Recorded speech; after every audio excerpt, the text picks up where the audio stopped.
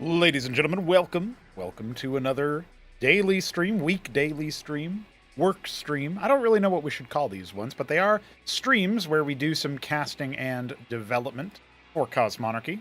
We're actually going to be going into a best of 9 match, which is going to be interesting to say the least. It's something that I don't think we've technically casted before.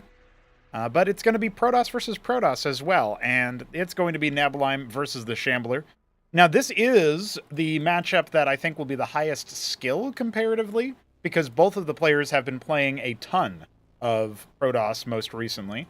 So that's something that I think is warranted, something that I think is worthy of checking out in that respect, and there should be some interesting games behind it all, I feel like. It's hard to imagine anything else. So, without further ado, we'll get things rolling here. I see we got a good number of viewers on YouTube, so hello, YouTube. I'll also go ahead and get started on the Twitch prediction stuff, just so that we can get the ball rolling. That last game was, of course, over for Nebelheim in the random versus random. So, the way that it works is that Nebelheim was able to pick which matchup they started in, and it was going to be Nebelheim deciding on PvP, so that's how we got here. I believe the loser of the series will pick the next series. I think that's how it's going to work. That's just my instinct, though. I don't remember if I read that anywhere. So by the end of the best of 9 today, we may know what the next matchup is going to be. I think based on what Shambler said, like in elsewhere in the chat, it might be Zerg versus Protoss, and Shambler is the Zerg, I think. I can't really tell you for sure. I don't really know. But either way, Shambler signed up to the Tribunal of Tyranny as Zerg, so that's sort of where my guess comes from. What's going on, Biddy B? I hope you're doing well.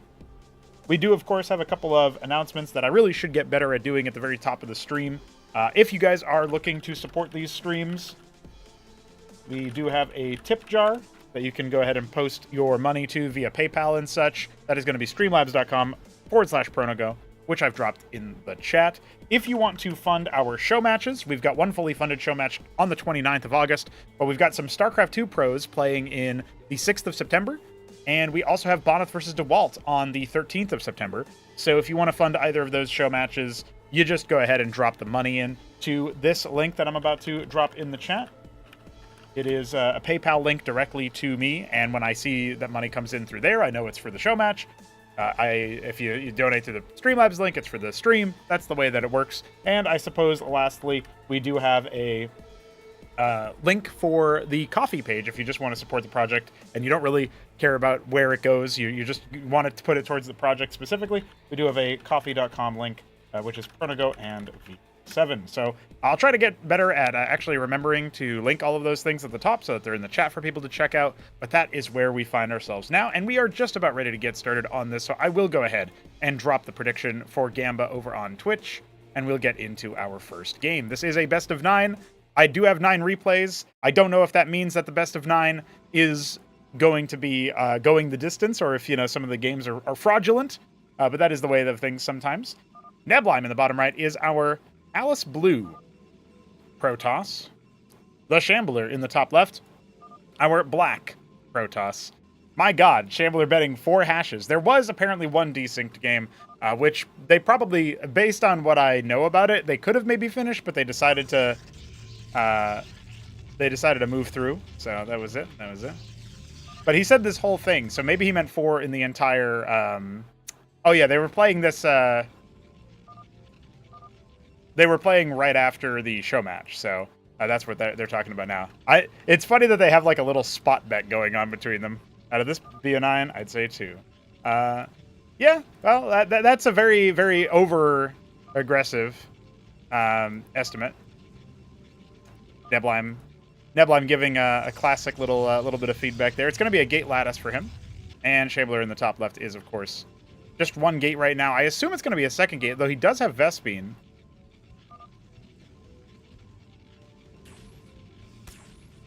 So I wonder what he's actually going to be doing. But they are, of course, typing, and it is going to be a long series. So while we're here, we might as well just enjoy the chatter.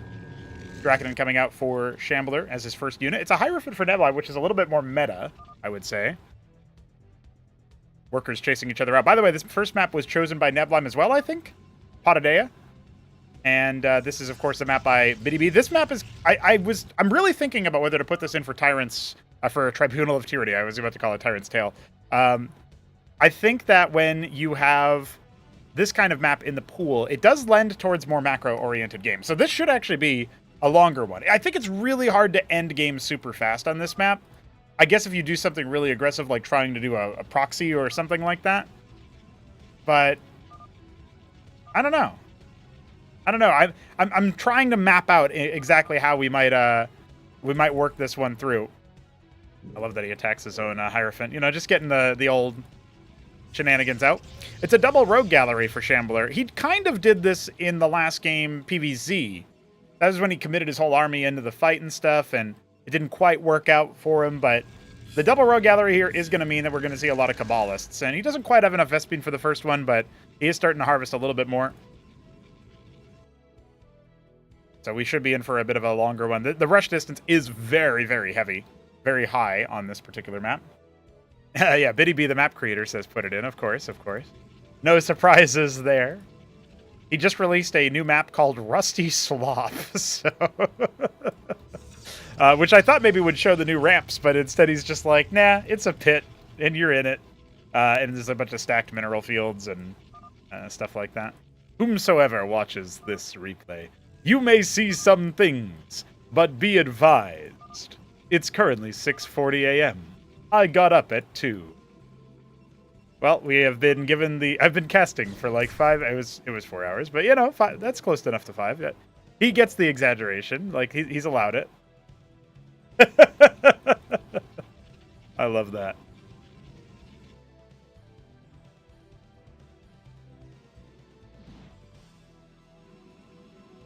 Man, this is the time where I was watching Bonneth's stream before I started the stream today. So while we were in the countdown, that's where I was, just talking with him a little bit.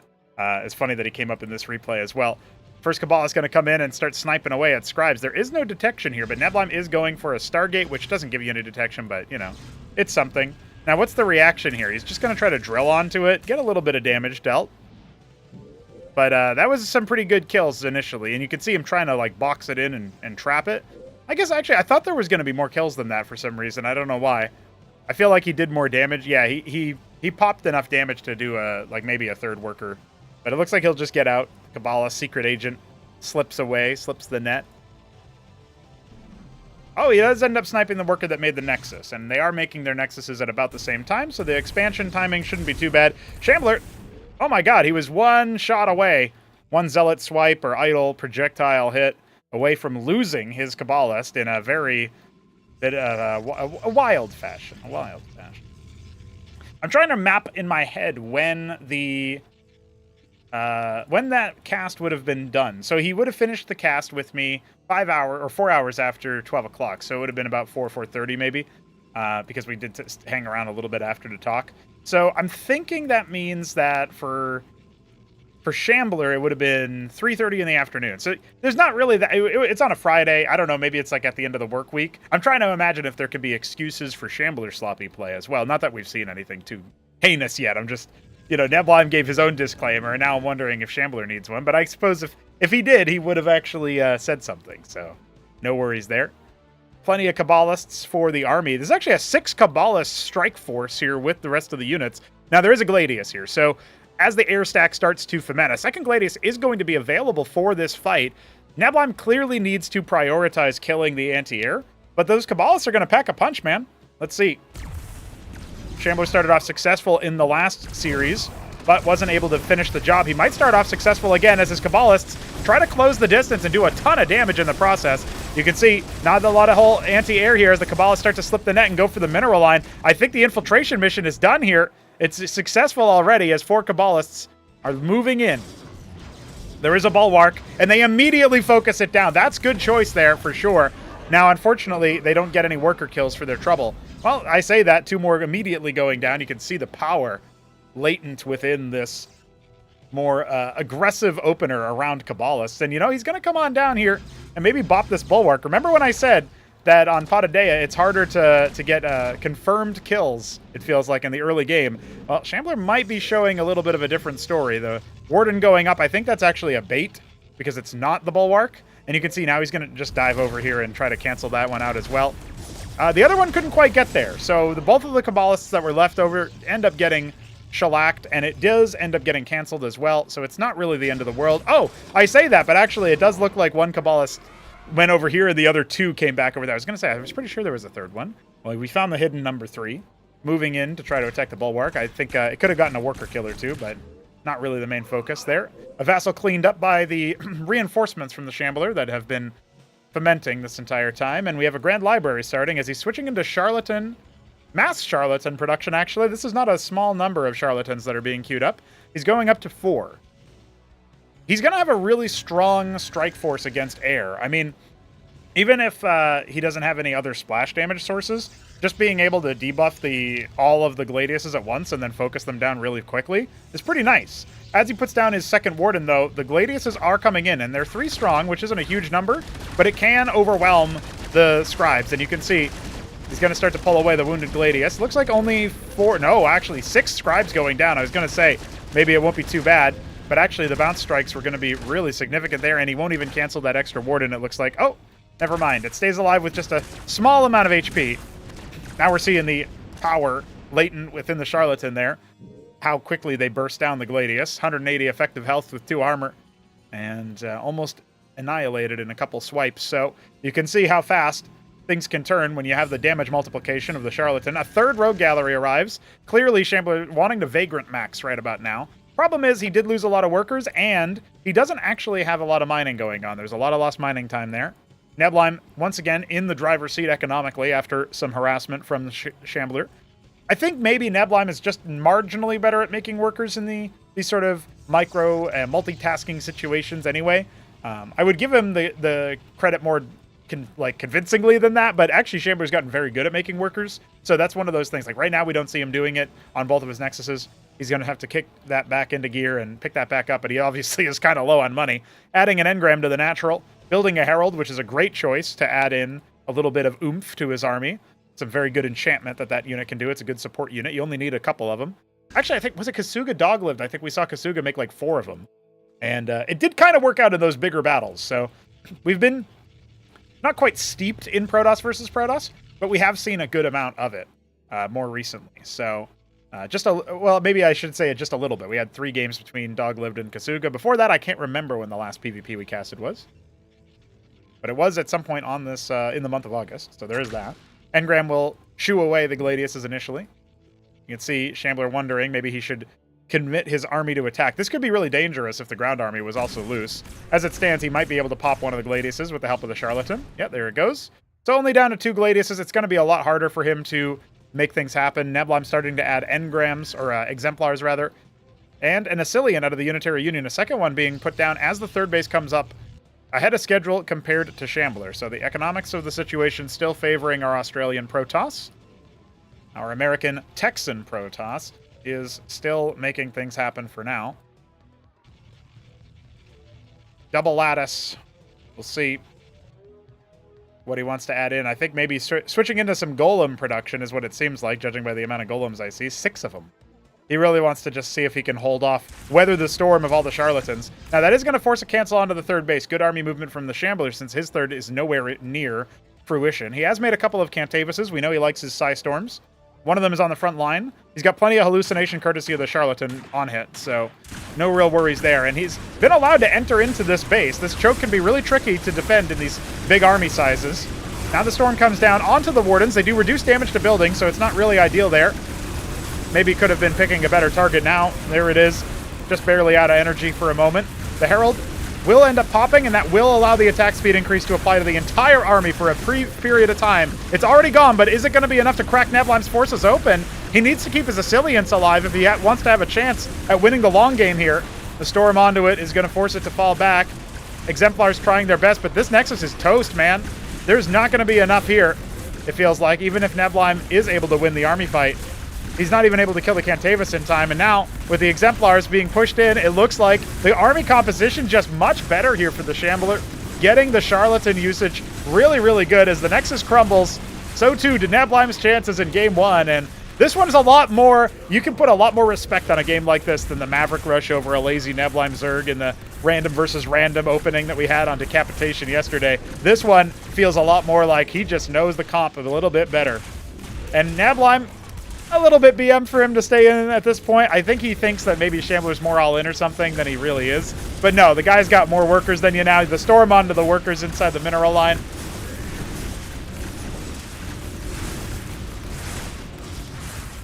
Shambler can kind of cool it now, though.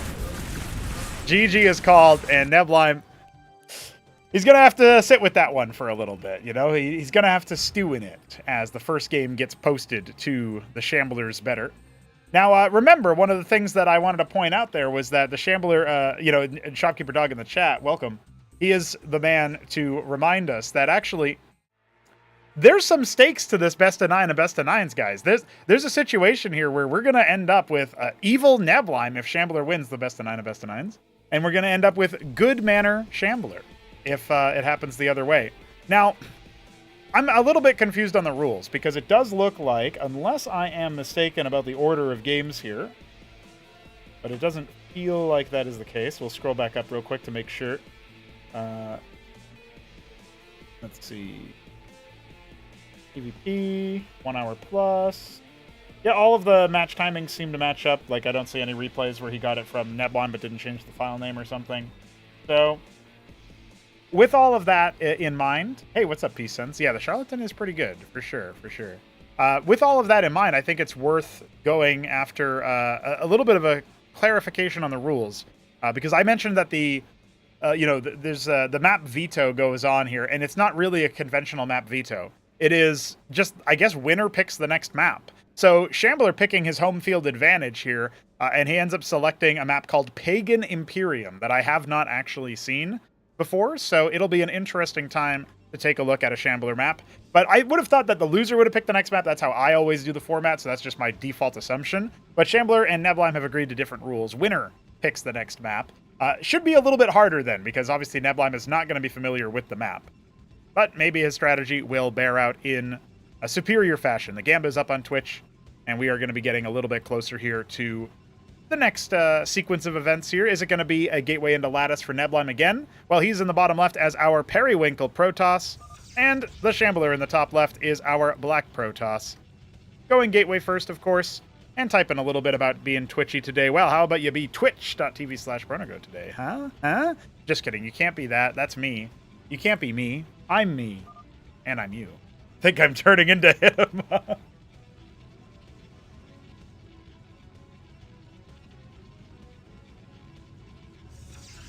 That means he'll win the next tournament, right? I mean, Hit 'em Up won the last one, so... I don't know. I think Hit 'em Up would resent that statement. Let's take a look at the map while we're waiting for the build orders to ferment. It does look like a 2-gate from both players. So, no ramp on the pathway into the main base, or even into the sort of quadrant that you have, because you've got this base, which is a pretty far natural treasury wall that can be busted open, it looks like, and this base that's a bit more vulnerable to air harass, and drops and such, but you could take that as your natural if you just wanted to defend the one angles. So, on the one hand, from a structural standpoint, spoiler is I don't know if that it will work out as a good map, because of the fact that, oh, actually there's like a straight up entryway this way as well. So yeah, that feels doubly strange. I don't know that this will work in practice, but I like the idea that there's a choice between which base you actually take as your natural. Now, I think functionally there isn't, because this base is way closer and this base is way farther. But I don't also know if that was the intent. It might have just been that your third base is safer, and that was the intent. But your natural is very much not safe. 2 entrances into it, and 3 if you open up everything around the treasury wall. Scribe is not trying to lose the Zealot here, so it will end up getting got. Oh, actually, never mind. Now he can start to, you know, punish the Zealot, funnily enough. So yeah, that's actually really funny. So this is one of the reasons why I guess you don't necessarily open Zealot in PvP, because of the fact that this can happen. Although, as you can see, it's taking an awful long time for these units to actually score a kill. So there goes the Scribe. And you can see now the Hierophant is maybe in trouble as it has to walk back its previous attacks. A second one is arriving. That will help turn the tide. And interesting that it's a Zealot Ecclesiast move. You know what I mean? Like, that's apparently what Shambler wants to do. He has added a Rogue Gallery, so he's making a Vagrant. Back at home, we got a 3rd gate coming and a Warden in the mineral line for Neblime. And it does seem to me that this Zealot is going to get got pretty soon. Very, very wounded, and one more salvo will do it, but it doesn't look like Nebline wants to. No, he's actually going to be tagged up by that Hierophant, and I think he's just going to straight up lose a Hierophant here. Disastrous early trade here. Shambler up at a big advantage. Hasn't lost his Zealot, and it will receive a lot more durability courtesy of the Ecclesiasts. So the 3-gate production is going to give a bit more oomph to the army, but remember the threat of the Kabbalist. Sure, he's got a Warden in the mineral line, but it takes a long time for that to actually do anything. Now, I love the switch into Dracodons here. I think that's actually super cool. And it looks like it'll be Zealot Ecclesiast behind the 4 Dracs and the Hierophant. This is going to work out really, really nicely. Scout Scribe returns home to start harvesting the Ridge. This is a common... actually, I guess 2 years ago, this was a very common map feature to have the neutral treasuries and such that you could return resources to in the middle of the map. Now, if it shows up, it's on islands or in corners and faraway places, or it'll be like in the middle but requires advanced workers or something. It was generally tended feeling like it was a little bit too overdetermined as something that you always needed to control.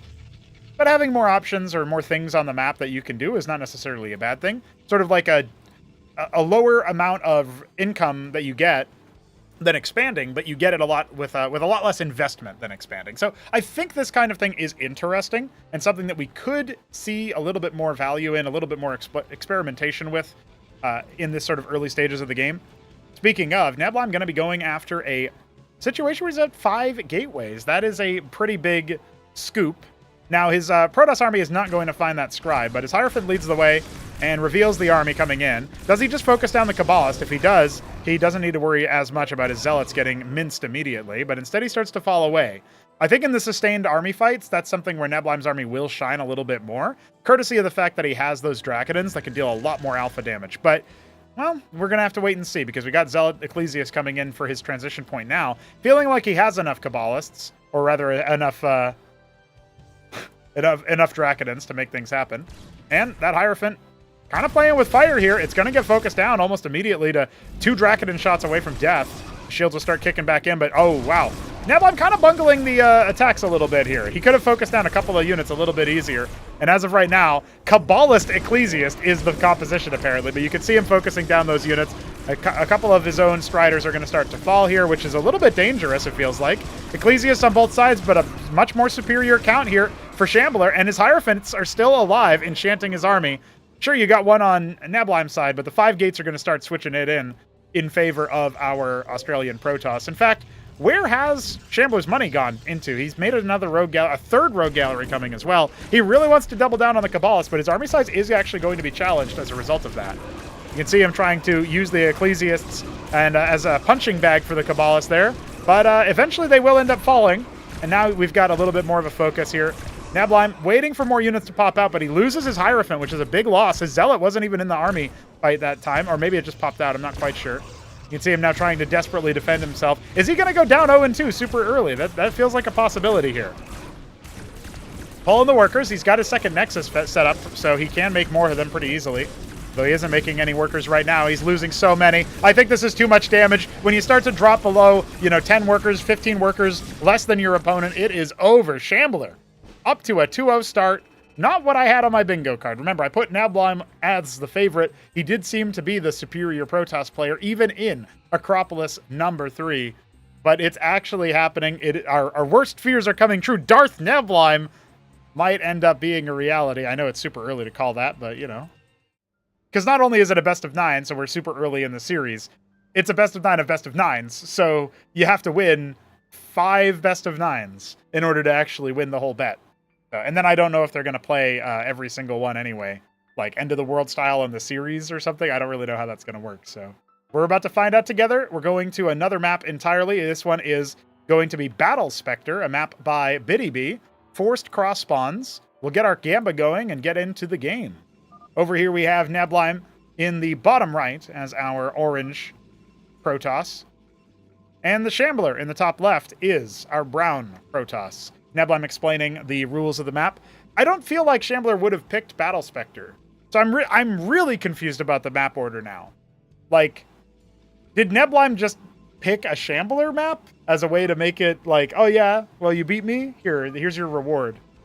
Neblime picking Battle Spectre makes a lot of sense because it's a map that he has played a lot of. So I'm expecting something like that to have been his pick, and I don't really know how we ended up on Pagan Imperium in that last game. That would have been a strange map for it feels like for Nebulime to pick. Anyway, here we are. Both players going Gateway Open. No surprises there. I don't think Lattice Open exists as an option. Usually you end up going for a Lattice and then getting some Manifolds. Shambler showing that Rogue Gallery openers could be the new hotness. We'll have to see if Nebulime can adapt in real time. Because the knee-jerk reaction that a lot of Protoss players will have is a new meta will be established, a new option will be made, and they're like, oh my god, this is OP. But then, a more measured man, such as Nebulime himself, admittedly on low sleep and after casting for 4 hours, is going to be in a situation where he's like, yeah, well, how about this as a counter? And he'll come up with something. Hierophant first for Shambler. Nebulime's Gateway isn't actually making anything for a little bit of time there. But he decides to go for the Hierophant after. I think the Scribe would have scouted that it was idle. Lattice for both players. Nebulime's is a little bit faster. That's why his first unit is a little bit slower. What's the rush distance on Battle Spectre is sort of where my brain is going as far as like an analysis on the map itself. But I do think that it's an interesting map, and cross spawns being the forced way to play does make you imagine where you're going to be going a little bit more. I guess you could say like directly, right? You're looking for that direct path. So I think that's kind of interesting. There's the Rogue Gallery put up under the nose of Nebulime, who's now going to be down a worker. Actually hunting for where Shambler's is, but Shambler's left a long time ago. Fairly large maiden, spacious you could say, so good to scout out your whole main base anyway. And Nebulime is going to be adding another Lattice and starting on Vassal production. Both players making Vassals, but I assume it's just going to be one, and then Nebulime will switch into something. No! Okay, so Nebulime is going to be going for a Vassal stack, it looks like, and I guess Shambler is doing that as well, so it's not super suspicious. Worth noting that out of the Rogue Gallery, you can make the Barghest, which did see a buff in the paradigm change, because I feel like one of the things that comes to mind is that, the Barghest has one extra weapon range, so it makes it a bit easier to micro in exchange or in concert with the Vassal. Since the Vassal has less range, the sort of front lines for the Barghest now. A little bit easier to set up the comp, and you can see Shambler going to go for that Barghest. That's what's in that production tab, so we are going to see that unit make an appearance. Vassal connection going to be being made here, as there's a lot more Vassals for Nebulime, and that will be scouted out by Shambler. So now all of a sudden the Vassal stack for Nebulime looking pretty ferocious. He immediately switches into idle production, and he's now going to attack, or no, I guess he's just going to bring the Vassals with his army. That makes a bit more sense if he decides to attack. He's normally the kind of guy who will attack as soon as he's scouted, but in this case, Nebulime's Vassal stack is kind of a misread for Shambler. Like, Shambler's not going to itemize against that specifically. You can see the double Warden in the mineral, in the main base. This is allowing Nebulime to take his Nexus faster, and he just abandons the illusion of going for Mass Vassal, because now Shambler's going to have an outsized itemization, you could say, composition against that. A little bit more worried about that, although he's not making any idols, so he's actually sticking to his own air stack plans. One Vassal will be dispatched for a scout, which makes sense. Embassy, gonna need a witness most likely. Idols in the mineral line, waiting to catch any unsuspecting Kabbalists that attempt to be opportunistic. Although I don't think 2 idols actually kills them very fast. It's funny because Nebulime will scout the Rogue Gallery and see, actually, there's a Rogue Gallery, like it's clearly here for tech. But if his Vassal gets attacked by a Barghest, right, like that'll actually give the game away. He might even see that, yeah, okay, he definitely saw that. And so when you see the Barghest, you're like, oh, okay, it's not Kabbalist, because you can't really afford both in any significant number. So he can let down his guard. I know there's literally a Kabbalist in production as I say this, but you're not going to make like a ridiculous number off of one Rogue Gallery, so I don't think that he needs to worry about the same issues. Now, he does end up fluffing his worker count a little bit there. I think he was trying to transfer over to the natural. Starting up on double worker production, catch him back up after losing his scout worker earlier, and he'll overtake Shambler momentarily. Meanwhile, we do have 3 Crow in the chat. What's up, dude? Imagine if you spent your life savings on Twitch minerals and gambled them all on Nebulime games. Well, I don't have to imagine that somebody might do that, because I don't think it was Nebulime games specifically, but there was somebody who kept gambling on, I think it was Newt. Vilius was doing that to Newt, and maybe Zeke as well, and, it was really funny when they, would lose like 10k points or whatever in one go. Very, very good. By the way, if you guys have ideas on what to spend Twitch points on, I am open to suggestions. I guess one of them could be like, if at 10k you could cast my replay or something. I don't know. Is that enough, though? Maybe it should be higher.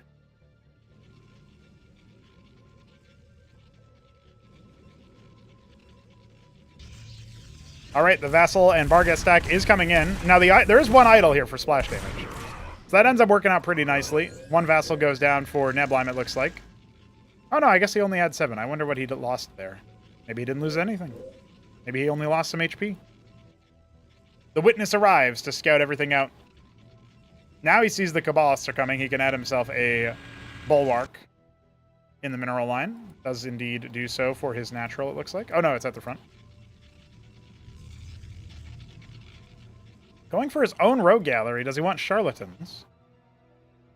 I love that his idols are pre-placed over here as well. This is really a heads-up play. He's got one in the mineral line of the natural because that's where his army is to reinforce. Then he's got 2 over here in the main base. 3, actually, over here in the main base to immediately pounce on the suckers. A couple of vassals ended up getting popped. The Witness will now start tagging them, I think. Yep. Although if it loses vision of the Barghest, which I don't think it can, it will actually end up... yeah, it moves fast enough to keep it pace. I was going to say it'll end up being like, oh, I can't follow that unit. It's cloaked. I don't know where it is. So, Ground Army has been kind of lackluster here for Shambler for some time as he's invested so much into the air. When he kills the Vassals of Nebleim, it's just speeding the Ground Army up to get closer. Doesn't seem to mind too much. One of the Barghests will go down. There's 2 more there. Each one of those provides some armor pen in the same way that Manifolds do, but to a greater range. The Witness, still scouting that there's no Nexus, is more than happy here for Nebleim to... I think he's like warming up into the set or something because he's playing a lot better this time around. Certainly controlling the pace of the engagement. Extra matrices on his front, and he's going to go ahead and put a Warden down next to his prostration stage and a redundancy pylon. Honestly, sometimes I feel like you could make pylons just to get your enemies to think, oh my god, I got to snipe that. It's going to shut down so much. And it's actually being redundancy powered by like a Crucible or a Nexus or something. Like, that would be the case for this Lattice, right? I think people would look at this pylon and think, oh yeah, it might be powering the Lattice. Nope, it was from the Nexus. Let's see if he ends up doing that. Oh, you can add the Goku text-to-speech to Twitch and YouTube by linking to a Tangia account. Yeah, I have not actually tried Tangia yet, but it does seem to be the way to go. Borrowing Shambler's strategies, Nebleim with a 2-gate out front of his Nexus. Out front of his natural, I should say. Technically, it is in front of his Nexus. And 4 fucking Matrixes. 6 of them coming in, actually. That is wild. Not just any Matrix, a fucking Matrix. I can't believe it.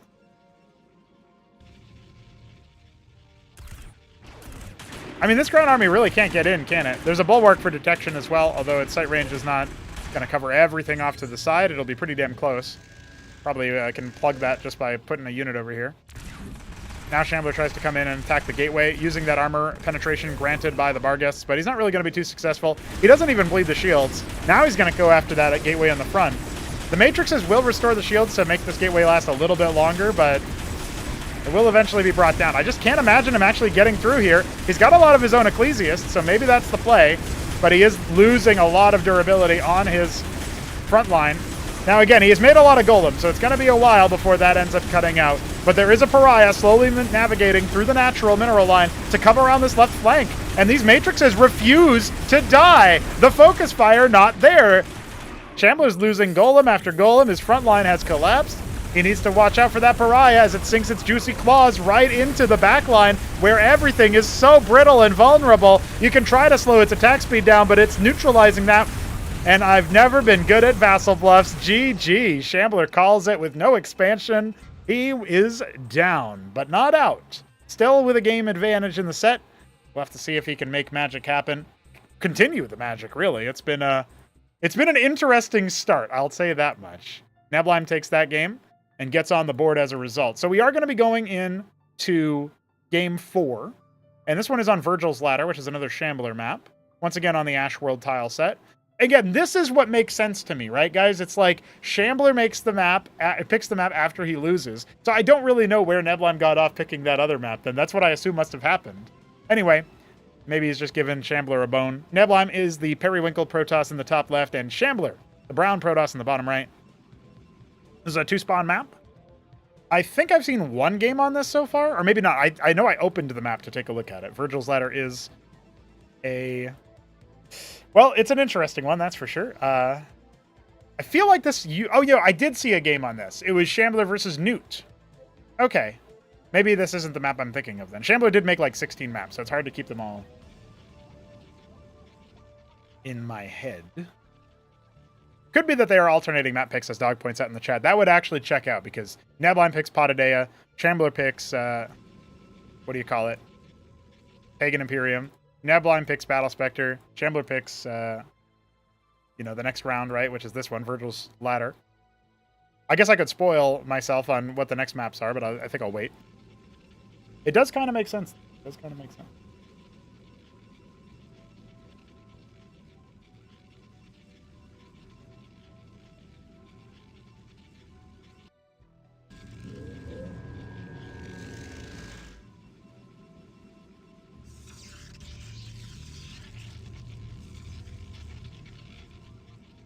Rogue Gallery, very, very quickly here for both players, actually. Nebula, taking a page out of Shambler's book.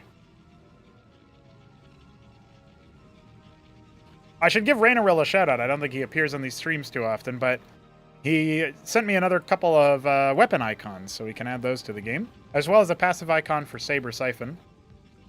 Always nice to have more custom art in the game, I'll tell you that much. Solstice's contributions for 3D models have been phenomenal, including the portraits as well. Begun. The Shadow Wars have.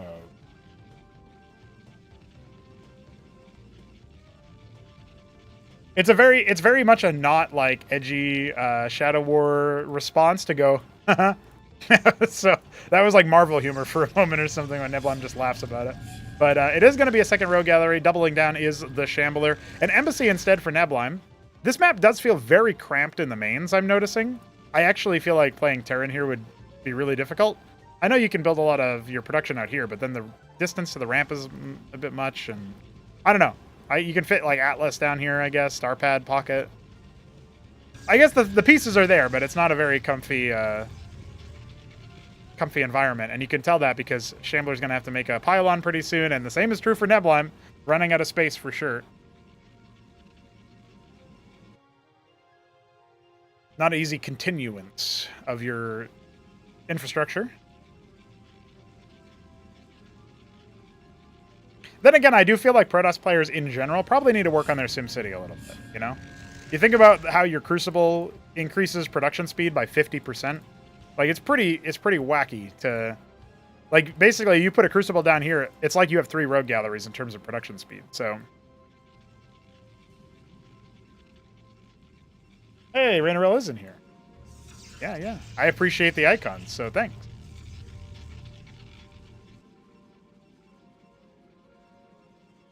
It's actually Vagrants for Nebulheim as he adds Artisans. He's starting to harvest from these neutral geysers in the sides. Same sort of thing going on over there. Looks like his Barghest is going to be used as a scout. A more expensive vassal, and that is also, I believe, a bit slower. And he's actually going straight Artisan. He's not making a Witness. I guess that's what this is. It's a more expensive vassal that's slower, and it's a more expensive Witness that's, I think, a bit slower and definitely not as detective. So, there you go. Nebulheim is making an Autocourt. Hold the phone. We're going to see this bad puppy in action. Holy moly. I didn't even realize it was implemented by the time this match was played. Was played on the 15th, by the way. Barghest getting shot out by the Bulwark. You know, I guess revealed by the Bulwark, shot at by the Warden. All right, the Autocourt is coming. It's actually going to be paired with the army, it looks like. Oh, no, he's just going to start some matrices. Then he puts a pylon down, which makes sense. So that if the Autocourt does get sniped, he's not in trouble.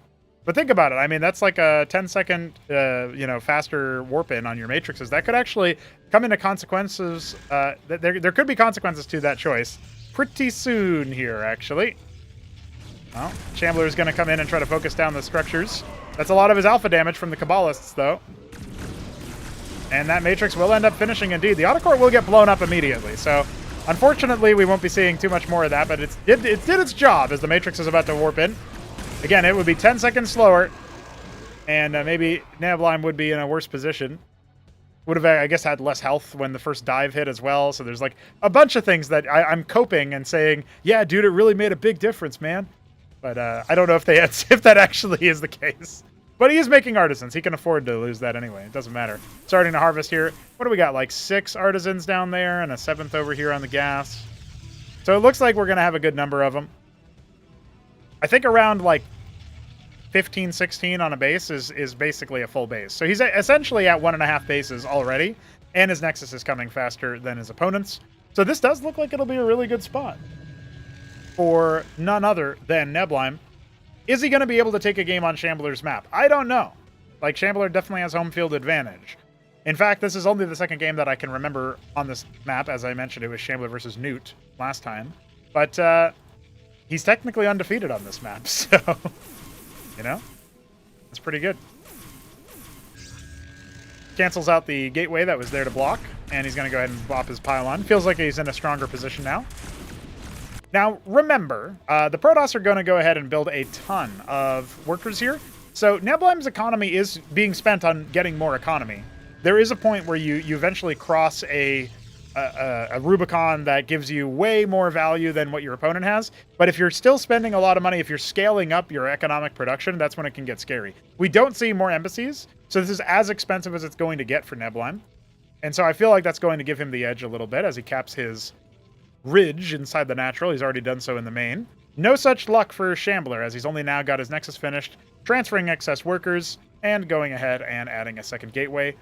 He has had a pylon added in. Is this an island? Holy moly. We got island bases. All right. Yeah, I think for sure at this point we're seeing a decided advantage go the way of Neblime. He's not spending his extra money on getting even more extra money. He's just going straight into 3-star gate, which I really like. I mean, technically he is kind of doing that with the extra artisans, but they're more than paying for just a couple extra artisans now. They're allowing his faster Nexus, his Stargates, etc., etc. So we should actually see a Crucible be put down. I would love one right about there. I think it would empower just about everything, but you need a little bit more Vespene for that, as he adds... Yeah, he's going to go up to 4 Stargate. I mean, you can afford a lot with all those artisans.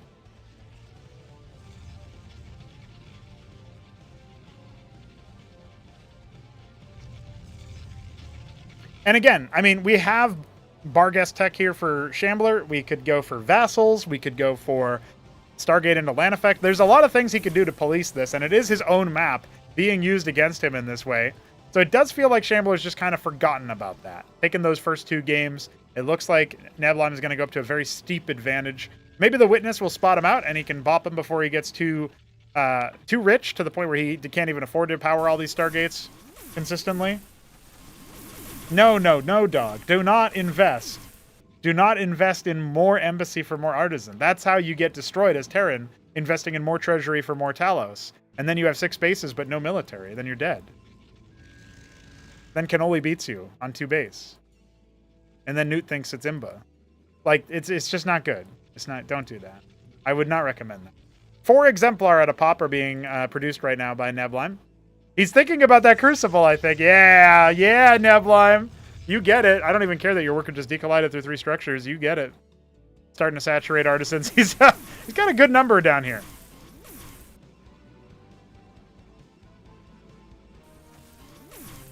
Cash rules everything around me. Beautiful. Gorgeous.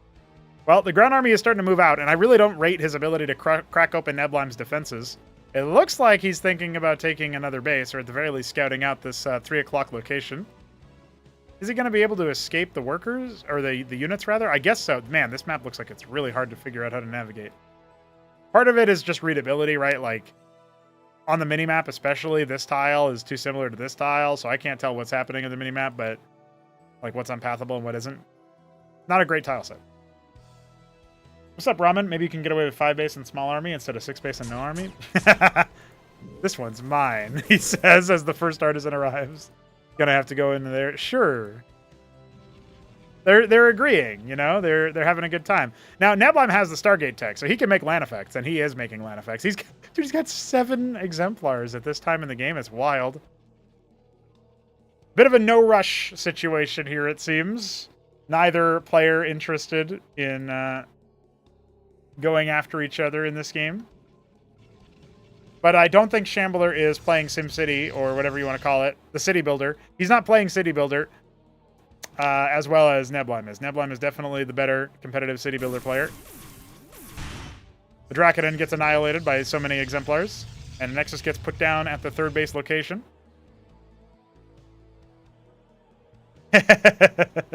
Dog. I get 4 base, and I think the next one is free, and etc., etc. The Barghest heckling the Artisan. It will not be able to prevent the Artisan from discovering just how screwed Shambler is when he walks over here to this base and sees that actually everything is wrong. Oh, these aren't islands. There's a ramp. I mean, a bridge. Dude, this... I don't know how I didn't see that, but I guess... I'm just going to blame the tile set, honestly. Random Warden. Land effects arrive and knock that Artisan out. Barghest continues to chase. Does Shambler even notice yet? I don't think he does. What is he even doing with this? I have no idea what Shambler did in this game. I'm going to be honest with you guys.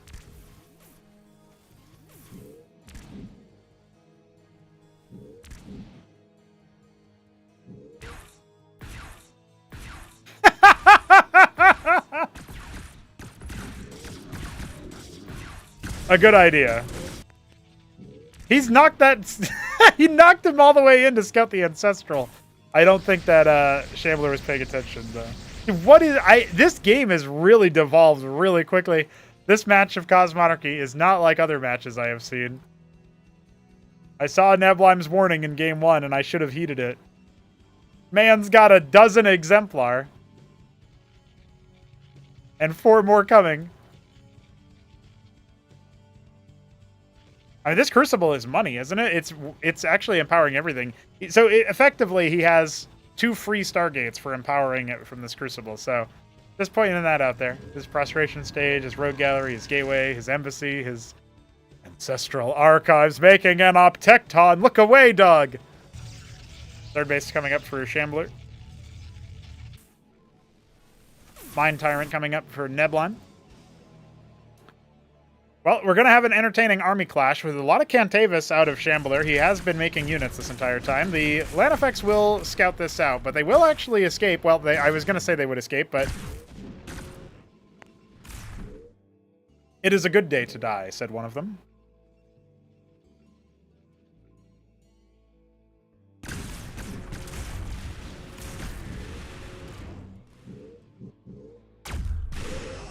Bopped. Hierophant's being sniped, plucked out of the air. How will Neblime ever lose? Well, he has one exemplar that's not being used there, but that looks like a brutal little spot to hide your exemplars over. The architecture of this map, Virgil's Ladder, being used against Shambler. Satisfying for Neblime, but not for Shambler. Oh yeah, just keep going, man. Those charlatans are expensive losses. Kind of wild, honestly.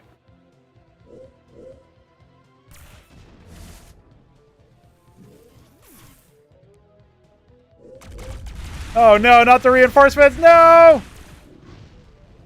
He found some artisans over here that he really had to kill at the cost of his Cantavis and a bunch of other units. Alright. Now, I knew this would happen. So, Neblime is making a Xenolith. Where is he building that? Over here? No. The front line? Ah, there we go. A couple Xenoliths coming up. Eh?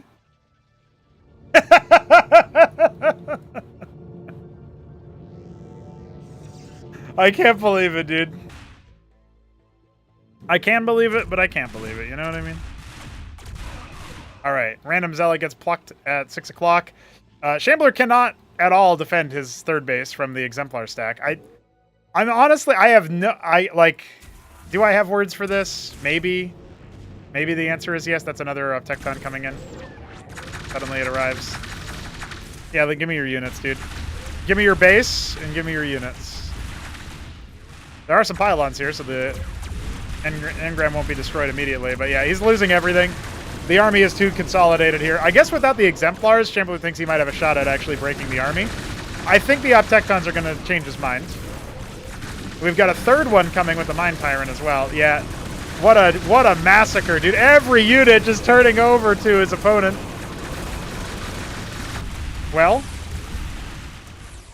Vic was right. We is right. Too cliff heavy. Oh.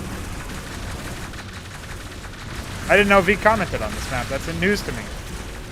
Yeah, I feel like this area is really hard to actually navigate, and this area looks like it was really difficult for Shambler to move through. But I don't know if that was really the issue. I think maybe the issue was...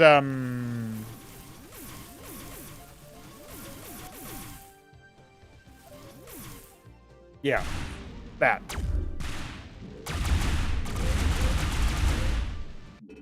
There you go. We are sped through, and it is time for a tie series. Neblime has managed to tie us up, even on a Shambler map.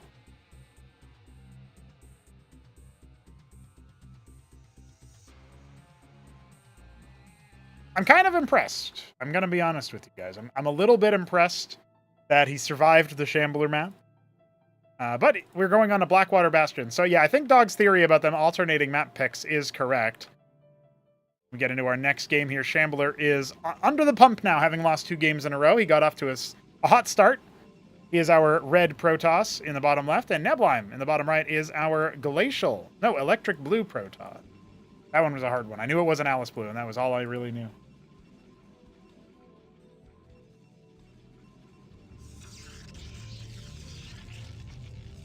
Gateway's coming for just about everybody here, of course. I'll get the Gamba started on Twitch if anybody wants to bet their minerals, their channel points. Good time.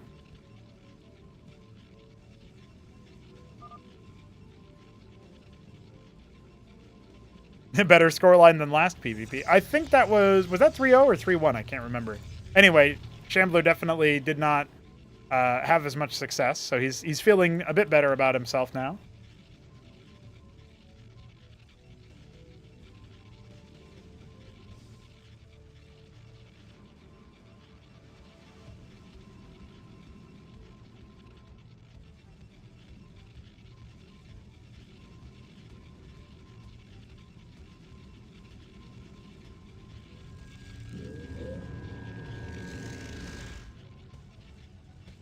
Old Legionnaire time. We haven't seen the new Legionnaire model in a cast, so I'm looking forward to when that shows up.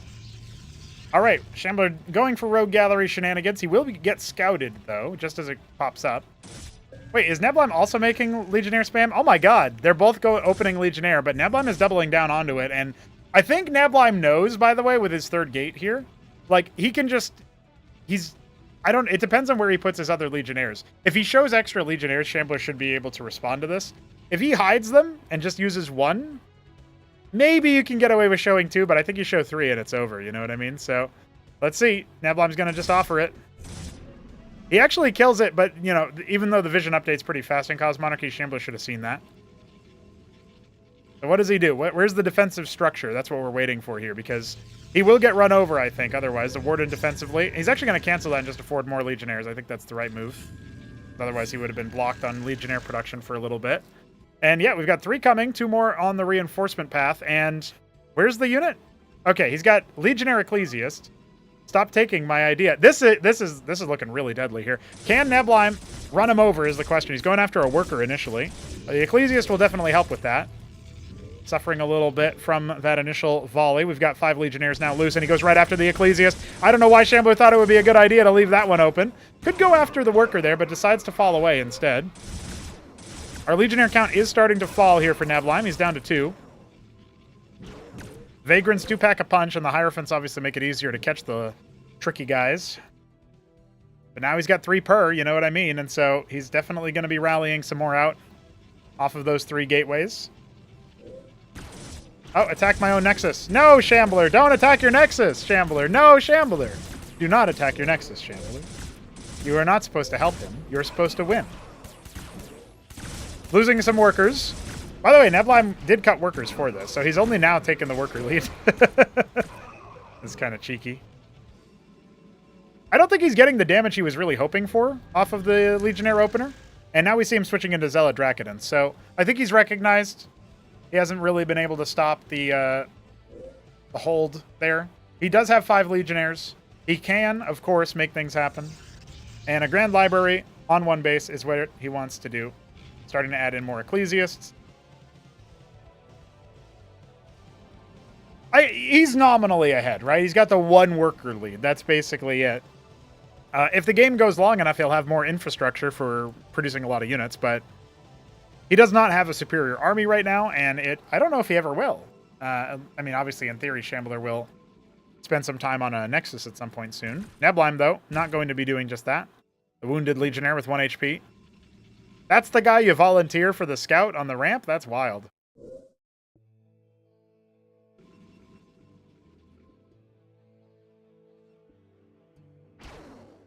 All right, he's going to see the army move out. The other Legionnaires are pocketed. Meanwhile, we've got Zealot Ecclesiast and a Drakid in here.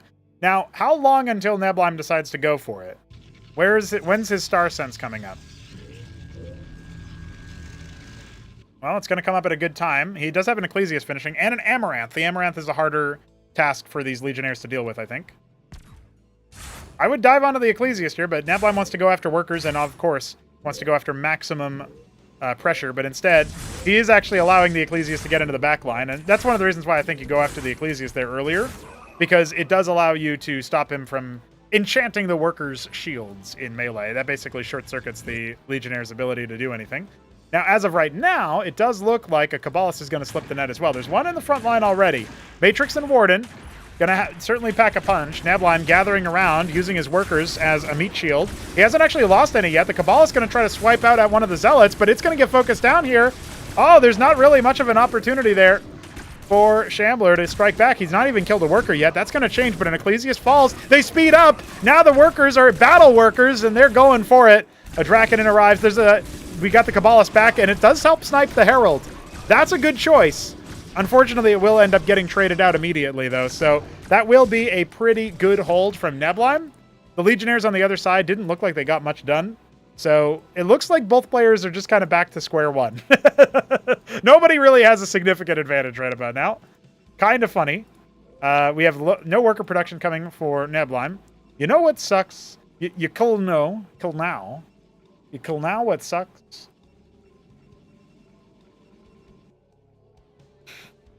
I wish Nebleim would be BM, but he's not. He hasn't lost the best of 9 yet. If he does, he would just say you know what I mean? No one ever does it back. Oh, the Legionnaire guy. Yeah, okay. Makes sense. So he doesn't really know how to play against it, is basically what he's saying. Yes, Nebleim, but Shambler has to complain about something, so you can't take his complaint away. You know what I mean? It's so silly. All right, Nebleim is going to go for his expansion. It is long overdue at almost 7 minutes. We're going to have a good time for sure watching this game. We could be in for a longer one. I thought this one would be over quicker, honestly, but... And that's us. I think Hamster did it when he was playing... That fucking got me, dude.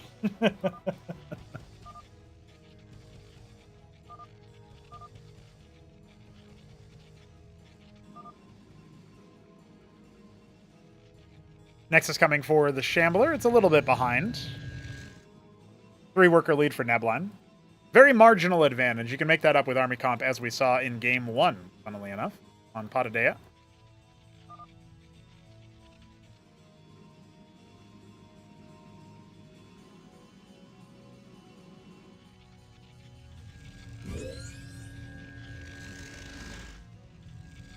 I kind of dig the idea of going Autocourt and then not building the pylon. And just building your stuff and then powering it with the Autocourt. I don't know, there's something about that seems pretty cool. I guess the Autocourt probably needs to be like a slightly more mineral-heavy unit with more durability, and then it would be a bit more viable for that. I'm sort of shadowboxing what to tweak about that. But then again, like I think I saw an Ogun once from Jimmy, and he didn't even really... He deployed it for repairing structures and stuff, so that was probably pretty good, but he didn't really do much else, so... I don't know. I have no idea if any of those building tools are viable. The only one I've seen is the Agrolith. God damn it.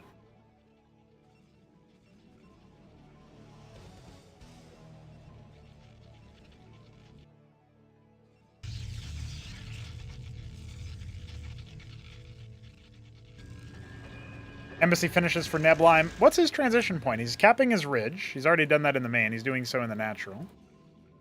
Definitely got a good worker lead. I have a lot of replays where I accidentally build Ogun. All right, dog. Thanks, homie.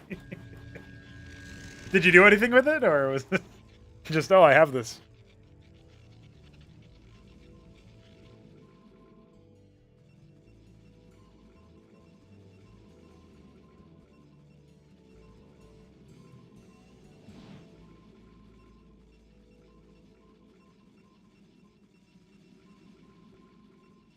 I don't know. I guess the Atreus count and the Amaranth count is pretty good right about now for Shambler. Didn't I kill Shambler in Acropolis qualifications with Legionnaires? You might be right about that, Arby's. But your deeds shall never be remembered. I admire the voice line and leave him next to a base.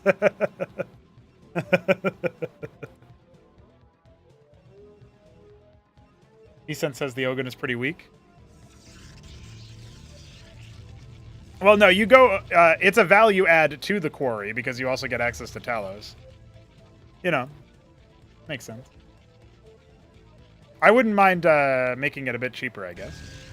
I feel like it has pretty good utility if you're setting up outposts. It's just that not very many players do that. Now, an Argosy has started for Nebline, and he's moving out with his ground army. He has a Cantavis. He's got 2 of them. Okay, I was gonna say only one is maybe not the scariest. Witness around the front. Wary of a potential counter witness or even a storm onto the witness. Storm kills things slower in Cosmonarchy, so you have a little bit more time to respond to it. It's a bit more of like a sustain area denial ability. Although it does stack, so you can make a bunch of them. There was a guy who I think I've banned from the server already, like years and years ago. This is like way before it was even called Cosmonarchy. This is like 4 or 5 years ago. And he like kept authoritatively stating that storms stack. And I kept telling him, like, no, they don't. There's like a code in the game that says, are you under a psi storm? And if so, it just doesn't do the damage. And he's like, no, they stack. And I was like, nope, they don't. And I had to go, like, I cared too much about the interaction. So I made a video indicating that they didn't.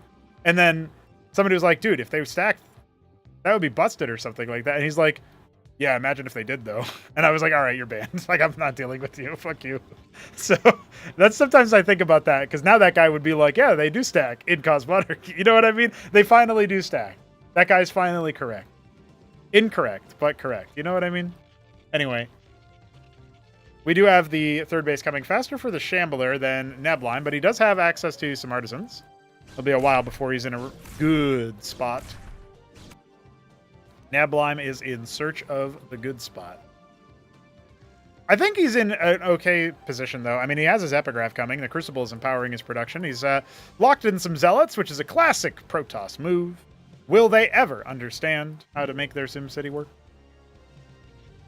The Witness is spying on Shambler's army, but I don't know that it's gone deep enough to see the Nexus. Now, Neblime's taking his own third, adding another Argosy around the Crucible. Love to see it. A little bit of micro means the Dracodon is going to shoo the Zealot away.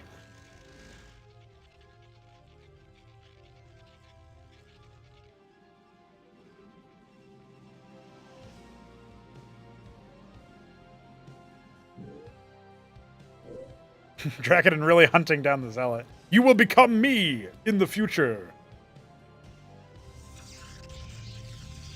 Please ban Sausage from the stream. He hasn't even said anything. Why would I ban him? Witness for Shambler going to spy on the Natural pretty soon. Still giving him the runaround. He could have maybe gone for the escape. Maybe he still can. Oh, there's a second. There's backup. You can't escape. Oh, and he got the killed on the original Draken. And that was like a little mini narrative that we had to. That was the B plot for this map. He's rescuing his Zealots. Holy shit. I didn't know he would do it. Oh, he probably had some scribes stuck in there too, actually, off of the rally. Yeah, that sounds about right. He's just got to have his Xenolith be the babysitter. That's so funny to me. We are playing PvP? Ah, I see. All right, the epigraphs have arrived.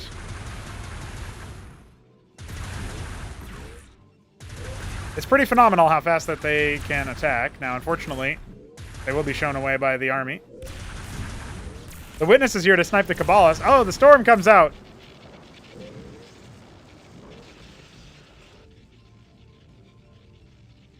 Yeah, that's true. Sausage doesn't... I mean, I guess that's not true, Dog, because you literally gave him ideas for PvT. And then I think he beat Newt with them or something.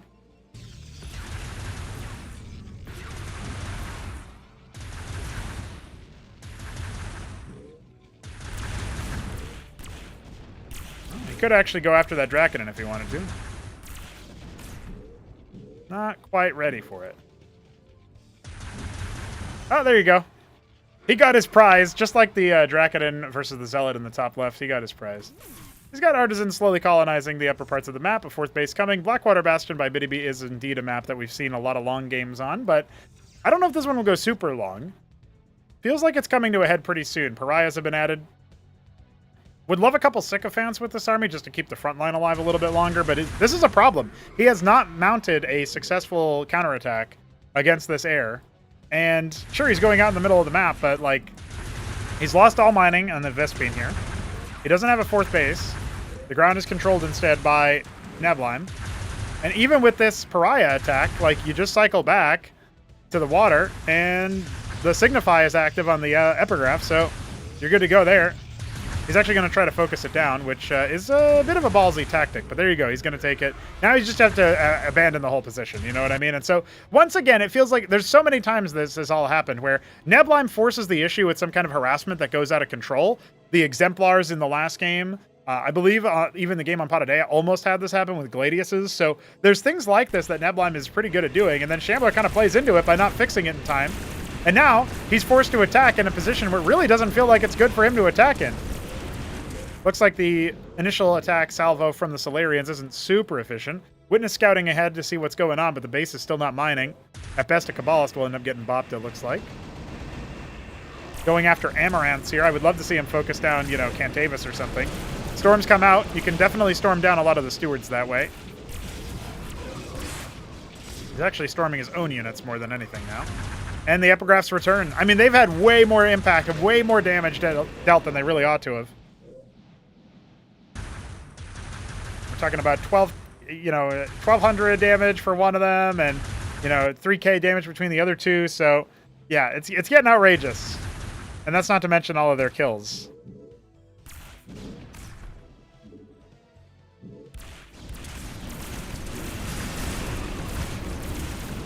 I'm surprised that Neblime didn't focus down the Cantavises. His Didact is going to get stormed, but a big stasis comes out to lock out a couple of those Stormers.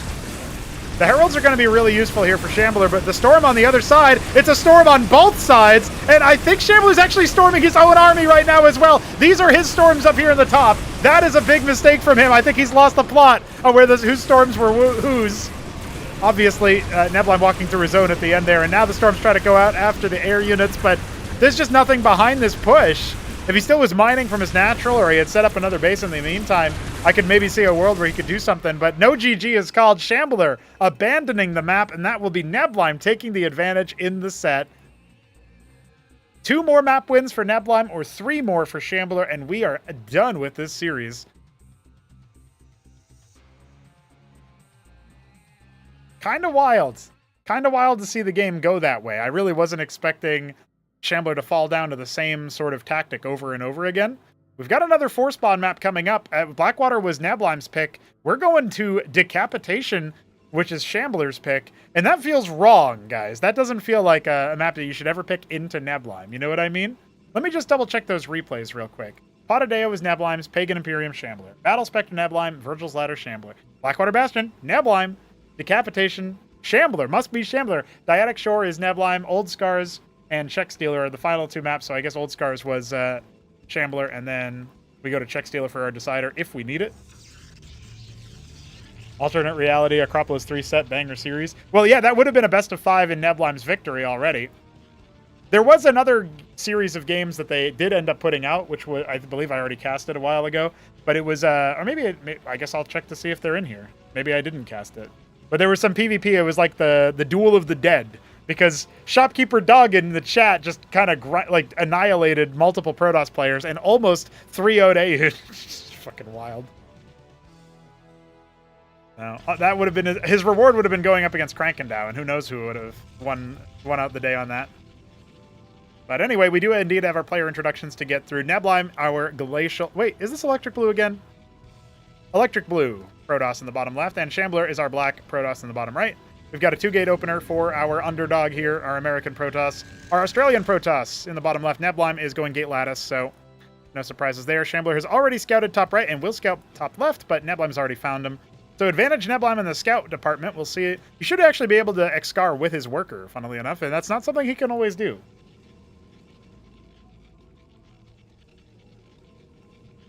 Yeah, it looks like Neblime versus the Shambler. We did have a couple of games posted. But I honestly don't know if those were, like, whether or not those were legit games. I'm honestly not sure. I'd have to go back and look. Maybe I already did cast them. Looks like his scribe actually comes back in to see what's going on, and he'll actually give the worker kill over to another worker. You know, better to offer yourself up to the fellow worker. Scouting Legionnaire open and 3-gate should give Shambler a ton of information deficit to be working within, where he doesn't know what Neblime is doing, but Neblime knows what he's doing, right? And so Neblime is now going to add the Warden. He's adding a single Vassal just to heckle and scout. He knows that his opponent is going more hardcore into the anti-ground. And he'll start adding idols, which absolutely crush Legionnaires. The Ecclesiast, to keep them healthy as well, will be a really good choice. Now, one Ecclesiast is going to finish up pretty soon here for Shambler, so he will have something to fight the Vassal with. It's not going to just be an undue amount of harassment. Oh, and did I mention that we obviously have these two players active in our Tribunal of Tyranny, which is coming up this weekend. One worker may go down here, but it looks like the Vassal will need to shoo. The Ecclesiast obviously will restore shields to the Scribe around the Vassal, so that helps out a little bit there as well. A little fun fact for you, the radius of the Ecclesiast shield restore, searching for allies around the target, and the attack range of the Vassal are the same distance. So it is impossible for a Vassal to attack a unit and not be providing it healing if an Ecclesiast is attacking the same Vassal. Now, that was a mouthful, and I could probably explain that better later. I'll give it another shot at some point, but that is that's one way to think about how good Ecclesiasts are against Vassals. Ardent Authority coming up for Neblime. That's going to be his option here for extra tech. And I think he's pretty well handled this position. I mean, we got a Warden here to deal with the Vassal threat. Shambler just building up on 3 gates, a 4th one on the way. He doesn't really have a good way to transition out of this position. And I think the Vassal is just going to park here and watch for a Nexus, which makes sense. When's the transition point? I honestly, I think Shambler is just planning a 1-base committed attack. Not necessarily an all-in. The Vassal will get caught here. When you see the army be this many units and still at home, that's a question mark. You're not really doing anything with this army, right? Like, you're forcing your opponent to kind of respect you in the sense of static defense, but like, Neblime was already doing that. So I wonder what Shambler's plan is. It looks like he's going to have a delayed move out, see if he can catch him on an anti-timing or something. Where Neblime is already thinking, oh, maybe I've weathered the storm, he's not going to attack. I should go out and scout. But a second Vassal will do the job there. It's already leaving the building. Another idol on production. Zealot for the front line. I think at this point, honestly, yeah, he makes a Positron. That's the perfect choice here, in my opinion. You make a couple of those bad puppies and you just annihilate the Legionnaire stack, including the Ecclesiasts as well, if they're unfortunate enough to get caught in the blast radius. Scribe comes out to go for an expansion, but it will end up instead scouting the army. And now Neblime is entirely aware of what's going on. His first Positron will finish very soon. If Shambler wants to attack up the ramp, he will do so at his own peril. Embassy finish for a Witness. Interesting choice. First Positron pops up right there, and he's going to go after the Ardent. I mean, a lot of the surface area here is afforded to him, courtesy of those Legionnaires. He will actually be able to chew through this, I think. Yeah, he's going to be able to knock it out, but one Positron is already finished, so it's an expensive loss. But look, Shambler's army is gone and can no longer face up to what Neblime has. What is stopping Neblime from moving across the map from this position? Or at the very least, setting up a containment and stopping Shambler from ever being able to expand. Neblime has money he can put in to another Nexus, to anything else. His Vassal is going to get bopped in the back, but it might have distracted Shambler for just a moment. Positron getting a lot of connections onto those Legionnaires. They're dead. So the front line is gone despite all the Ecclesiasts meant to heal them. And you do have to watch out for this position, right? We still have a couple of Zealots. You can see Shambler trying to focus them down as more reinforcements from his gateways come in. That is one area where Shambler maintains an advantage. He's got a distinct production advantage. Ardent Authority being remade, but we only have 2 production structures right now to the 4 of Shambler. But again, this is a soft containment established, even though Neblime's units are on the other side of the map, because if Shambler can't actually take his expand safely, then he won't. And, well, Neblime is taking his safely, so we can say that for sure. Warden and etc. being added. Capping the ridge inside the main base, we finally catch Neblime in the act. Every other time I've taken a look at his base, I've seen that it's capped and I didn't even notice when it was. That's kind of funny. And the Nexus is actually going to come in here. Shambler, kind of a bit of a gambit. You could run in and maybe try to cancel that out if it's low HP, but not going to matter. Nexus finishes up, and Neblime will start to take a significant worker lead now. He's even got Artisans on the way. And Idol is going to move around the satellite bases and just make sure that Shambler hasn't pocket expanded anywhere. Extra pylon for Shambler's build space. Bulwark and Matrix coming up on the natural here. A very interminable position. I don't think Shambler's going to be able to attack into that. Top left main scouted out. Artisans will garrison some of these other bases. Good for scouting, good for saturation.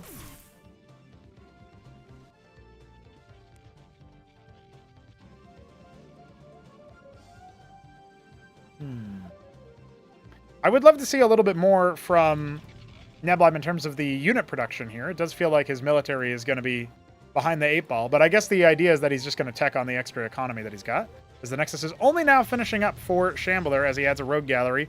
Not the most scintillating tier 2 option at this stage in the game, particularly with the Bulwark already ready back at home. Idle confirming nothing in top right. Big worker transfer. 12 workers going down. That's how long he's been without an expansion. I guess Neblime is rocking out a little bit more liberally. He could pull like 5 workers off of his main base if he wanted to.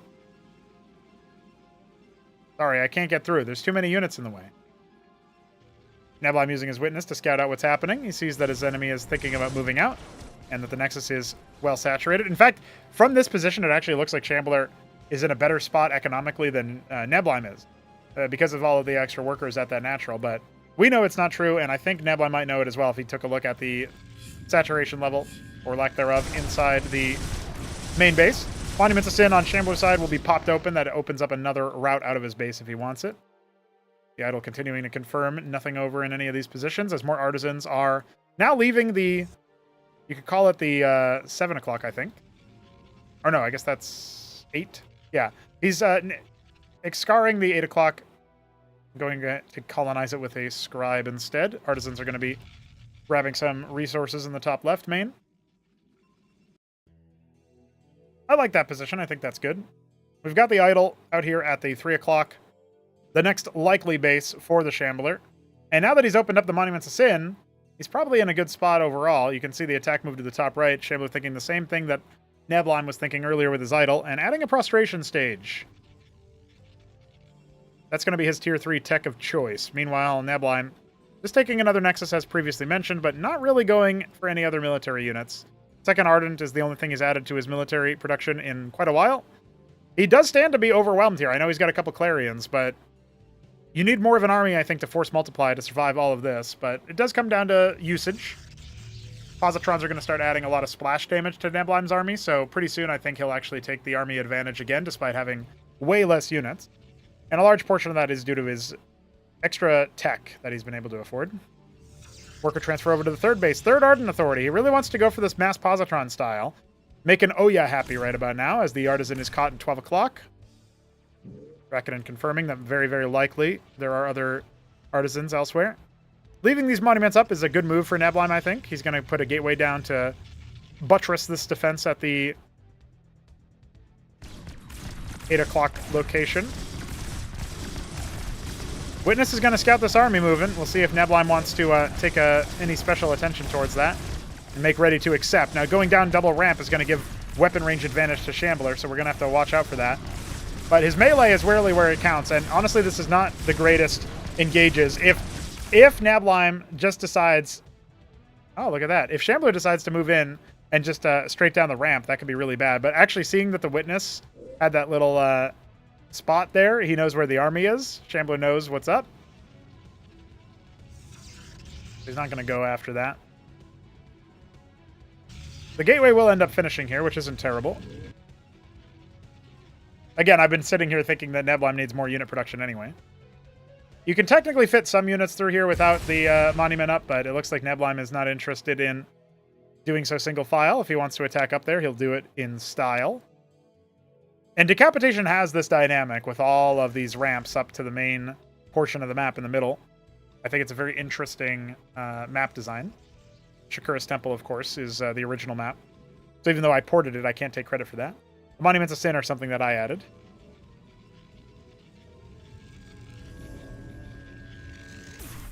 The Draconin will heckle top left. And now it looks like we're getting ready for an attack. That Witness is not going to be alive for very long, but again, Shambler realizing, wait a second, you got a little bit too much there for me to be happy about. And now, well, Neblim's in the dark. He doesn't realize Shambler's moving over to the other side. He has one engram over here, but I don't think it'll be doing enough damage to really make a difference. The Legionnaire ends up getting dropped. I think seeing that many Positrons is going to put a little bit of fear into Shambler. Once again, trying to march his way down. The Positrons can splash that Witness out as well. Shambler just moving in as part of the rest of his army. Oh, a Hierophant tagged the Pariah.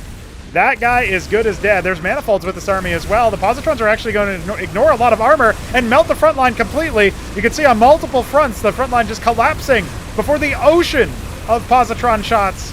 A wild amount of damage coming out of Neblim's army, and it looks like he will wipe Shambler's position despite the cliff advantage. Using that tech to his advantage. The only thing that Shambler had was a Pariah in terms of tech. Everything else was tier 1. I guess you could say the Charlatans were there for tier 2, but he could not deal with that many Positrons.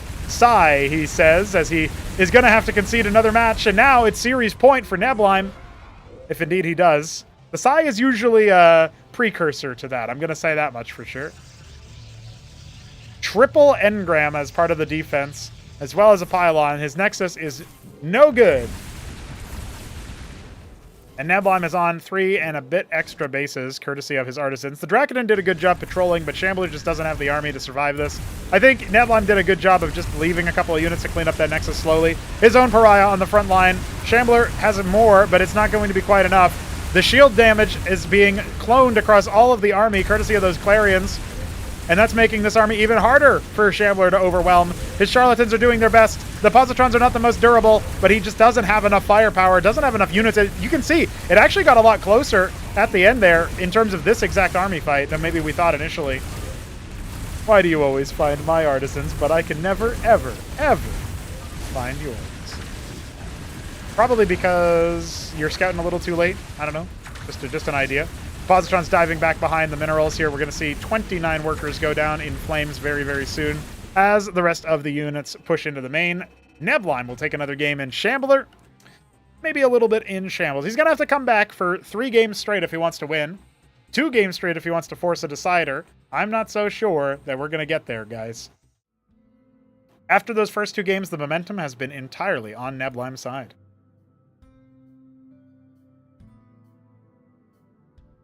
All right, looks like we have got at least one more game between these two, so let's get at it.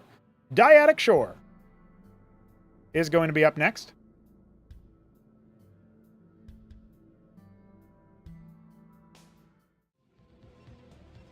Shambler in the top left is fighting for survival in the first best of 9. It is going to be the brown Protoss. And Neblime in the bottom left, he is our electric blue Protoss. Once again, this is a common color combo for these two. And in the bottom left of Dyadic Shore. This map has been updated, but I can't recall it being updated to a point where it was anything other than a visual overhaul. I'm sure there were some changes in terms of resources or map design or something of the sort, but I can't really tell you what they might have been. It's a lattice open for Shambler and a gateway open for Neblime, so we're finally seeing some deviations with the first structure made. Already going to be a bit interesting. I'm already wondering what might be happening. Gamba is up for those Twitchers who want to go ahead and bet some minerals. And I do feel like overall with the lattice coming, I don't know. I mean, what's he going to make out of that lattice is the question. You can't really make anything that does deal with head-to-head gateway armies unless it's going to be a Legionnaire opener. And Shambler scouted way too early to actually see that, but he will see that it's a double gate open. Oh, Neblime's being tricksy. He cancels it out for a lattice of his own. If it's a vassal first, which it is, Shambler's going to scout that really early. So it's actually not going to make too much of a difference. Second lattice, though. Is it just going to be a mass vassal? I don't know. First vassal is going to fly around. This is a map where you can be pretty air heavy.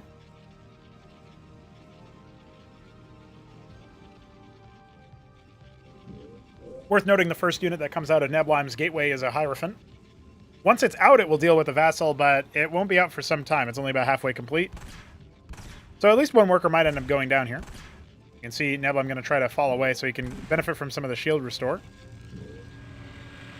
Making an idol. His own Hierophant is done. Oh, yeah, look at that. Shambler was not doing the moving shot micro, so he did not secure the kill on that one. Making a lot of manifolds right now. Interesting choice.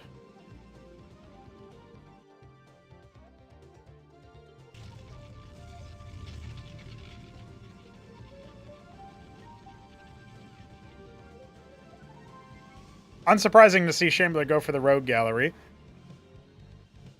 Doesn't seem like it was as significant of a loss for Neblim's army in some of those later games regarding the Kabbalists and such. That's definitely a thing I would like to see explored more. I'm glad Shambler is showing that so far. This is really the ultimate test of who's the better Cosmonarchy player. You know what I mean? Who is the better Cosmonarch? The greater and more glorious Cosmonarch. Vassal once again leaving the building. Looking for that scout. Double rogue. I guess we could switch into, like, Barghest Vassal again. That didn't really quite work out on one of our previous maps. I'm trying to remember which one that might have been, actually.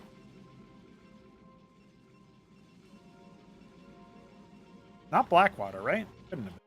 Vassal actually just guarding against any moves towards the left strip of the map.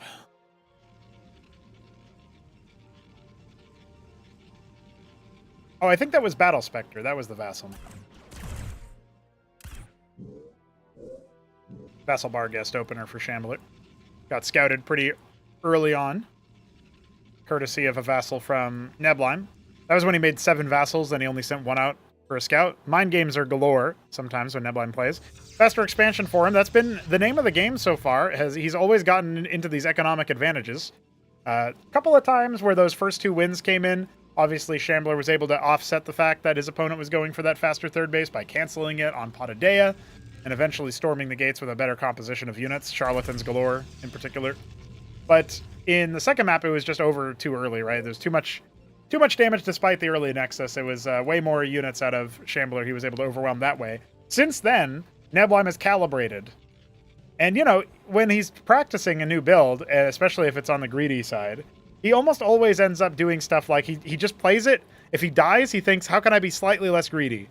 Like, I'll make 1 more unit, or I'll wait for, like, 1 more mineral return or something, you know, whatever the case may be, to do whatever he's trying to do that's greedy. And he calibrates that until a dedicated attempt at killing it is proven to no longer be effective. So that's usually how he practices his more greedy openers. Hierophant watching the far ramp. This big ramp complex in the middle is going to be sighted away by Neblim's main army. The idol actually being revealed, immediately pounced upon by those Kabbalists. But look, one of them's down and the other one's lost its shields. The second one is going to be good for nothing pretty soon. A third has arrived. There's a pretty scary army with all the Sims. With the manifolds as well, this could help out quite a bit. And idols are not super good at dealing with Sims unless they get to a critical mass. So in these smaller numbers, you're just going to clone the Sims a lot. Immediate double Warden. Triple Warden, in fact, but that's easy cancel. There's the Hierophant, randomly caught by Shambler's army. Could have maybe been used as a cheeky flank. Honestly, this looks like a very deadly attack. I think Shambler's figured it out.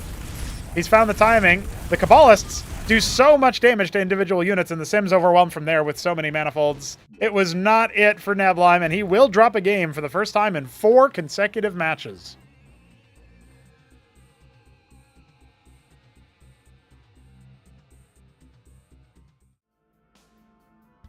All right, all right. I thought maybe we would be ringing the dinner bell here and saying, done.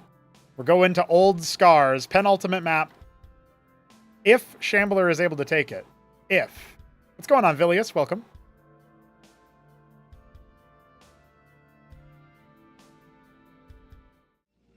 By the way, they have been saying GLHF every game. I switch in sometimes a little bit too late for the chat to show that, but that's okay.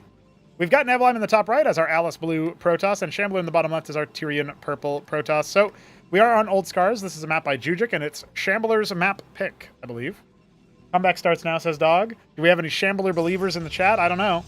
He's going to need to win. Again, it'll have to be 3 in a row. He's done the first step. And he's not going to be able to do the Lattice opener again if he feels like. He's going to go for a Gateway instead. We are going to see a little bit more going on there as a result.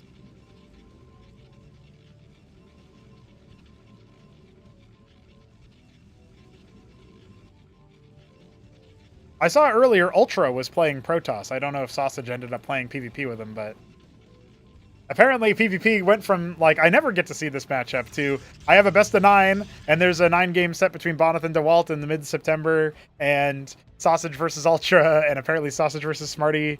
So I guess there's a lot more Protoss going on anyway.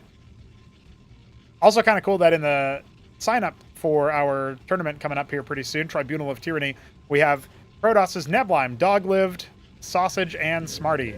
So that's a lot of Protoss for sure. For real, for real.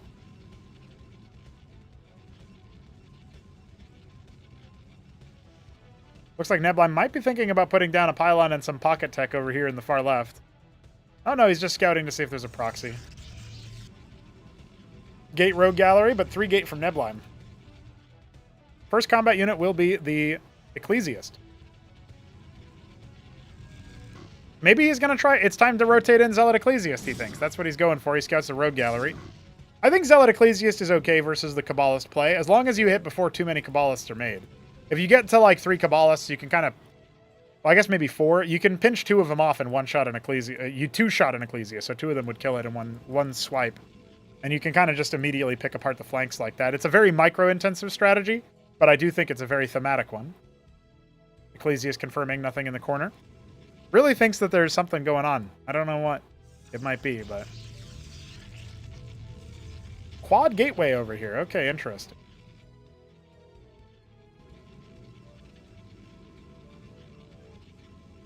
Kabbalist already queued up after the first one, so we know Shambler's going to double down on those. And Fast Embassy, we haven't seen a single Envoy the whole game, the whole set. Would be interesting if we're going to go for a Kabbalist drop on this map, but it's just an Artisan instead. I think Nebulime has been faster to Artisans for the rest of the games that Artisans have featured in this set, which is not every one, but that's an interesting note that Shambler is now being the one to take it. Nebulime's Scouting Scribe, just confirming there's nothing else going on here. Very paranoid about, like, phantom units or structures that do not yet exist on our reality, so we'll see about that later. We've got Zealots and a couple Hierophants in the way, 4th Gateway as well. Army isn't too significant just yet. 2nd Kabbalist is finished and the 3rd is on the way. By the time this army makes it across the map, we are going to get that 3 to 4 Kabbalist amount, and there is an Envoy. So we will end up seeing a drop. If I had to guess, it would just be the Kabbalists.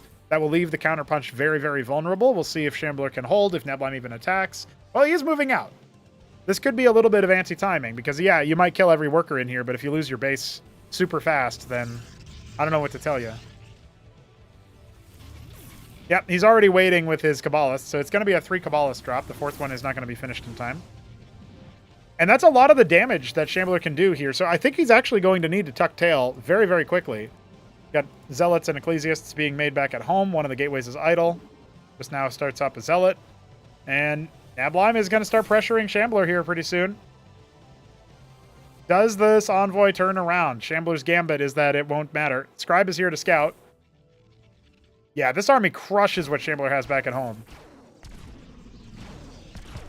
This should immediately inspire some concern for Nebulime, I feel like. The Kabbalists have unloaded, but Shambler's busy microing back at home. He's lost a Kabbalist right out the gate, which does not help. Tagging his own Hierophant. Yeah, Nebulime knows the targets to pick. Now the Kabbalists are going to arrive, but there's already a Warden been warped in. Do they go after that first or what? We'll keep tabs on how many of those survive as this battle continues to unfold in Shambler's base. One of the Kabbalists has already fallen back at home. It doesn't look like they're being microed whatsoever right now, but they have busted the Warden. And so now, as the army trade over here seems to be slowly favoring Nebulime, which is what we would have expected, back at home he hasn't actually lost too many workers, and only one Kabbalist pocketed away in that top right corner. We'll see when it gets triggered in for another attack. There it is. He's having to snipe individual workers right now. Ecclesiasts and Zealots just galore, having so much impact. There's a Kabbalist not fighting for Shambler. It feels a little bit bungled. Has he lost his Kabbalist? It seems the answer is yes. No, he's actually just cycled it all the way back down. But now we've got the Hierophant trying to slow down the Warden. The Cabal is doing its best, but the Ecclesias keep it alive, and that Warden doesn't even get canceled. We've got the one Zealot killing Vagrants. The Warden is too slow on the attack speed, and now the last Cabalist falls with 9 kills to his name. Did his best, but it is not enough.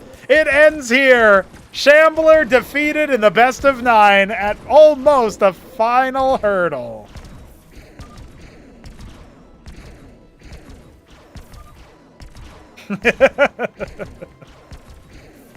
What's up, SG? How you doing, buddy?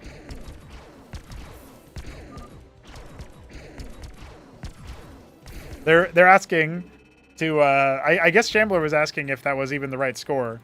But that is it. That is Neblim's 5th win. He closes the best of 9. That is kind of the outcome that I think we were expecting here, let's be real. But that was still a really interesting set of PvP games. I wonder what the last map even is. I already closed my game, so I guess I should boot it back up and see. Did they play another game, or is that just a fraud game? Because it says Check Stealer. Oh, they do play one more. Oh, no, never mind. Shambler is playing as random, it looks like, so he ends up playing Terran. So we have a bonus game. Get cucked, audience, fuckers. All right, we do have a bonus game, apparently, between the two. Sure, we'll cast this one, and then we'll see where we go. This one is going to be TVP. Very, very different. Gambling against him. Yeah, I got him. Well, I don't know what to tell you, Shambler. Will you be able to salvage your reputation as a Terran player? I wonder if the winner of this game is going to, like, if Neblime struggles against Shambler's Terran, will he decide to veto Terran and instead go for, like, PVZ instead or something? I wonder about that. But anyway, we do have to swap out the overlay, so we'll do that really quickly as we have Bio coming up for Shambler. I'm guessing if it's anything like his TVT, he is going to want that cheeky move to come through, where he's going to go for the Eidolons and stuff. On a map like Check Stealer, a port of Kickback, I don't know. I guess it's pretty good in the, like, you have those open terrains, but you can get surrounded by the Protoss, especially now that they figured out Heralds are good.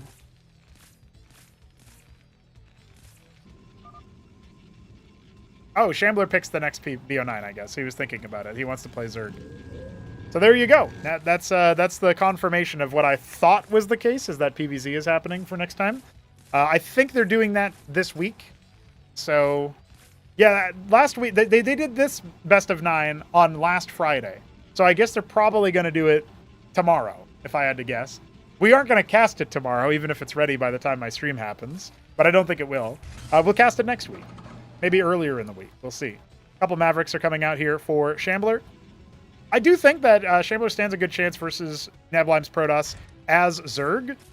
But Neblime has been practicing a lot versus Zeke, who is a better Zerg than Shambler is. I don't think that's a controversial statement. So, that's kind of interesting. Late scout, but the Mavericks are already out, so won't be immediately punished. And it looks like Shambler wants to keep his Mason alive, so he's not going to bother scouting with that. He's going to scout with his infantry.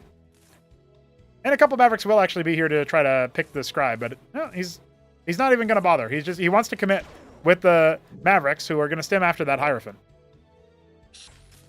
Scribe arrives to see 3 Stockades. Trying to surround the Hierophant, it just manages to go the other way. Now, we don't have any units over here, so this is kind of deadly. Let's see how many workers he can actually get. All right, a couple of them are about ready to go down. Only one has actually been killed. Drakadin finishes up. The Amaranth is up next. Oh, man, if there were Ecclesias here, I would rate that move a little bit differently. But instead, they go after the guy who just comes in. And the stim packs have been really good here from Shambler. A bit of a wonky opener that I don't think Neblime was expecting. And this is despite Shambler scouting him last, by the way. So I have a feeling it would have been a different story otherwise. Anchor on the front lines. 2 anchors on the front lines. I haven't seen Shambler play Terran that much since we've added the Cestus, which was some time ago, like before Acropolis 3, right? So, trying to remember if he's ever even built the thing. I think he has, like, because he was still playing Terran actively at that time. Stockade for the wall. Makes a lot of sense. He's got 8 Mavericks back here, so I don't think he's likely to end up losing. But he won't be able to get that Stockade up, I don't think. Amaranth can't quite sustain itself throughout all that Maverick fire, so it has to watch out. The Drakadin can heckle the Stockade from a distance. if Nebline wants to do such a thing. Cantavis starting. Okay. I think that's pretty good versus Bio.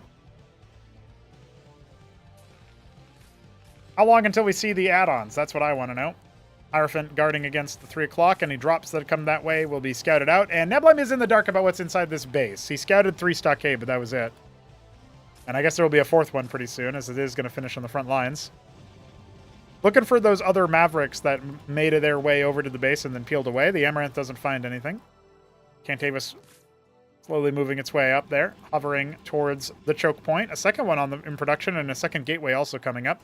Treasury expand for Shambler. I guess he'll go Quarry pretty soon. This is a good map for that. He's going to have to evacuate that stockade, otherwise it will eventually be heckled to death. He can still use it to plug the hole, though. Yeah, I think that makes sense. And even though he can't quite reach now, surely the anchor can step one hex closer or something. 1 grid unit closer. One tile closer would be the right term. Covenant coming. The Mavericks are going to stim in, and they immediately go after that Cantavis. Good initial damage, but Neblime's unit control leaving a lot to be desired here. Fully stocked anchors. You know, getting the Cantavis and Hierophant kill with 3 Mavericks, the only casualty, is really good. Really, really good here. Nexus coming up. Shambler feeling probably just fine, as his Covenant is going to finish soon. Adding another stockade. Making a single Cyprian. You put those in the anchors, they'll shoo away this attack for good, for sure. I still feel like, you know, this Dracodon can move over here and attack. I don't know. Nebline hasn't been too active on that. Okay, tries to keep the storm going. Honestly, not bad. Oh, that Cyprian not getting in. Oh, barely managed to make it in. Wild. So the storm obviously does reduce damage to structures, as you guys can see now. Repairing through it is a little bit challenging. Wait for the Cantavis to grab itself some extra energy. Nexus finishes up. No quarry just yet, so it's just going to be distance mining, or I guess you could say distance saturation. Anchor on the high ground, that's where you can maybe put some Cyprians as well. Eidolon, okay. Yeah, Eidolons to push this back do make some sense. Oh no. Trying to keep himself alive here. Has to cancel that. Double Cantavis, the first Eidolon sounded. He's definitely a little bit concerned about that one. I think it was Dog who said making Eidolons against Nebline is unfair. And that was in the RVR we casted yesterday. On Gen Y, I believe. PVZ.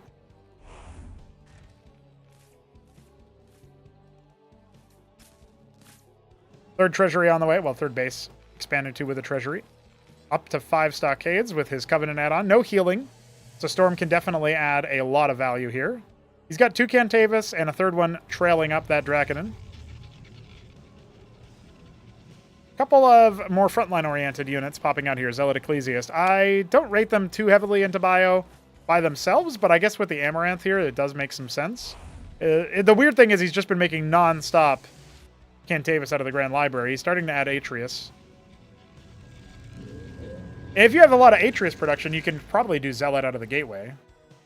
Or, you know, you could just do what all the StarCraft 1 pros do, which is make 8 gates. Nobody wants to do that anymore. I only saw like 2 replays ever, and it was hit 'em up. Ape tossing it. Looks pretty good, in my opinion. Although I think one of those games is on court martials, so hard to tell if it was the good strategy. One of the Mavericks looks like it got on the Scout. Another one has been garrisoned at the 6 o'clock. No expansion coming just yet. But Nebline is thinking about taking his third base, his in-base. Already been taken by Shambler, who's adding some watchdogs. Again, his scaling is going to be a lot slower than Nebline's, right? Neblime up 6 workers. The quarry is going to finish. That'll allow the treasuries to contribute. They do train workers slower than... Well, Talus is just trained slower than Masons, so that's definitely a problem for him, in my opinion. Going to be adding more watchdogs, it looks like. Anti-air defense is coming up. Ardent Authority and that third Nexus for our Protoss player. We'll see what he wants to do with that. I guess Positrons could make sense, but I honestly think you probably want like a bunch of Acantors. Good phalanx up to that side there. Vanguard for Nebline. Where's the storm coming? Big storm out of the bottom ball. They're immediately going to get chewed up. And the Zealots sped through, courtesy of an Ecclesias going down. Helps to decloak some of that.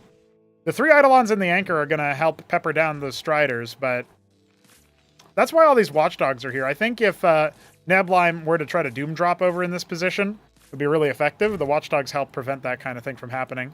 Drakiden going to scout top left. Scribe moving to the bottom, but there is a very healthy Maverick there. Only 1 stim to his name. So shouldn't be able to clear this for free. He has a Drakiden nearby he can try to use. Our 6th Stockade is being made.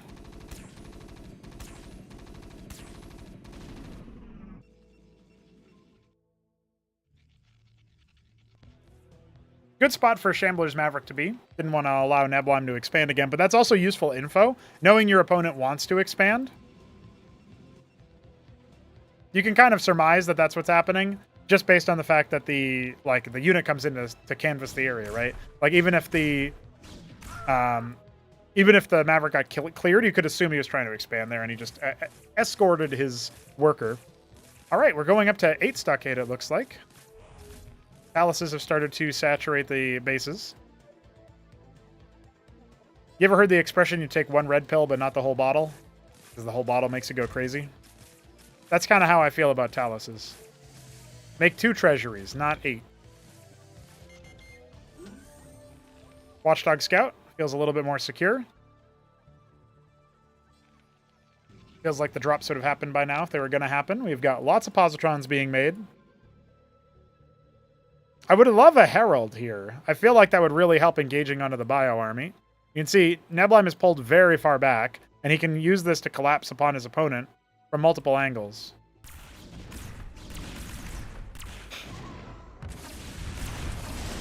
Well, the Eidolons are vulnerable to a storm, but they snipe down that Cantavis immediately. Savant goes down very quickly without too much issues, and now you can see Neblime scrambling to try to collapse onto these exposed Eidolons. There's a lot of resources in this stack, but they're fighting back for now. Hurakan's turning their attention over to that northern flank as they help clean up the Atreus down there, and who's chasing who, really? Reinforcements are not going to be too significant for Shambler here, and he is going to end up losing all but a few of his bio units, maybe all of them, as a couple more are trailing this army, trying to see if they can pick a Cantavis or 2, but the Cyprian gets bopped immediately. And, oh no. Neblime doesn't realize it yet, but he's about to A-move into a couple of Eidolons. Yeah, see ya. So after all that, Shambler's standing army reduced quite a bit in terms of stacks. I mean, he's got some more Eidolons where that came from, and 18 Hurakans and counting, adding even more stockades. Certainly going to try his best here. Yeah, going up to 10. I don't think he's got what it takes, though. The positrons are already out in full force. Well, I guess they are on the front line, so they get bopped immediately. Where are the storms? Hallucinate instead going to be the choice. Try to get rid of all these Hurakans. The Eidolons should actually be just fine here. Well, the storm might change my mind a little bit there, but I'm pretty sure, yeah. Shambler's held. He pops the last of the defenders inside the anchor. Those 2 Eidolons staying alive at just a lick of health. And that next fight was way, way better for Neblime.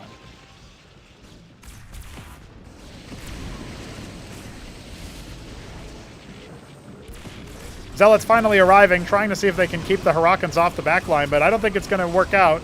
He's got some more units on the high ground. Maybe he can send those Zealots down. No more. Oh, he has 1 more Cantavis still. Good for a storm, but the problem is, oh my god. The problem is that this is a brutality. Now, 2 unitary unions have been made. He's making multiple architects.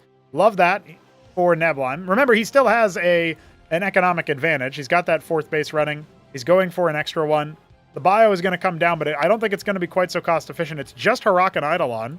And even though there's no detection yet for Neblime, which could definitely come to bite him, well, I guess he might be able to force an awkward fight. As a couple of his worker scribes that were rallied over to that 6 o'clock are now revealing that that's exactly where Shambler's going. The split fight is not what you want as the Terran. You want to be all in one spot where your damage density is absolutely absurd, courtesy of the Eidolons, but now they're being split. Only Hurakans at 6 o'clock. Sure, they'll clear it eventually, but the Eidolons are unprotected, and the Architect is out. There's another one on the way.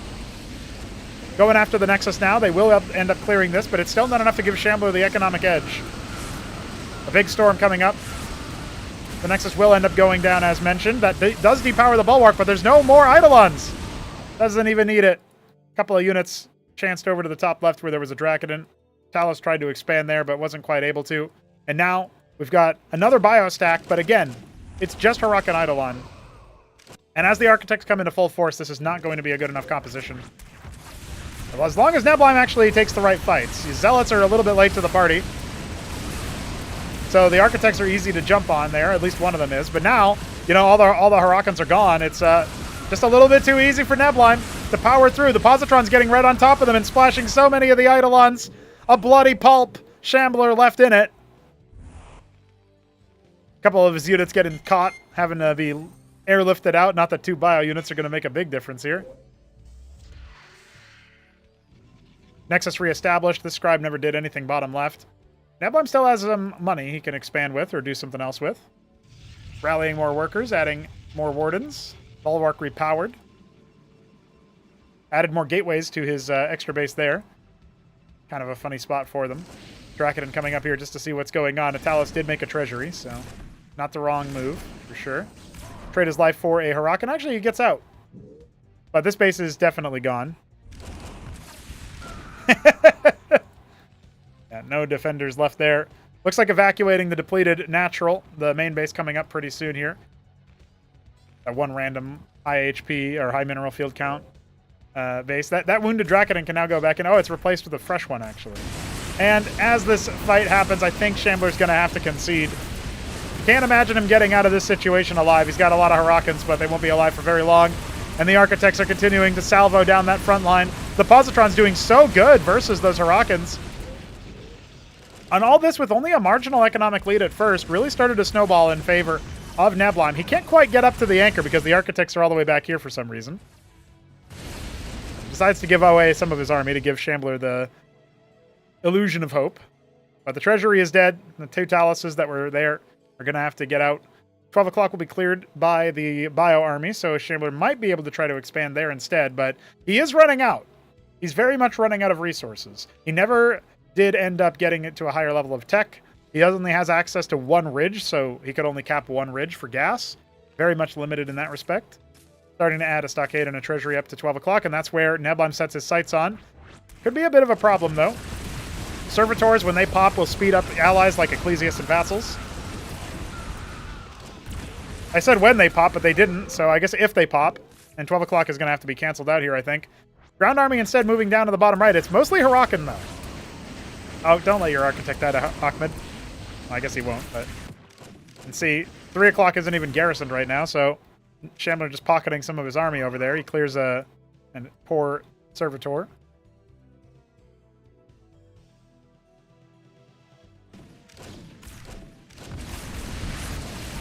Positrons will help clear out all of the Hurricans, and this is it for that cycle of army. We've got another round out, but again, how many more rounds can Shambler go?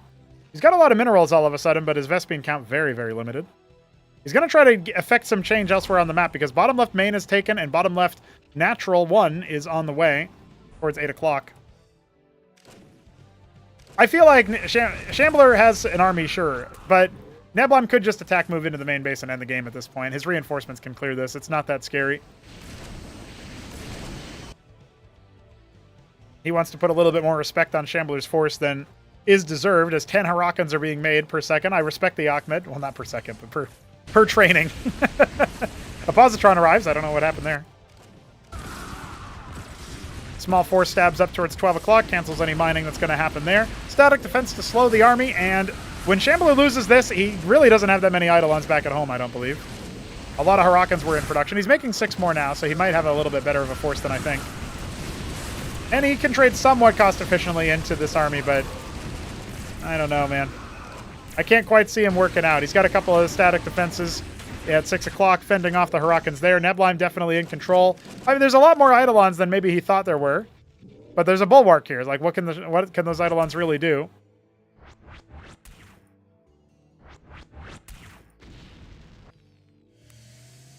He's playing tower defense. He actually has less Eidolons at home than he had on this attack, and still does end up wiping a lot of the scribes there. But Neblime has almost double the workers despite that. The Architects are just too good versus this composition. And this is without any detection, by the way. Neblime... Oh, it does have a witness up here, so I guess I'm wrong now.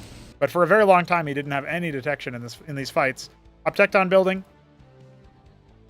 I don't think we're going to be in a position where Shambler will be be able to contest very soon. You really only need like 2 Uptectons, and then that's a wrap. Despite all the witnesses, Neblan does seem to be getting caught off guard by the places that Shambler's army ends up going. I'm noticing that as this game trudges on. Looks like most of the workers that didn't die over here evacuated up to the top base at 8 o'clock. Once again, bottom left may indeed be the target. Only workers are being moved over there right now. I think if that big army shows itself, you probably just attack the front gates. There's not enough Eidolons here. I know that maybe Neblan's a little bit concerned about all the Eidolons and the anchors, but yeah, it looks like he's kind of getting caught in the middle of the map spinning again. Yeah, indeed, immediately cycles back. No, decides maybe never mind. There are some Wardens.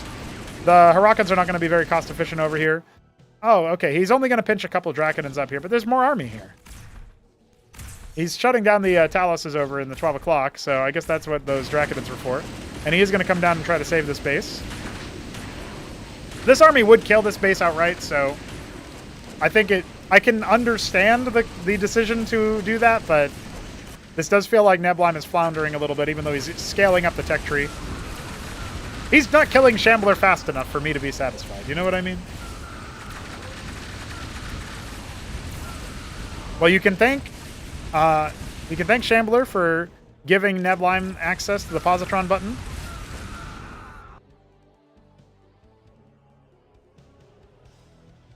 Although I think if you manage to get up to tier 2, Azazels are really good at preventing positrons from getting too much damage until the manifolds or Barghests come out, but that's a separate issue.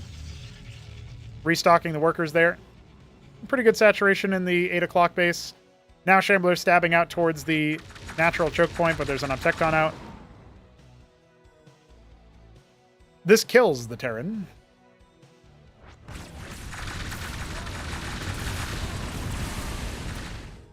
It's too bad that Check Stealer isn't in Class 1 anymore, and probably won't be in the next couple of tournaments.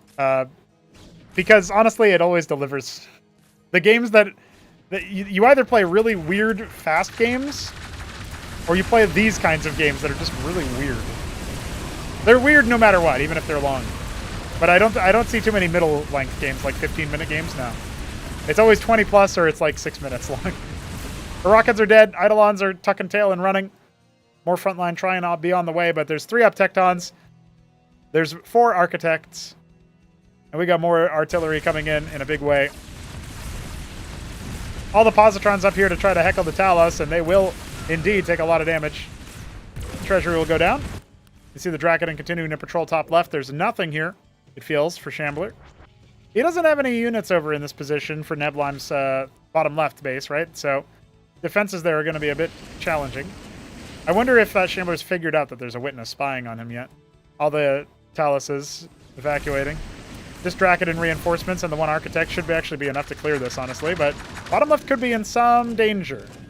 We don't have a witness over here, so I'm not quite sure how they intend to see the army. But surely at this point, Neblan just pulls the trigger on the attack. Yeah, I think he should. Yeah, he's sending the workers out to try to reveal him, but the matrices end up dying too soon. And while Shambler is busy trying to micro, the main attack force is revealed. We might get a couple Architects on the way out, courtesy of those Eidolon anchors not being attacked for whatever reason. Is there a bug, actually, that, like, because the Eidolon is cloaked inside the anchor, they can't see? But no, I guess not. He just wasn't attacking it for whatever reason. Or they automatically acquire the Harakans or something, and yeah, he wasn't focusing it down.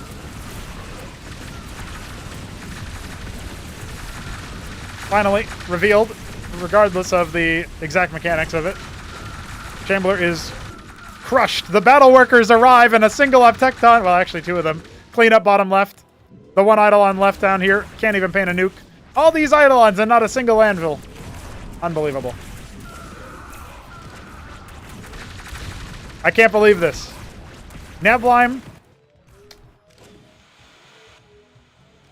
has beaten a player going Eidolon. Is this real? Is this AI?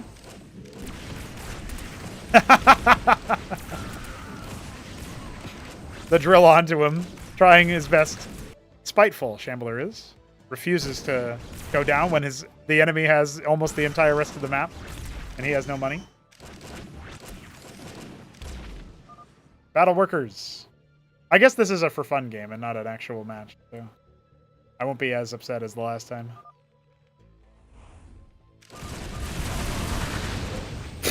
I'm glad he just starts yelling at him. Oh, it'll be a fun time when Shambler can't do that anymore. Because Neblim's going to own him. He even wins the bonus game. Unreal.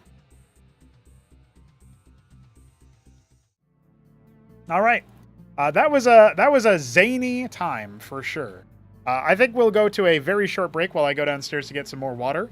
But when I come back, I'm going to be looking at a fun game between Cannoli and Shopkeeper Dog that was uploaded very recently. Let me just go ahead and make sure I grab that replay. Yeah, it's on Punch Drunk, our port of Knockout that came out very recently. So I'm very excited about that one. This is Shopkeeper Dog versus Cannoli. So that is going to be a TVZ. We have not seen that matchup yet today, so that'll be fun. I hope you guys join us for that match. But as I mentioned, it'll be about a very short break here, I think. Shouldn't be too long at all. I'm going to put in 5 minutes just because I think that's honestly more than enough.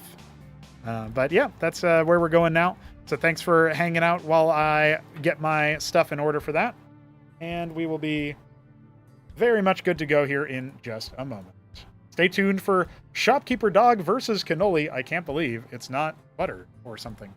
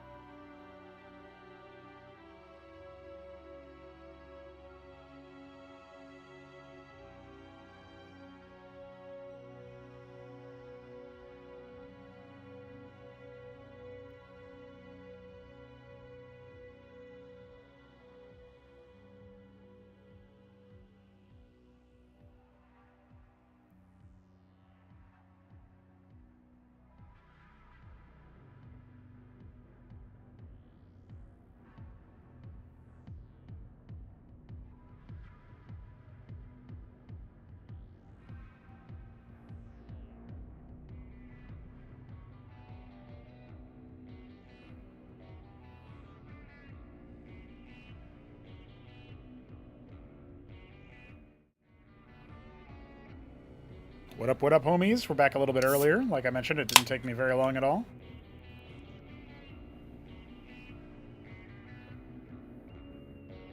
Alrighty.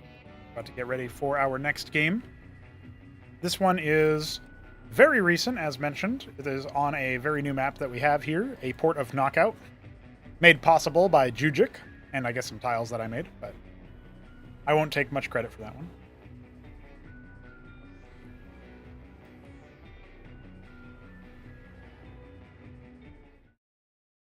And here we are, ladies and gentlemen. It is time for some more Cosmonarchy, some TVZ. You got 2 minutes to place your bet on whether it will be Shopkeeper Dog winning versus Cannoli, or Cannoli winning versus Shopkeeper Dog. Our Terran player in the bottom right is rocking a really classic color here, I think. This could be mahogany or it could be chestnut. I guess I'll say mahogany. But it was auburn, so I was wrong on both fronts. And in the top left, he is pumpkin Cannoli, of course. Always the pumpkin Zerg. So this is a 4-spawn map. Obviously, you've got these 2 spawns that are unused. We got cross positions here. I think they played a bunch of games on this already, but this trench, of course, is low ground vision in the middle. Like, basically right here in the middle. And so as you pass through it, and vision updates very fast in Cosmo, so you will have to watch out for this one. As you pass right through it, you will lose vision on what's on the other side. So, pretty nifty. It doesn't work 1,000% like the original, because obviously our tiles are a little bit different in terms of their customization. We have some Mason scouting happening out here pretty fast, going to top right. We got the 2 bridges out here. Mineral only base on the high grounds. Gas and Ridge over here at the cardinal bases, with a whole bunch of tiles to block dropping in the right spots there. I wonder if you can fix that. I'm not entirely sure. Anyway, there are mineral blockers up here on the high ground. I don't know if auto-wandering is going to get them, the same way that we had on a couple of other maps. So that will have to be something that we factor in later. Maybe not. Maybe it won't happen. But we'll be able to see very soon. Pool after hatch. Love Cannoli for that. Stockade into Ministry.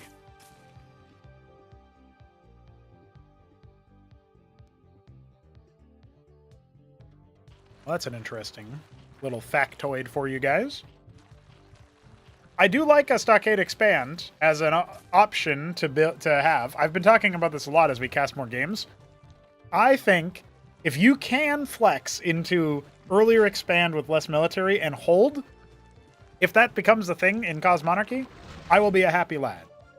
I will be a very happy lad. Apparently Talos can wander, but not Mason. So that's actually really good if that's the case. It might also be like, not every map will be like that, maybe, or not every base on the map will be quite like that, so that's another thing. But good to know. Thank you for the report, Doug. Quaz clean up his scout.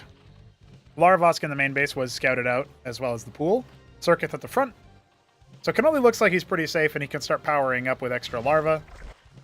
Going to go ahead and put down a Hydrith Den while he adds more workers. Worker maxing right about now. He'll actually be even on workers for a little bit as the Ministry lands and immediately takes off. We got 3 stockades being added behind this, so Shopdog wants to go for a fast scale up for the punish. And those early quads are going to be watching for any move outs and also scouting. I don't think we've actually seen a scout yet from Cannoli, so he's going to go ahead and confirm where his opponent is. I actually really like his build order, though. Like, Cannoli's a player who's been playing a ton of games, and that's when he plays at his best. His mechanics are not very sharp, but when he plays a lot, when he dials in his build order, that really helps him out, I think, in a big way. So the Quaz confirmed that the Shopdog base is down here. He's already got the Ministry up and running. The economics aren't going to be too far in the Zerg's favor because of that, so well done to Shopdog for keeping in relative parity of his alien opponent. Oh, by the way, straight into the ski back, but I should mention, we have the Izira Core graphic coming from Solstice. It's not done yet, but you can see sneak peeks on our Discord server if you want to watch the art of the game develop, the 3D models and such. He's got it rigged, I think, after some topology, retopo. Or maybe it isn't rigged yet, I can't remember. But he has it rendered in the game to show like the player color and the textures and stuff, so super cool to see that. It'll make the Zerg look a lot more like Zerg at Tier 1, I tell you that much. Of course, maybe after that he's going to want to do the Tetzora Core, because then it'll still evolve into a big hulking blade dude, and it'll look really weird, but quad Cyprian. Shopdog wants to see if he can put the pressure on with that. Now, I think the way that Cannoli is actually placing his defenses here means that Cyprians would probably line up at the disadvantage. I'm not entirely sure. I also think it's kind of a tricky balance because there's not that much room here that's low ground, I think. It might just be like this is low ground, basically the actual visual brown tiles. There's not that much space that's considered technically low ground there. So we'll have to check that out over time. I guess we're narrowly missing opportunities where we can actually watch like the unit lose vision as it crosses over. If this Quaz comes back, maybe we'll see another opportunity there. But the move out is coming. Gonna go ahead and take his Bactyls and add another Kagrant.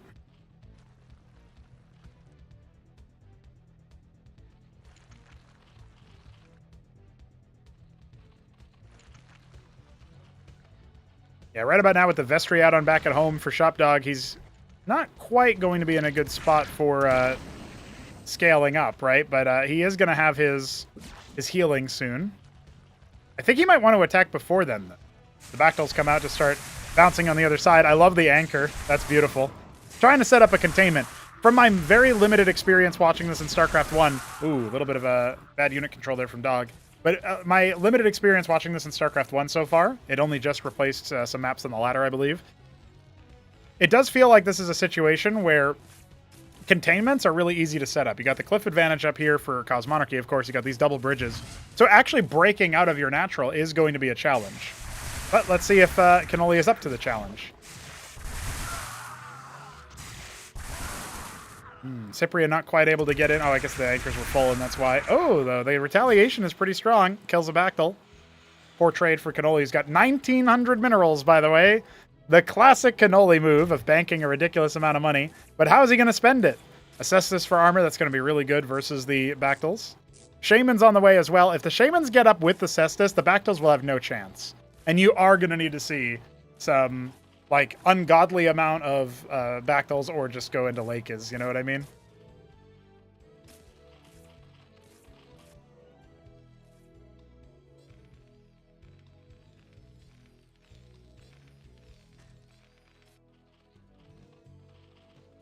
Third base on location with a treasury, and a second treasury is being constructed elsewhere. Oh, all the way over here at the 3 o'clock.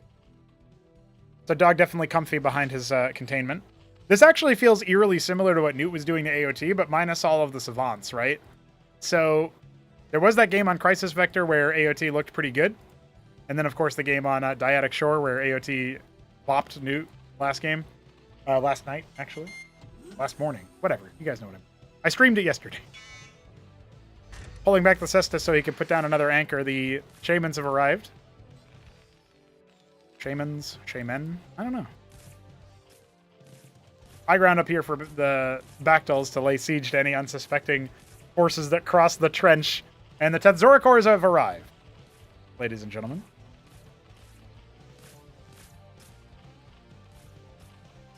Looks like Tier 2 is going to be the move here.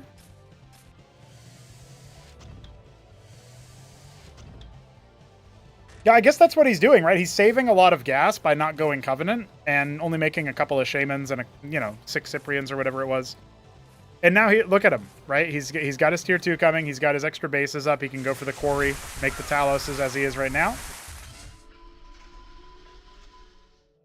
Now, if I was in Shopdog shoes, and I'm not, I'd make a Ministry here. That's just my feeling, you know? What's up, Lucy? Welcome to the chat.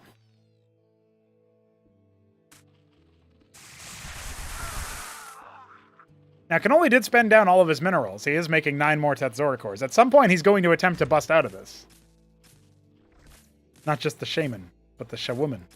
And the Shachildren, too. Man, I didn't think I'd be prequel posting about Cosmonarchy. That, for some reason, that crossover didn't really cross my mind. And, that's coming from the guy that put Bane posting into the game with the Salamander sometimes going... hold on. For you!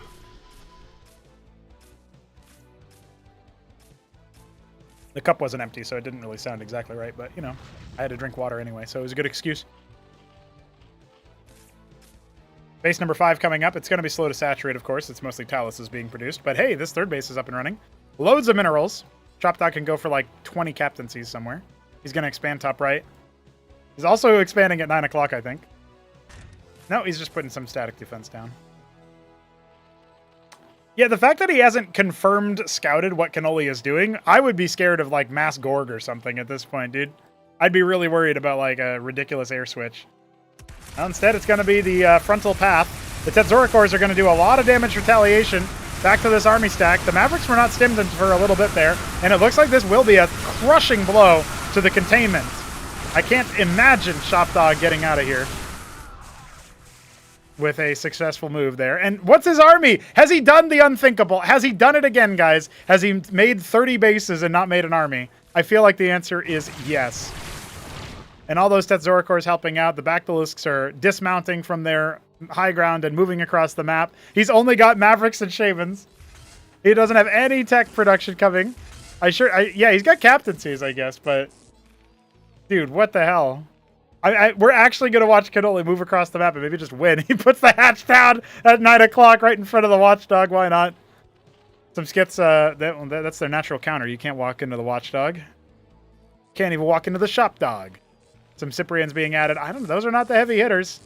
You can see Dog is waiting for his add-ons to finish so that he can actually use his captaincies, but I think he needs all hands on deck. This mineral-only base is gone, so we aren't going to see Mass Olympian, I don't think. I say it's gone. Cannoli taking his sweet time to actually finish the job onto these poor Mavericks. There we go. It will indeed be overrun. The Treasury could lift to let the Masons out. In fact, probably should have done that a little bit sooner. Wild scenes. Goodbye, Treasury. Man, this went from Cosmonarchy podcast to holy shit, what's happening? Really, really quickly. Autocrats, Strigas, a starport halfway complete. We saw those Skithricors fly over somewhere. Maybe? Somewhere? I don't see any corpses. Where did they go? They go back to home? Oh yeah, they're still at the rally point. He's just massing up a ridiculous number of them. Look at this. He's shutting down the 3 o'clock base. No! Artiturtle and Arbu's in the chat watching on in horror as we spectate Shopdog's worker massacre.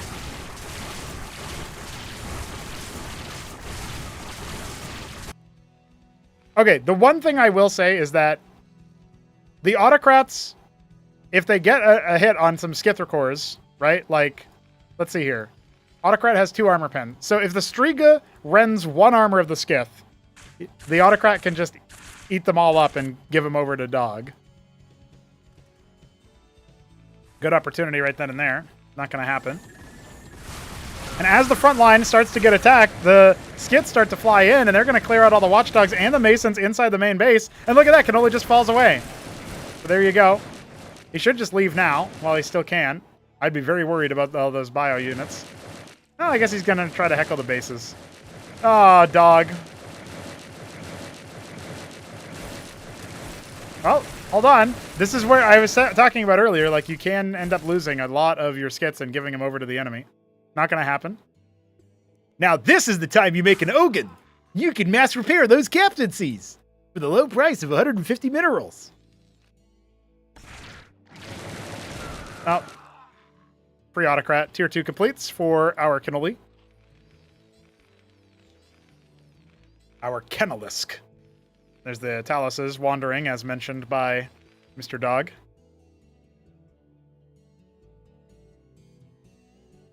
Lunch break, says AOT. Hell yeah, brother. Why harass the workers when he's made 150? That's a good question.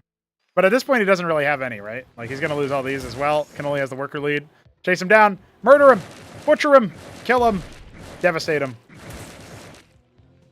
No, he's not going to quite be able to catch him.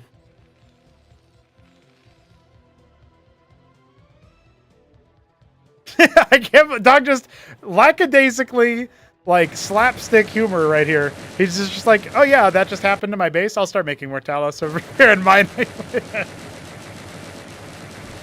Okay.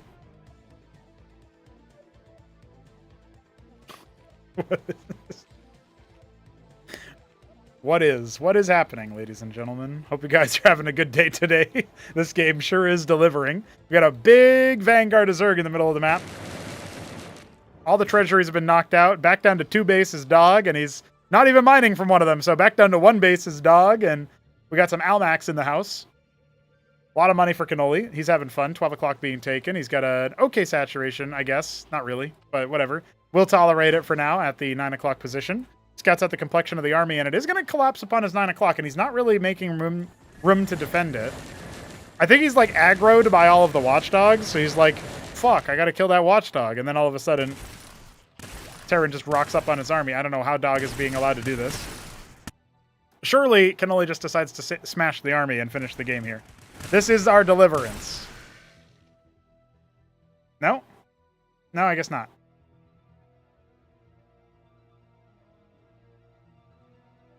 Only got the 2 autocrats. Hard to pick them out of a lineup sometimes, but they are kind of isolated. Oh, there you go. Random Striga.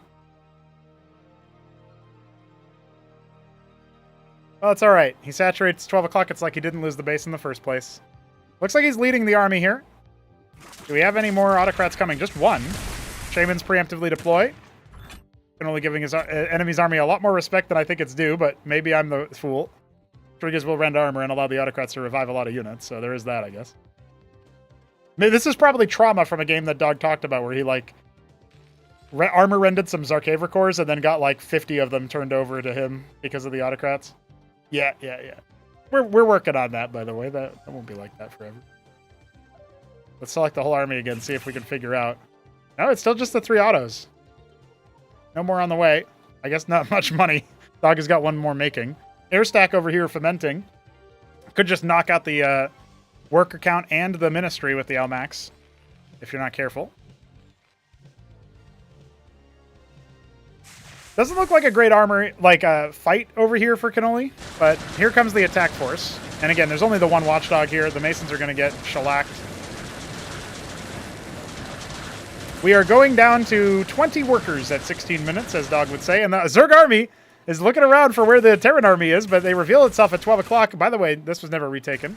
And Cannoli just decides to move on to the other side. Yeah, why not? Now, one problem here. Okay, never mind. No problem. I was going to say, oh, he does get the 1 Droleth. So Shopdog in a base race scenario could have reestablished Zerg. He has enough minerals to do so. He is going to get absolutely annihilated, unfortunately. Oh, he's stealing a lot of units, though. The 1 autocrat in the back. It's not going to be enough. Yeah, at that point, it's way too much. Now, the Taluses evacuate. They're not going to be quite caught, so my Zero Cores might do some funny damage to them. Moving across the ramp is an interesting choice, but of course he kind of has to. He doesn't really have too many choices here. Didn't actually make anything with that. Again, he can put down like 2 treasuries or something if he wants to start extending his lifespan. And there's some burrowed Droleths here, so I don't think Cannoli is out necessarily. Yeah, they're just going to trade bases, I guess. Sure. Why not? Almax pop out. Cannoli has more money. Oh my god. You must defend these. Yeah, you see Dog turning around. He knows he needs this. He'll steal the Almac, at least. Cannoli burrowing his workers in the corner. He's setting up a hatch there. He's got another room for another one inside the main base. What the fuck? Well, he hasn't rebought this. He hasn't restarted this construction, so I don't think he's going to just spontaneously cancel it or anything, but that's pretty funny. Oh, the Gosbys. Oh, he turned them into Gosbys. That actually makes a lot of sense. Well, he gave over some workers, so... The 1 siren from downtown. All right, now Cannoli's going to mass up his army, which will beat Shopdog's army in a head-to-head fight, if the conditions are right, of course. Last of the tech buildings being destroyed. Dog technically has more workers than Cannoli.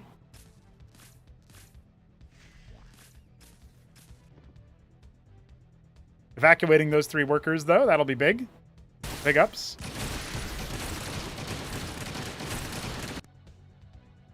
Air stack. Watch out for the air stack, guys. This could be really scary. Cannoli does not want to lose his air stack if he can help it. Only 1 skiff turned over so far, but he does lose 2. He's got a couple more Almacs, though. Like, honestly, his army's really spooky. I'd be very scared if I was in Dog's shoes, but this is not a good fight for it, it feels like. He's going to wrap around, see if he can draw some fire, and maybe go after the... Oh, he's going for the ministry. I don't think that's the right move. The Taluses can repair, and they are. They are repairing. Watch out. The ground army pushing forward. Can he hold? Can Shopkeeper Dog keep his ministry alive? Everything's sicked on it, and that should be game. Oh, just at the end, and Shop Dog eliminated. Holy shit! What a game.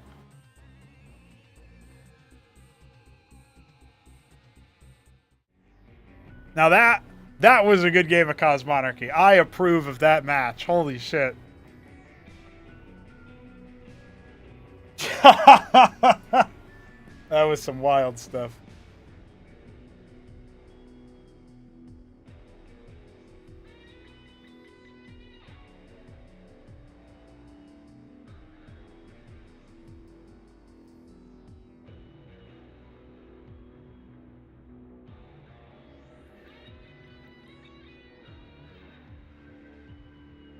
Talos nerf, unbelievable. Yeah, that's kind of true, I guess.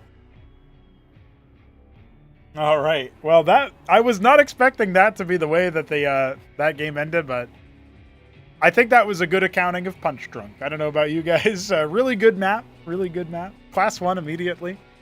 Do we have any other Punch Drunk replays? I don't think so, right?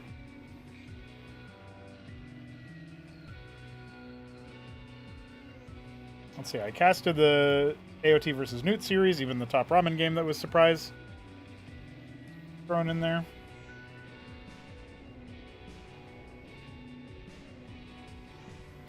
We did some AOT versus Doglived. We did the Cannoli Newt set. Oh, there is an Arbuz versus Newt game that I kind of want to watch on Apollo. We'll do some PvT.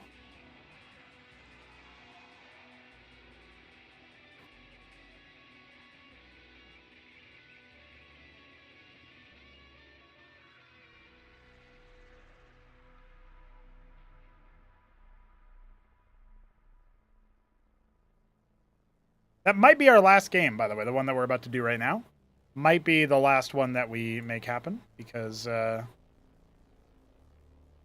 be pretty close to the 3-hour mark by then, which has evolved. It's evolved to be like 3 hours of casting and 2 hours of dev, when I thought it would be the inverse, but I ain't complaining.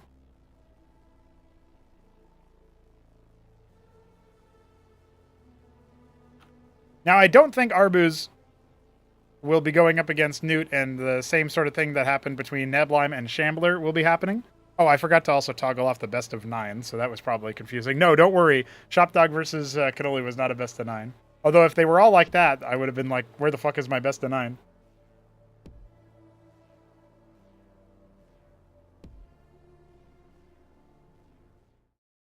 All right, lads, we are here on what might be our final game. We'll see how long this one goes for. Newt is in the bottom right. I actually don't know what color this is.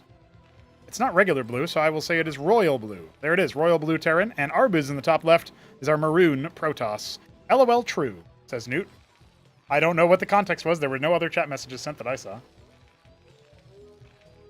I'm telling you guys. Savant, says AOT. Savant is weird, says Dog. I've been hitting with 8 sips like 45 seconds faster than Savant move and get T2 at 7 minutes. That was the only one that was fun. Fair enough, fair enough. I figured you guys do play a lot because of the time zones, right? Like the your availabilities overlap. Fulcrum start here for Newt.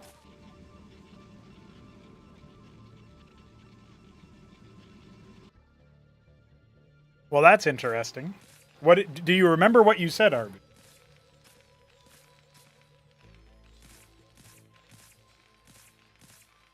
I wonder if you sent it in there's like a messaging menu, and I wonder if you somehow sent it in like to Newt directly, and so it didn't show up in the replay because it's your copy of the replay and not Newt's copy. I don't know. I don't know why that would happen, but Shambler says a lot of That's a really good message to say lol true to, but I appreciate it. All right, gateway into Legionnaire, or into Hierophant, rather.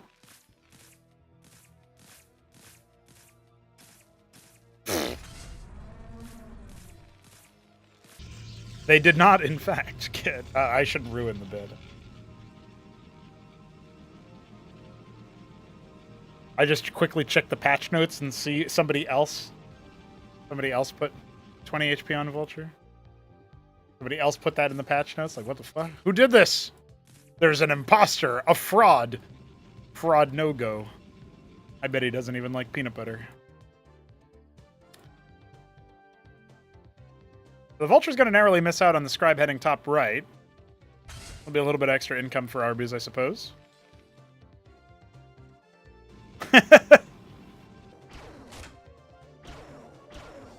Well, if you think about it, right? Oh, the slow mine! The Hierophant was one shot away from killing it, by the way. That would have been really hilarious if he just bopped it. I've never seen the slow mine connect before. That's so funny. Yeah, if you keep bountying Veek to do that, Raineralt, maybe Artosis will eventually check it out. They'll be like, oh my god, they buffed Vulture HP. They did it like 7 patches in a row, guys. I can play Vulture only.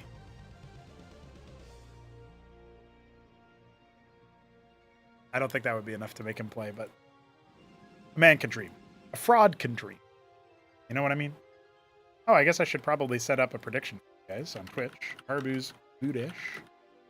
Nope. Alright, Gamba up.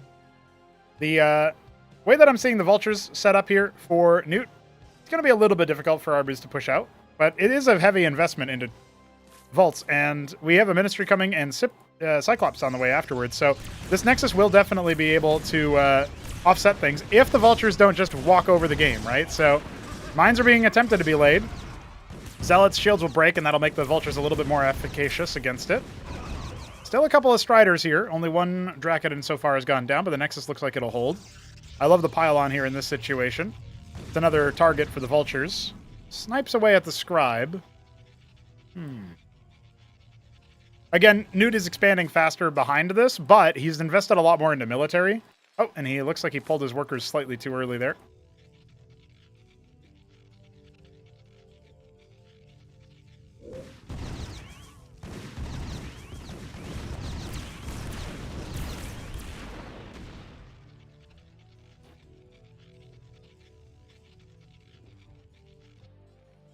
So wait a second, Raineralt. You're saying that Artosis asked for clarity. You're saying the changes he would pick is giving missile turrets normal damage? I guess that would make them a lot better versus... oh, no. I can't... Mutas are large, technically, aren't they? That's why Wraiths do so well against them. I always think of Mutas as a small unit, but... Or I guess in StarCraft 2 terms, it would be light. Light unit.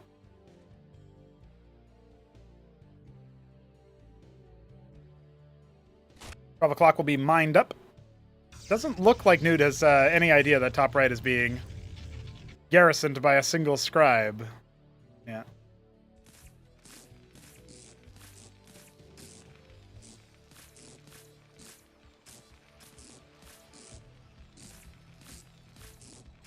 Oh, I guess the Muta is light if missile turrets currently have explosive.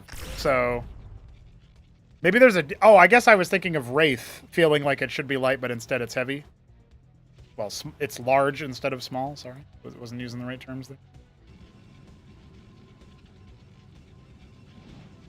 Yeah, Arbus, that's what Raineralt is saying. He's saying that, like, because there's no damage types, the Watchdog is better versus all the, anti-air units or whatever.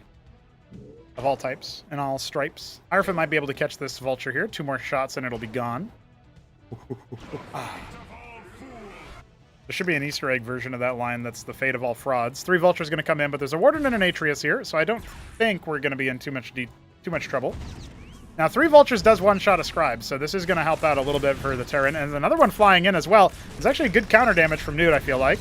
But his front gates are going to be under attack pretty soon. The Cyclops not able to get into an anchor anytime soon. The Phalanx, one of them helping out, the other one now deploying. Some of these Striders are very, very brittle. However, Newt is going to be in a bit of a pickle. His workers on Arbus' side still in danger. This one Phalanx is going to go down very, very shortly, it feels like. But right now, Arbus isn't focusing it down. Eventually, it will still fall, I believe. No! Fully surrounded! The Atreus. They're going to need a little bit more effort to actually break through. And another lobotomy mine as well. It will get shot down.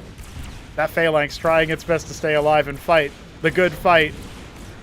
That's another little bit of attack speed for the Drakodon, at least. Good dodge! The dodge ball! Oh my god! Dude, the Mason count is a little bit too good here. And 3 more Phalanxes pop out. This fight is over. Got to start falling away. He'll get a couple more Masons for his troubles, but yeah. even though the Phalanxes can't quite pursue. What's the status of the worker count? Newt's still actually up by 5 workers.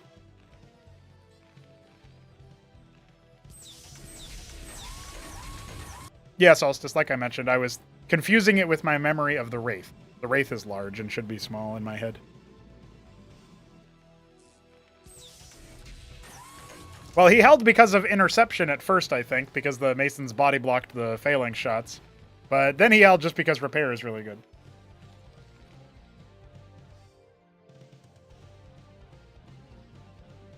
Spent a lot of money on it. Lost a lot of mining time, but the counter damage was still pretty good. Skill issue, dog. That's how he held. He looked at the Striders from Protoss and said, skill issue, actually.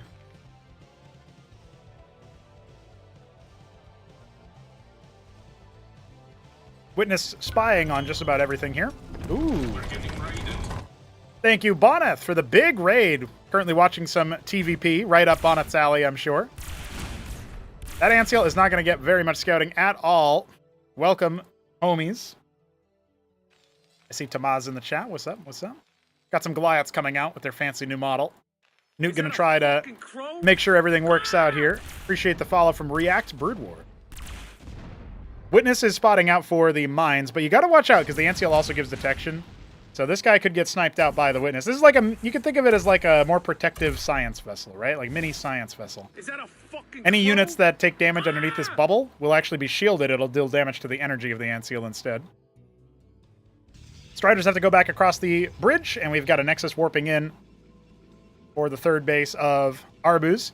He's also adding a prostration stage. He's going to be teching up into some of, actually, Bonnet's favorite Cosmonarchy units, I think, the Pariah. Valorex, thank you for the follow.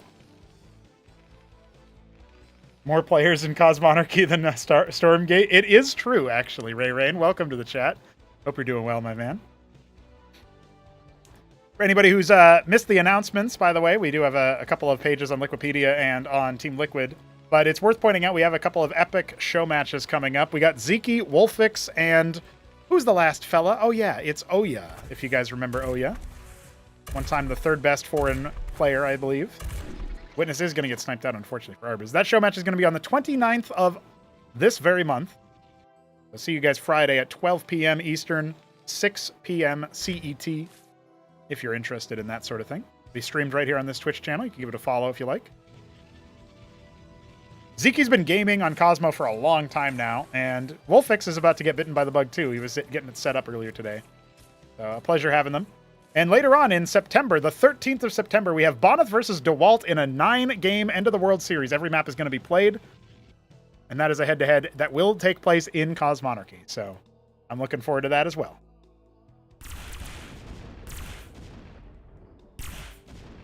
What's up, Jiraiya? Welcome. And as well as Brainaja. Welcome. Ancials are trying their best to shield, but they're already drained of energy. The Goliaths are a really good unit for this mid-range fight, but they can't really compete with all of those Striders in the back. That red overlay you saw that was sparkling on them for a moment, that was actually increasing their attack speed. Made it really untenable for Newt's mech army to really make anything else happen, and he's kind of losing some units to the rally. Thankfully, pulls that guy away. We got to take a look at his tech. So he has the Vestry add-on. This allows his stockades to make plenty of healing units. That's what these clerics are. You might recognize them. But unlike the medic, the cleric can also heal mech units. There's no real distinction in Cosmonarchy between mech and bio.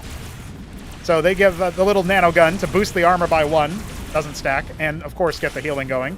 Now, one thing that's a bit of a downside for these Atreus that Arbuz is using quite a bit in this match is that the Phalanxes can splash them quite well. And look at this. This is the choice. The Monument of Sin is on the way. Off of just 3 bases, you don't see this structure every day, so this is exciting. We might end up seeing Artosis' worst nightmare here, as that structure has access to a couple of very powerful tools for the Protoss, including the Star Sovereign that can glass entire bases if given the opportunity to. Third base only now got set up for Newt. He took his natural really fast in this game, even compared to Arbuz, but at the end of the day, he wasn't able to develop on the map quite so fast. We got a 4th base coming up, scouted out by the mine, so Newt will be able to try to cancel that, but he's stuck responding to that, reacting to that, and not really able to do much else. Capping the ridge over here, getting a little bit more Vespine. out of that spot. He's already depleted the main base, so going to be mining minerals much less fast than before, about a third of the rate before. His army is very out of position for this. Instead of canceling this sort of 9 o'clock position, he's actually attacking the third, which I really think is the right move here. But don't forget that Monumenison is about maybe less than a minute away from giving birth to one of our most powerful Protoss units. The battle workers are going to engage. Watch out for all of those Goliaths. Their autoguns are going to annihilate those poor scribes. And of course, the Phalanxes are not going to help out that much either if you're trying to keep your workers alive. Some Zealots making good connections. The Atreus is splashing a lot over here, taking a lot of splash damage from those Phalanxes, but this might still be enough. He sacks all of the workers at the third base for this. Arbuz knows he just needs to get his end game tech operational, and he'll be in a much better position. The first Pariah hits the floor. Every unit killed by it will increase the attack speed of allies for the Protoss. So immediately carving up and doing a lot of splash damage in the process. Those clerics are not going to be able to do much about anything else.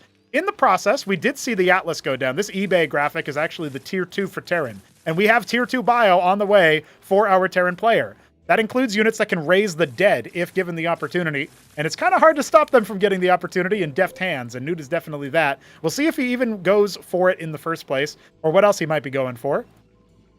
Looking over the panning, it is the Star Sovereign on the way from that Monument of Sin. Actually, Boneth has enjoyed this unit as well, so maybe you've seen him if you've seen the show match that he participated in last Friday. It's a fun situation that we have in ourselves here because there's not that much anti-air. All the Goliaths got knocked out at that last fight. If he had kept those alive, I would have rated the Star Sovereign a lot less, but I think Arbuz reacted to that very well. Some Vultures are going to come in and get some good damage. This unsuspecting Protoss base doesn't actually have its static defense up yet. Nexus does act as a power battery there, so it's sort of like a pylon, but you still sometimes want those pylons for extra build radius. The Ministry not going to be able to be evacuated here. That's the command center equivalent gone for Newt's third base.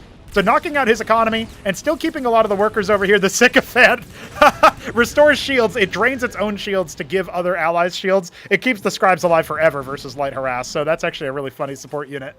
Now starting to create a little bit of a wall. Really worried about the ground army, but we know that's not the main threat here. The Monument of Sin almost done with that Star Sovereign. It's a bit of a slow-moving unit, but it will end up in Newt's base. I can already smell the glassing about to happen. Good Phalanx position over here. The Vanguard for Terran is certainly doing a nice amount of damage here. The problem is, how is he going to get the right amount of anti-air? He's gone for the Guild Hall. This add-on gives you, your captaincies, the ability to train some of the most powerful bio units in the game. But he's currently choosing for Olympians. Now he's got some Autocrats in play. These guys animate the dead if they are able to strike a unit that does end up dying during the effect. It's like a timed debuff in an area of effect range. So there's the Star Sovereign. It is out and ready to go. It'll start moving its way down there, making a beeline for that bottom right. 4 Autocrats being made. Maybe with these Goliaths, he can mount some kind of defense. I just can't imagine it working out for him, though, if the ground army syncs up with the attack.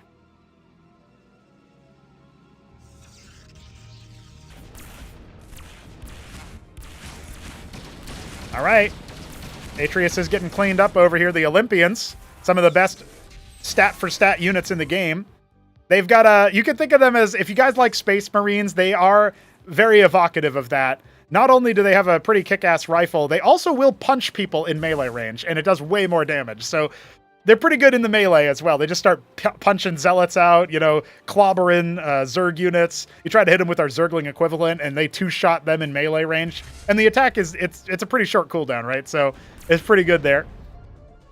You just imagine them punching Zerg to death. Pretty cinematic. Now, we have the move going on here. Oh, wow. What's he doing the glassing so early for? So I guess he's demoing the ability. This is what's going on in Newt's base in a moment, I feel like. He's scouting out what's happening here. He ends up giving over one of the Protoss units, reanimated, the toll of the bell. Is this like an ominous omen or something? What is he doing? Has Newt even clocked it? That's what I want to know. He's going to start glassing it pretty soon. He's given him the warning sign. Say GG now or I'm going to glass your base, fucker. Well, that's apparently what's about to happen, and there is no anti-air here. Say goodbye to your advanced tech, boy. He's going to scramble his bio. No, he can't even move. He's stuck behind the other side of the wall. He can try to lift off his structures to evade this, but he's got to cancel everything out. It only damages units on the ground, and there it is. The glassing has commenced, and Newt's Masons are being massacred. Hasn't quite gotten everything done, but it shuts down the production. Unbelievable. I mean, There, there was a big fat finger moment that he did that, and it was within vision range for Newt, but he did not see it and respond in time. And now the Goliaths circle back over, but I don't think it's going to be quite enough. His add-on is destroyed. That was unlocking that endgame tech. He lost the add-on for his fulcrums as well. And now, and Arbus is just dancing. He's got a second Star Sovereign out. A third one has left the building. I mean, he's been producing this whole time.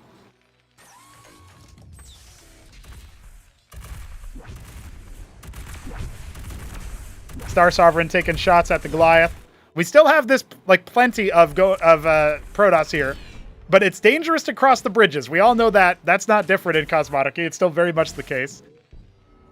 I think Newt might... Oh, glassing him from a range. I don't think he's going to get too many units out there, but it was a funny move. Maybe that's what he was trying earlier. And now comes the Collectors. Arbu's trying his best to just push in here, and I think he's got enough units. The Striders are glorious right about now. The Autocrat's trying to move forward and see what they can do, but it's only a fleeting victory as a second Star Sovereign arrives at the front, a third in the back coming back in. The original dealt 10,000 damage and counting, and GG is called as Arbus confirms Pasagi. Well, that's some good shit. That's some good. You know, when Arbus submitted that replay, his comment was, "I was very entertained by this game." Is that a fucking I am not surprised. Oh, let me get the forehead lined up. ZMRDII, thank you for the follow. I appreciate it. Anybody else who wants to follow can go ahead and put their name on my forehead. It's a pretty good time. I'll try to queue up another replay in the meanwhile. That was a fun set of games, or a fun game singular. I was not expecting that one. All right. We're going to go to some TVZ next, I think. Got to make hay while the sun shines.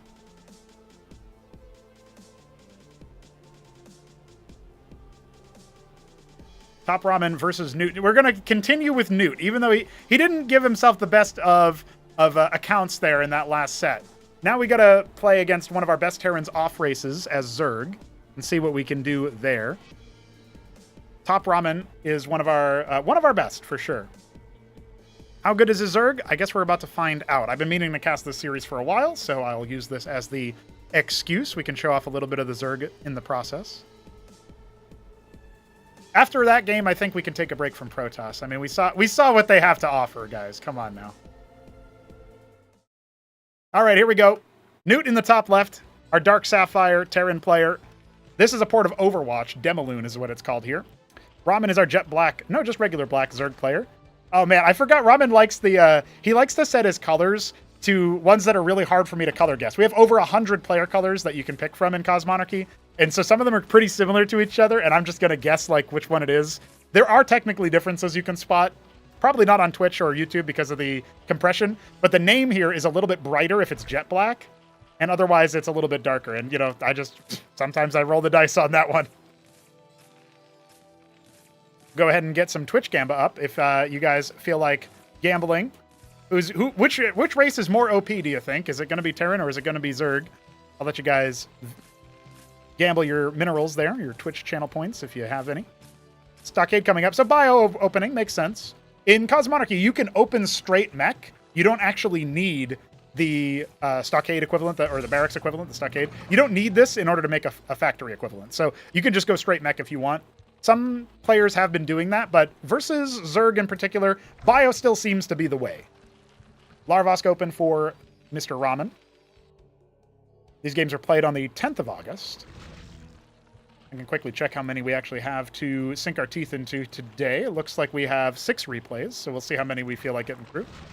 But I'm guessing this is actually going to be a second Larvosk as the pool comes down. So Zerg can make a mini hatchery, basically, out of their creep colony equivalents. You get access to larva, and as you can see, you can make broodlings from larva as well.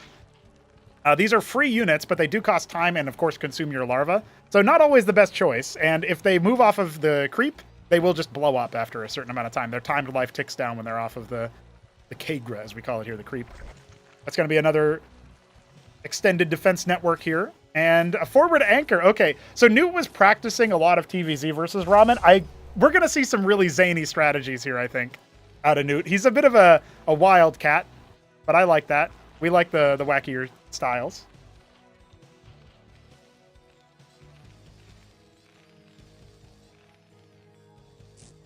Oh, fast quarry. Okay. The treasury doesn't make workers directly unless you have this quarry add-on. Once you build the quarry, any treasury on the map can make flying workers that take longer to make than your traditional worker. So the scaling rate of the Terran economy is going to be slower here, but in theory, Newt might be able to stretch ahead in a long game. He's already playing for that mid game. I think a lot of Terrans were playing for early game, but still doing this, which to me was a misread, but people were figuring out the math back then. Mason will be cleaned up by this ranged mini Hydra, you can think of it as, the Quasilisk.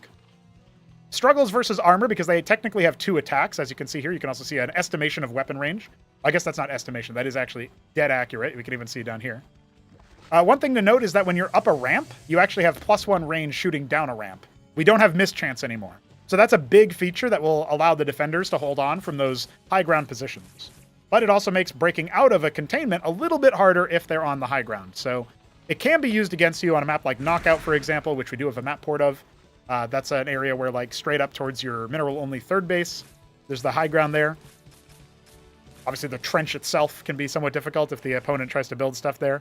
Now, we have an Ovaleth here. This is our Overlord equivalent. Only 3 Zergling equivalents here. There's not that much units in here, but Ramen is leaving the base at a timing that maybe Newt doesn't expect, and so he might assume this is just for scouting.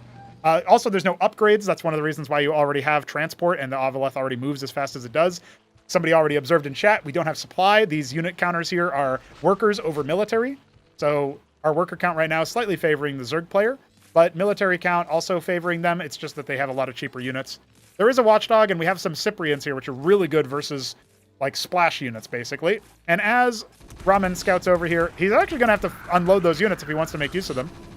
Narrowly will get up to here, and you can see him unload the Zeths, and they're not going to get much done, right? So a little bit of visual reads there as well. When Stim fell off, you saw that red overlay and heard that sound effect. Same kind of thing. Give a little bit more visual feedback to the game. And since you have access to Stim Packet from the beginning of the game, because you don't have upgrades anymore, we needed to make sure that people knew what was going on with them. Beyond just hearing, that's the stuff. Which is actually what all StarCraft 1 pros say when they start playing Cosmonarchy, if you didn't know.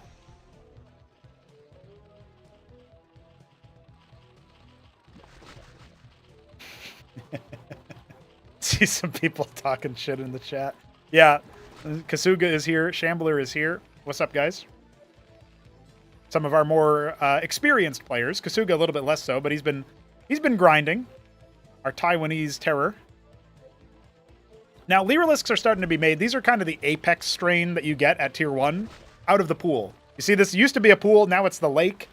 Before that, it was a pond. It was sequentially morphed a few times, upgraded. We missed it in the early game. I am a hero! Thanks, Shambler. And we do indeed have this breakout. The Cyprians were doing okay splash damage, but they were kind of caught on one unit off to the side. He kills the Lyrilisk. I mean, not great return on the investment, but he has a lot of bio back at home, and of course he has the scaling economy coming up here. Is he actually making Talos out of the Ministry as well? That's much slower than making the Mason, so usually not the most cost-efficient option there.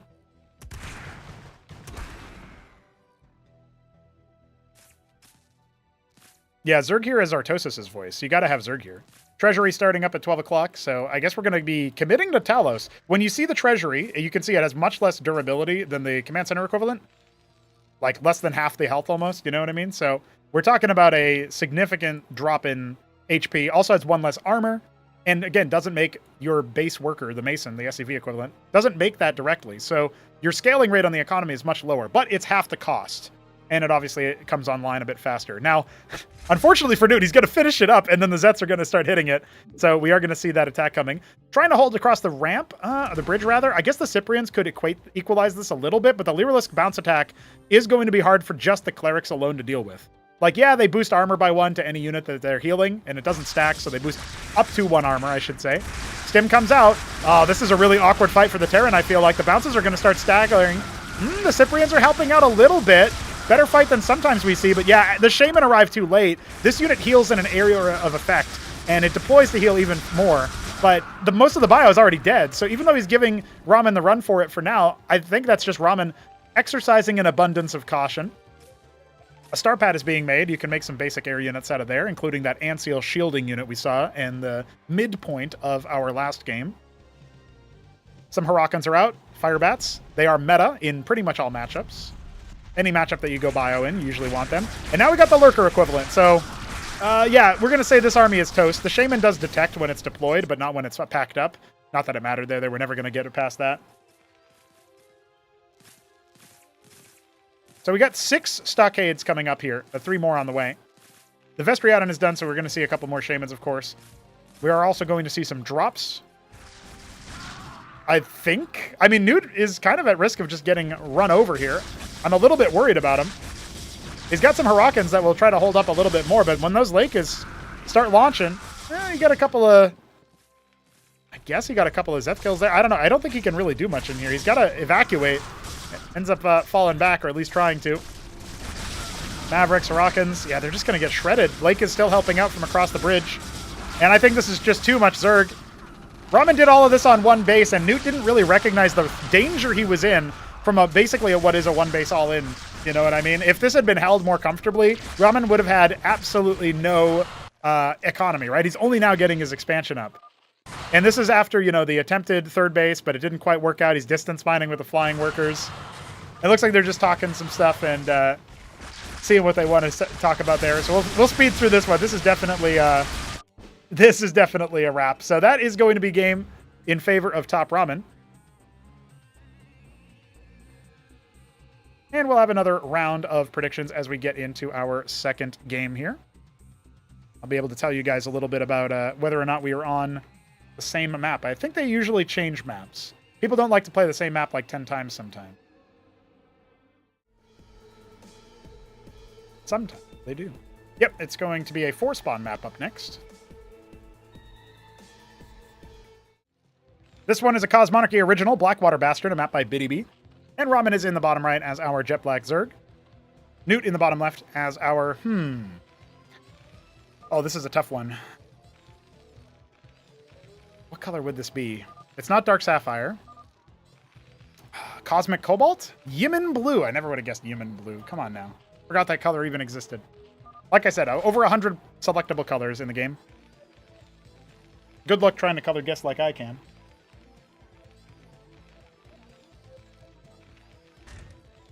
Kasuga says, does Pro say which race OP, Z or T? See, there's no toss. I said that because Protoss was already played, and it was already OP. Shambler really desperately trying to get somebody else to gamble with him. Gambling loves company. Sorry, Ramen, I kind of missed the chat there, but did you say that basically you guys were saying Treasury Expand was not the way, or was the way? I don't even know what people's consensus is on that right now.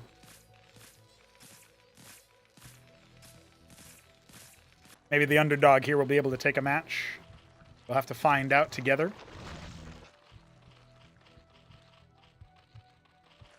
We agreed that we didn't like it. Okay. Well, I don't know if it works very well for the natural. I think Ministry is probably still the way to go when you're expanding to your nat.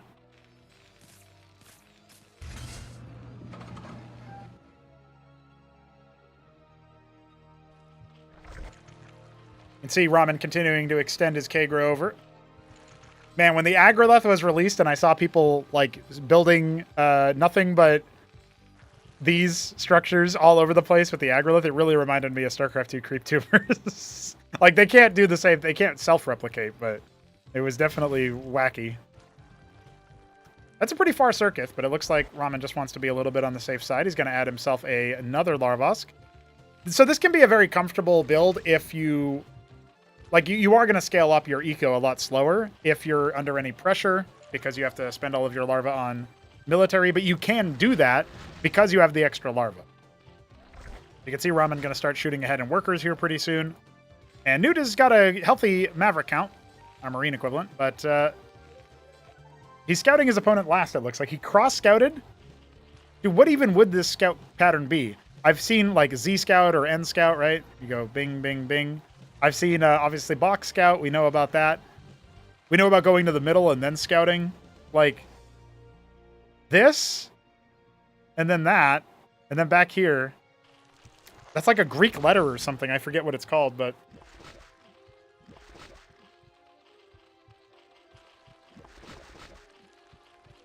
Well, Ramen, I guess the question I would ask then is, when you're going for Ministry Expand versus Double Treasury, do you have more flexibility with the tempo that you get from the Ministry expand? Because if that's the case, then going double treasury, and if your opponent scouts it, which I think they really ought to, isn't that then a situation where you're suddenly in a boat where it's like, oh damn, like I've gone double treasury and I must do a certain thing or otherwise I'm kind of locked in, right?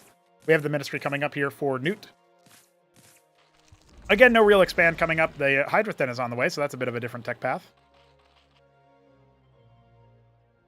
Avaleth leaving the base. I guess Newt doesn't actually... He hasn't been revealed by his opponent yet, so... There is that. See, that was cute. The Clerics healed the Mason on the way back. He mineral walked through them, so... Just phasing through those healers and the rest of the bile. Now, Newt's going to set up shop over here, but we are going to get to Bactyl Tech pretty quick, I think. If this den gets upgraded anytime soon, we're going to see these Hydras evolve into an artillery strain. I know you're like, wait, didn't we see Lurkers last game, Pronago? Yeah, you did, but they come out of larva now.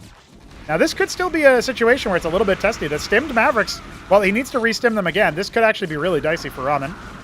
A little bit of redemption, perhaps, but he focuses down that static defense structure.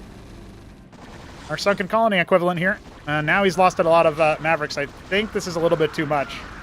Yeah. I thought maybe Newt might be able to overpower, but more Hydras hatched and didn't even finish killing it. So what you just saw there mechanically was, of course, when you lose a Zerg unit or structure, they regress into their previous form. And so actually when you kill a Zerg structure all the way, so you kill this and then you kill the Creep Colony equivalent underneath it, it then turns back into a worker. Isn't that cute? Now, don't worry, your units don't turn into larvae. That would be probably a little bit over. Imagine you kill a bunch of workers and you're like, yeah, I did all that damage. And then they're on creep, so they just turn back into larvae. We did think about it, but decided against it.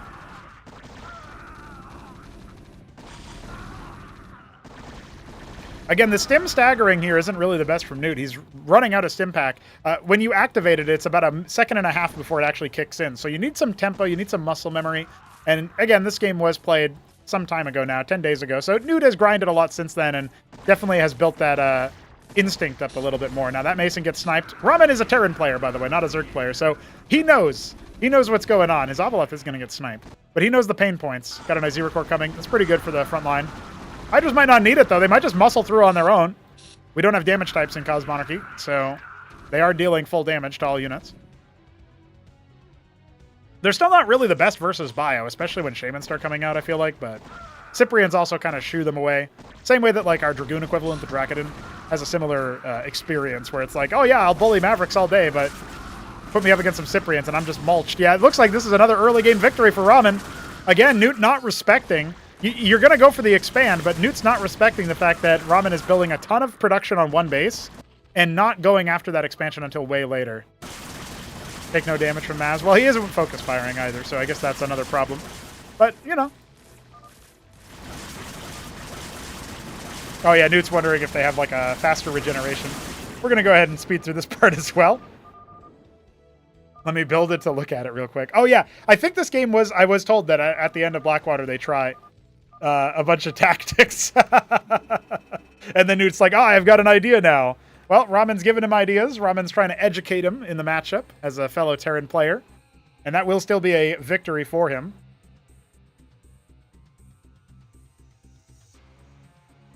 All right. Now, has Ramen started to give too many ideas over? That's the question. Because we could get into a situation where, like, Newt's got some strong mechanics to him in the early game. Are we going to see some more action from these two where Newt starts to take those advantages? Because even that game was a bit more back and forth than the last one. We got Newt in the bottom left here. He seems to be rocking one of those periwinkle colors, isn't he? I'm going to say periwinkle. Yep, there it is. And in the top right, we got Ramen as the smoky black Zerg player. Cross spawns on Mass Destruction. This is a port of Oil Flow, commissioned by 3 Crow. I did the work on it. Pretty interesting map. We've got the ramps over here, as you can see, a little like a swing. But we also have the expansion. The natural expansion has like an entrance down here through the south, as well as the main entrance into your general quadrant. So it does lead to some interesting game states. Also a bit of a cramped natural compared to your main, which is much more spacious and thus droppable.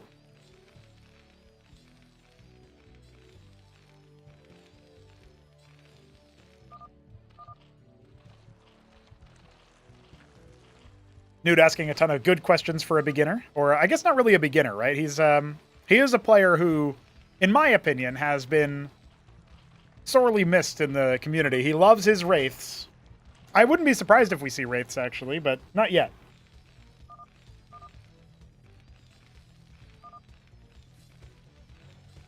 He's actually, oh my god. He's expanding Ministry first, dude. No way. I mean, I guess he knows that Ramen plays this, like, slow first military unit game. So that's what he's going to do against him as, like, a stylistic option. I dig it. I do actually kind of dig that. It's already halfway complete, and we're not even 2 minutes in. So let's see. Let's see.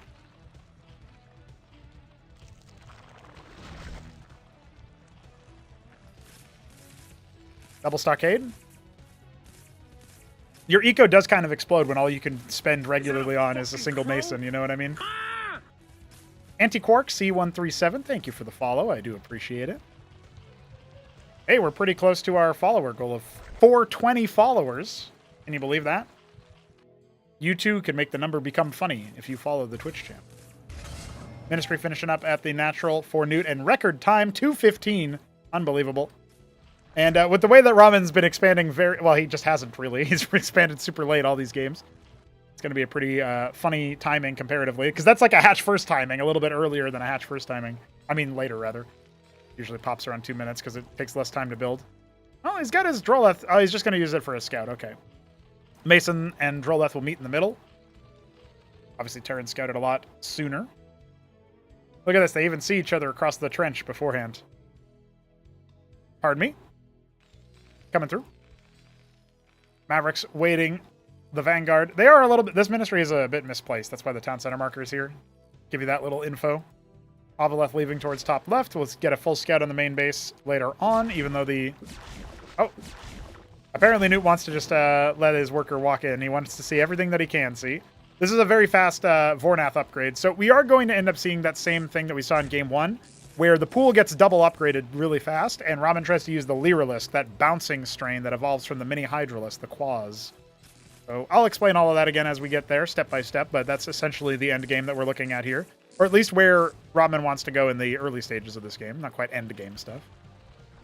Not yet. Oh, and he adds the Zorkis. So I think he really likes the Lyralisk Lakizalisk option. The Lurker equivalent there is enabled by this structure from Larva, as mentioned yesterday. And by yesterday, I mean last game, but also yesterday.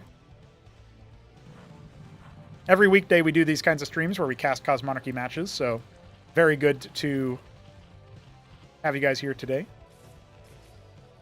I'll be doing a little bit of development of the game in just a short while, actually, after we're done casting the series of games, because we'll be talking all about adding that fourth race. Because, you know, adding all these new units wasn't enough. We need a fourth race, so that's what we're going to be working on today. I guess we'll be announcing maps for a tournament first, but, you know. We'll figure that out later. That Avaleth doesn't have anything in it, and it is dead to rights. But he gets the full scout, so he feels like that's worth it. Cestus here, this is the structure that they discussed in the sort of chat time at the end of the last matchup. But we have that Kalkir Lake, we have the Zorkish Shroud up, so we are going to see those extra tech structures give way to some more units out of Ramen. He's already mutating his Quaz into Lyralisks. That concept of the Hydralisk turning into the Lurker and the Mutalisk turning into the Devourer or the Guardian, we've taken that and applied it across the whole board, basically. So, you know, every unit that you make out of Larva generally has a mutation that they can make. You can even make flying workers out of the Droleth. So take your drone and turn it into a flying drone. That's basically what you can do here. Expansion timing at 5 minutes is definitely late, even by Cosmonarchy standards. Ramen is going to go ahead and make it happen nonetheless. He really likes this more one-base style where he gets a big army and then he just tries to mass workers to catch up economically. But Newt has played into that, or I guess tried to counter that by the fact that he knows that the first attack timing is going to hit way later. Cestus also provides detection. You can tell by mousing over the armor here. And the aura that it's providing is Sublime Shepherd. This gives +2 armor when you're facing your attacker. So as long as you're standing and fighting, you've got extra armor. And that's going to make the Harakans, which already have 2 armor, very, very strong. Speaking of strong, Newt is going from fast expansion to fast tier 2. We saw what tier 2 bio could do. I guess it wasn't that much versus Arbuz's Protoss, but Newt's done being the punching bag. He's taking control. He's going to try his best. See what he can do here. got himself a really solid looking bio army, but when you're teching, you don't want to start attacking at the same time. Unless, well, I guess there's some situations where that would be the case, but generally speaking, you do not want the experience. Oh, he's talking about the Covenant. Well, now it's 350 gas, so it did get balance updated.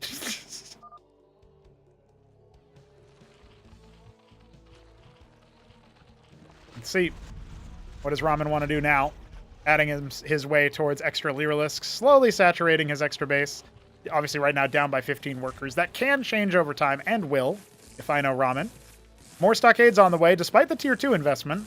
So it's kind of interesting that he's going for the Covenant. It's a very big gas sink. This Atlas requires 600 of each resource to make, so really does feel like you're catapulting yourself forth an extra tier of tech. And then, of course, there's the infrastructure you need to invest into that next tier.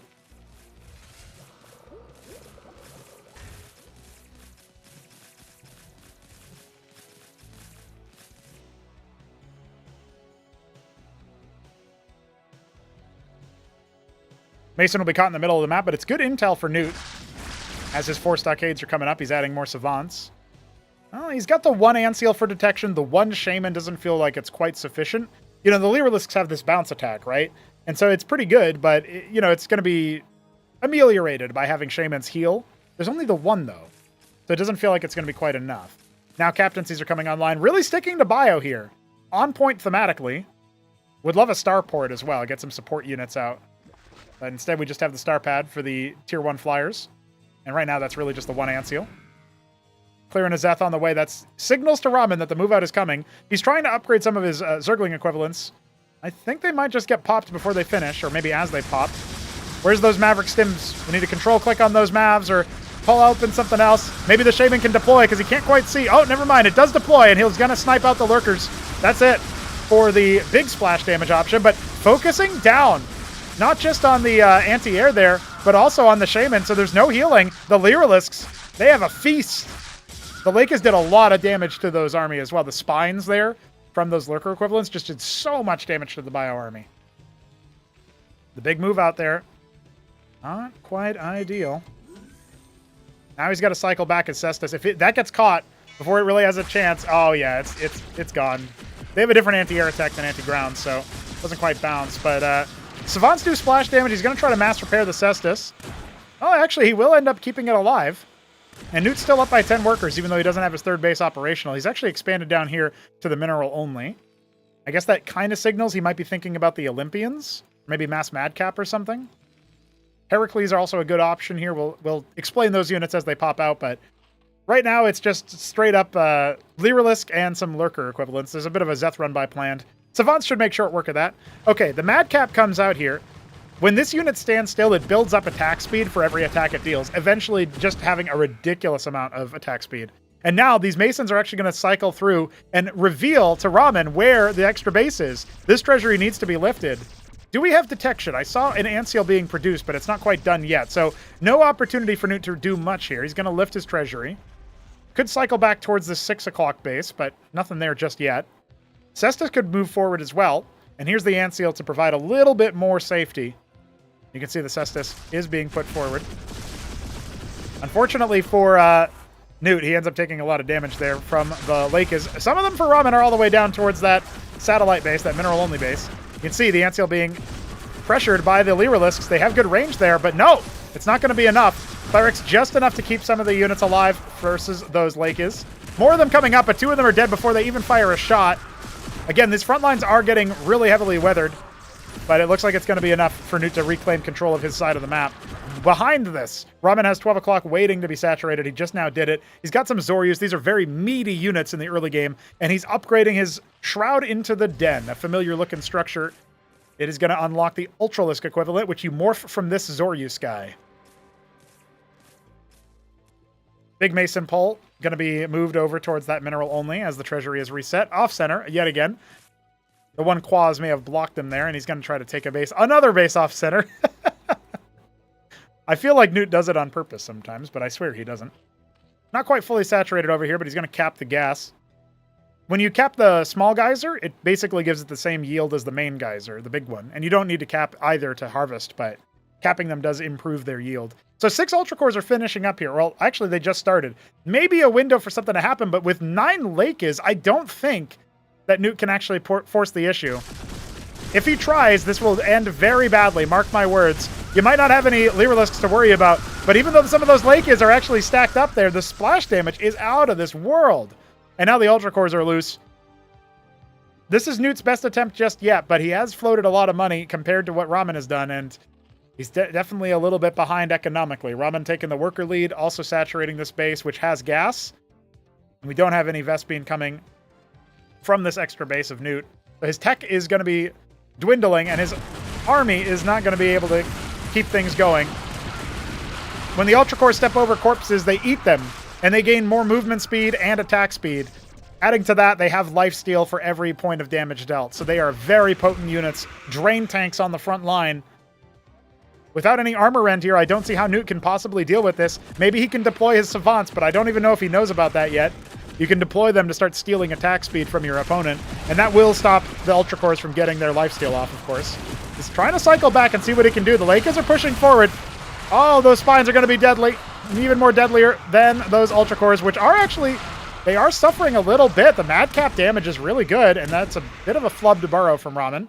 But Newt's got 4k minerals in the bank, dude. He has not been macroing well. Now cycling back, he's going to queue up some madcaps and queue up some savants. Spends down all of his money. Doesn't have the gas anymore for the add-on he wanted out of the starport. I'm assuming that would have been the commandment. Try to grab himself some support units here. Can be very important. A Seraph, the science vessel equivalent, creates no-go zones with Irradiate. Also rends armor passively, just by sort of walking over it, but like it observes enemy units and reduces their armor, which is pretty neat. Ramen going to take another main base. Technically, Newt's done that, but he's got very few workers there. Treasury is slowly filling it out with the flying workers, but not the best right about now. And the Cestus will be brought over towards the front line. This is all buildable terrain here, but I think Ramen has this territory on lock. Let's check out his army back at home. Not really developing his tech too much. He thinks he can win right here and now. He's taking 3 o'clock, taking top left. Not quite turned into a proper base just yet, but at some point it will. And the commandment is on the way now for Newt. That's the control tower graphic up here in the top right. Cestus providing detection. That's going to need to be a focus point for Ramen, so his Lakes can continue firing. And look at the way that the Ultras are getting mulched. But maybe now they've provided a little bit more value, and there's no counter to the Lakes on the right side.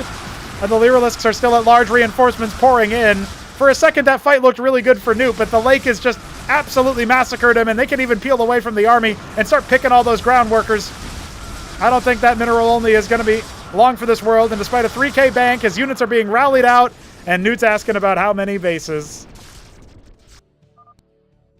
4 going for 5.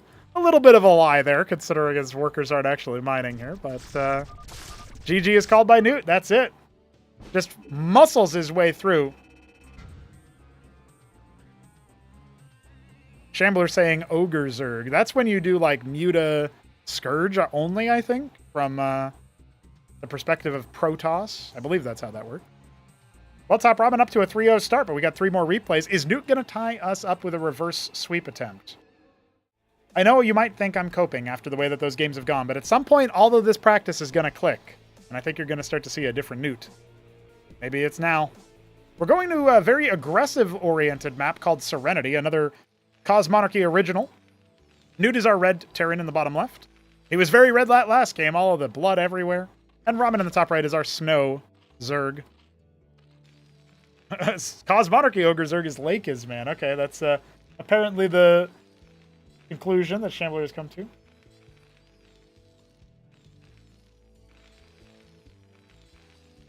We are going to see a stockade first. On this map, you can't really get away with expanding first. The rush distance is very small. Sometimes you'll even see Zerg's 6 pool on this map. Also, what is this? Biddy B and Jujic made this map.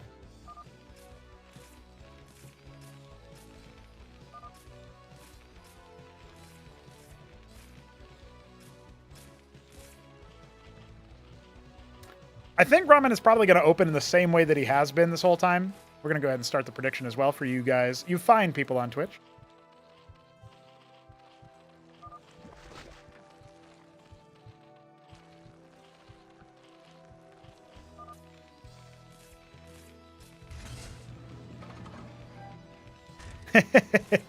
Kasuga asking Newt if he can post the replay where he won. That's funny. Dub posting occurring right now in the Cosmonarchy Discord server.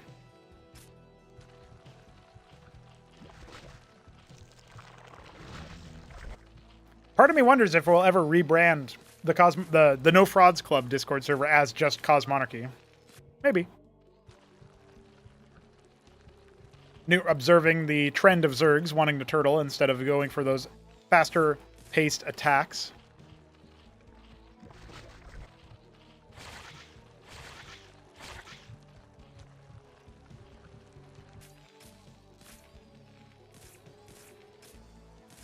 He's just going to bail the anchor right there under his nose. So one thing that's funny about the way that the Broodling works here, the Rillarokor, its timed life ticks down when it's not on the Kagra, but if it's attacking, it's gaining 1 second for every attack it lands.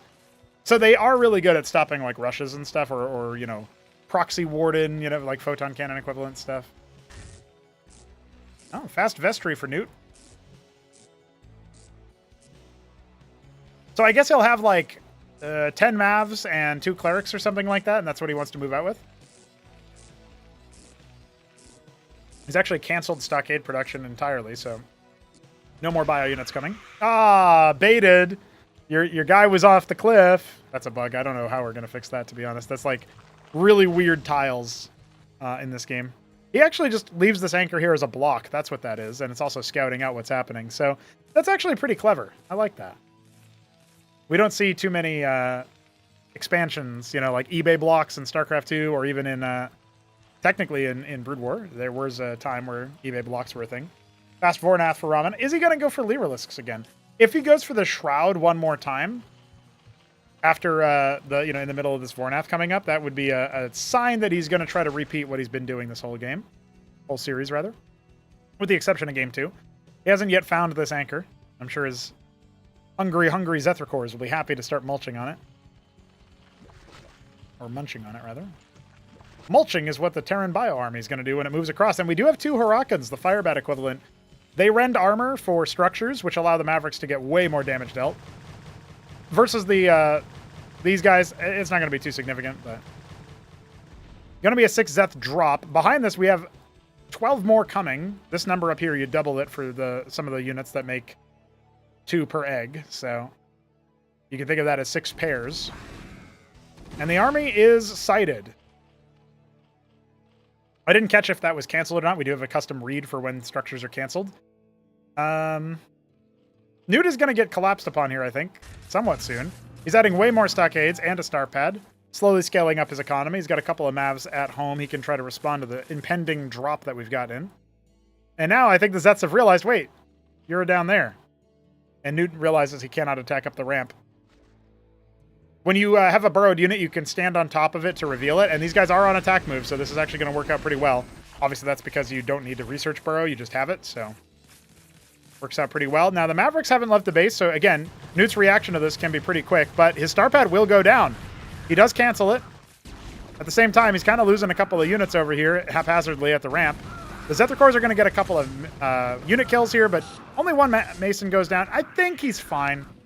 The star pad is a tough loss, but he's got a lot of money in the bank, and I think that's the most worrisome part. Restarts the star pad. Zet's still hounding him inside the main base. That Circuit was dangerously close to dying. I don't think Newt realized how close he was to just being able to walk up the ramp and kill. With the stimmed Mavericks, he might have needed to like fall away, break away after popping the Circuit, and then kill all the Zeths, but depends on the reaction time of his opponent, I suppose. Covenant coming up, he wants those Savants. I don't hate the idea. Star pad a little bit more defensively. Not that you can repair it until it's complete, of course. Good unit movement out of Ramen, though. I gotta say that for sure.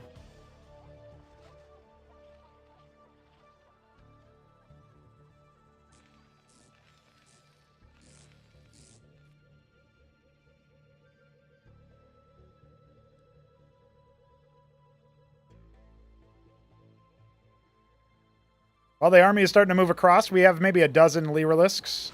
Maverick gets cleared out, and I guess we'll see an expansion coming pretty soon. All right, let's see if Newt can make stuff happen before his tech units actually hit. He's just absolutely oh, yeah, he's shattering all of those poor Zethrakors, but the stim is not here. Oh, it is. Really good stim timing there. And as the Zets come up to start absorbing some of that pressure, the Lyrilisks can get their bounces off. This is where things get really dangerous. Newt's winning until he's not in this army fight, and Raman's giving him a lot of room. He can go for this attack. You need to stim these Mavericks home and let the Clerics die, I think, because that's the only way forward. The first Savant arrives. Can't quite deploy it just yet. And this is a scrappy fight. The Lyrilisks are taking a long time to clear out all of those Firebat equivalents, but I don't think it's going to matter too much. Man, look at the bank for Newt. If he had more production or something like that, maybe he adds some mech here. I think a Phalanx would absolutely massacre. The Siege Tank equivalent would massacre those Lyrilisks if they were in the same spot. Force them to dive in, then the Mavericks can shoot him with impunity. Feels like that would be really good. So it's going to be Savant Cleric left over, and he has the Trojan, which was scouted by Raman. His natural only now coming up. Again, remember, Raman's economy not as good as Newt's, and hasn't been for a very long time. So even though he's got this tech advantage and military advantage, he's still a little bit behind. Only now adding the Shroud tech, that's going to give him Lurkers, as previously seen. Also gives him that tanky unit on the front line, the Zoryus. Has some interesting ramifications for army fights. 2 Zets are dispatched for a scout, the rest of the army. Well, I guess he's going to have about 20 Lyrilisks, a little under. Avaleth coming back in, but there's nothing in it. Detection is really good for spying on your opponent in Cosmonarchy, because if you have a detection, which the Avaleth is a detector, you can actually see what unit they're making and how soon they're going to be finished. You see the progress bar, and you see the unit in the queue. Very, very good. It's basically like being able to be in the observer slot or something, right? The replay viewer. You can click on eggs to scout what they're doing with your Ant Seal or your Witness or whatever. So, I think it's pretty neat. Something that I think only really matters for top players most of the time. So we have a drop coming. You can also see what's in the cargo hold, by the way. You select this Avaleth, you see nothing in it. Okay. You know it's just there as a decoy.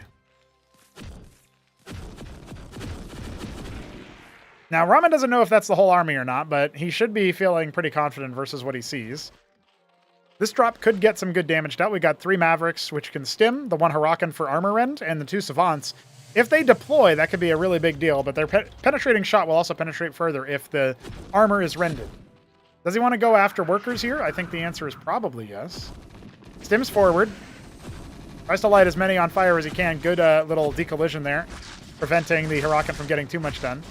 So this drop isn't actually going to shut down too much, unfortunately. Not very cost-efficient either. The Trojan will end up coming back. We have a couple Zets move it out. I don't think this is going to work out for Raman. He's just going to... Well, there's a blood pile now. I guess that's scenic. Start wading through. That's why Newt's units are red, by the way. It's not his player color. It's just all of the Zerg blood. Third base going to go ahead and...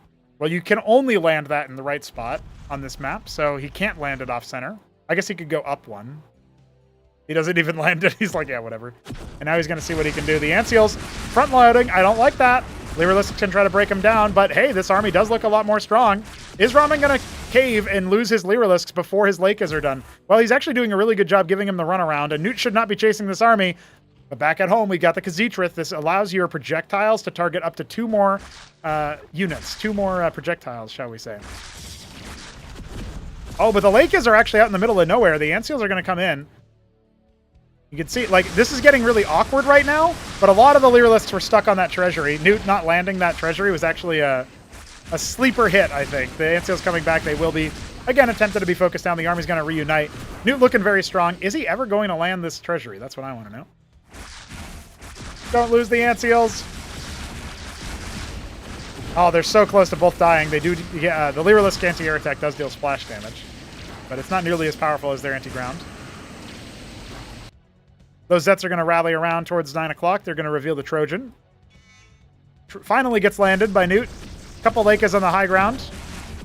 Ant Seal's trying to protect. Barely able to.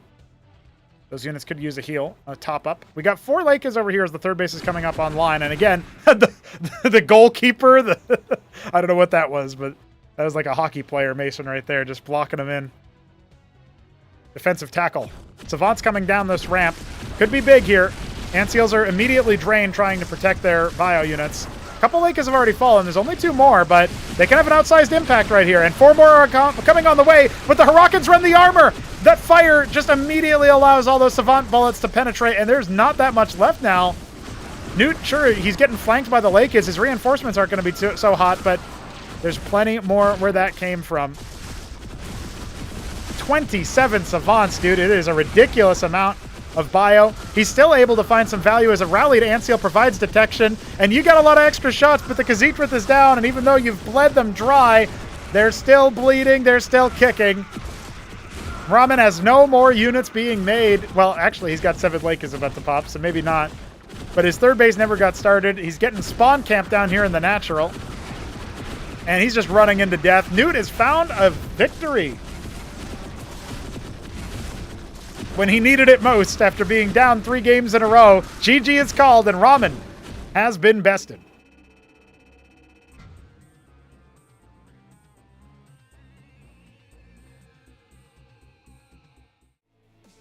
All right. Newt's not going to go out with a whimper. He'll go out with a bang. Okay, we've got 2 more games here. One on Germination, another Cosmonarchy original, and one on Crisis Vector.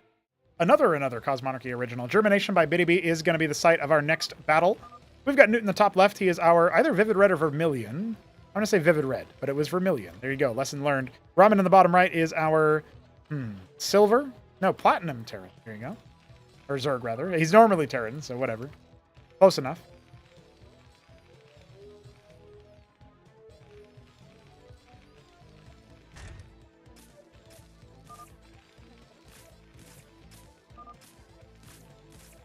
Nathricor, probably is what he's talking about.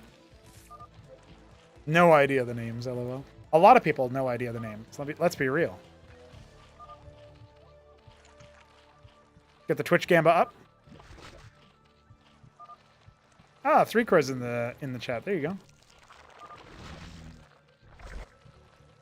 So Germination, you only really need 1 spread over here to the ramp, but the natural is not very easy to defend from the main, right? So ends up being a little bit different. Double stockade for Newt.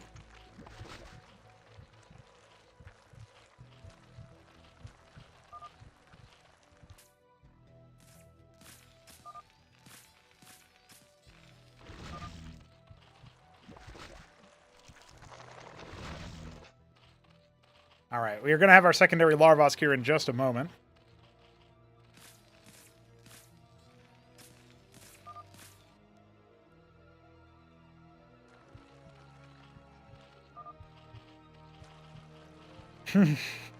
Yeah, Ramen has been opening very consistently.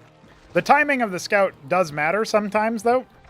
Like, if you scout something different than this, or you scout a hatch first or whatever, obviously it's a very different look. Now, Ramen hasn't put down a tech node yet, so this is definitely more on the greedy side. If the Mavericks came across the map right now, it would be hard for Ramen to hold. Still just mathing it out. Still mapping it out. Still figuring things out. And Newt playing it safe. Not going to move across the map just yet. It's true. Not very many Zergs will do this. This is really, really risky. And he's going Hydra then first, so he's not even going to have access to, like, cheap units. This is greed AF. Yeah. Yeah.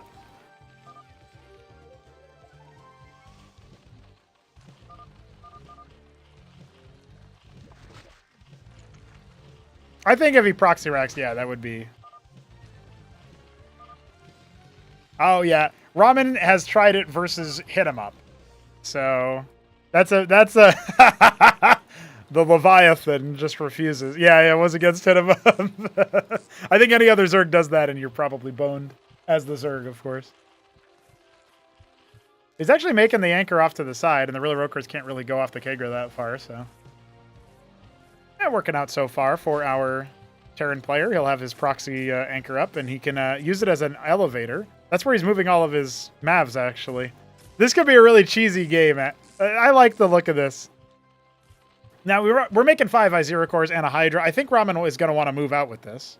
Oh, he scouts the anchor, though. So maybe not. He'll play a bit more defensive. Did Newt see that he got scouted? That's what I want to know. He's going to move ahead again.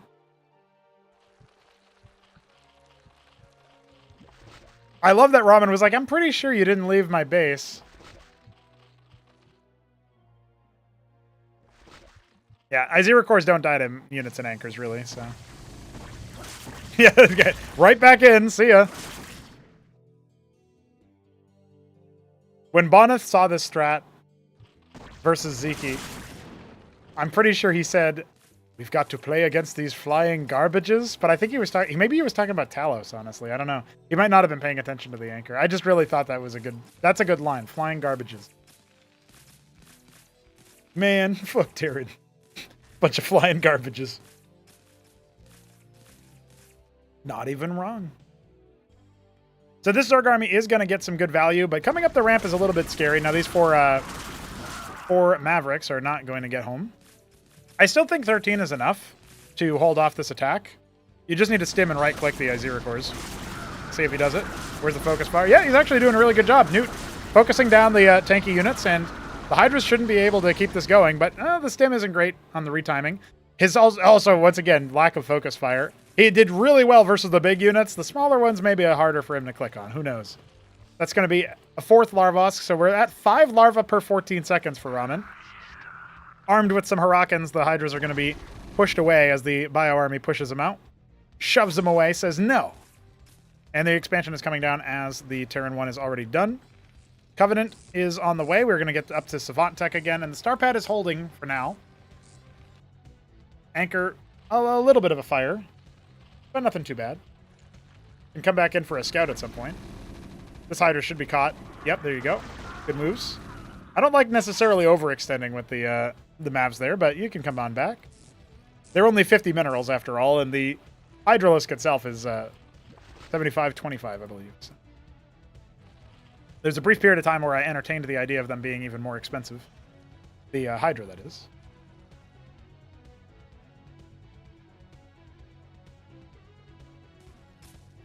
Cestus on the way.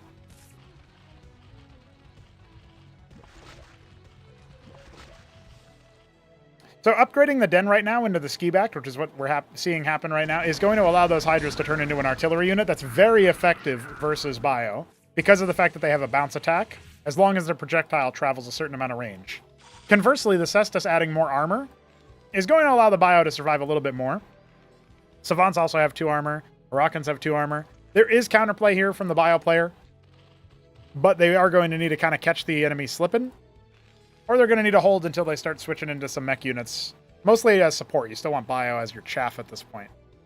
No third base for either player just yet, and the Anchor will finally start a scouting mission to confirm that. 19 Hydras, not bad at all. A good gas bank, but not a lot of minerals. Could be mining from the Ridge guys, but doesn't want to retask them on after the Escagant finishes mining. Or finishes gestating. There you go. Yeah, a lot of larvae, not a lot of actual money yet. Ramen is only now spiking the eco.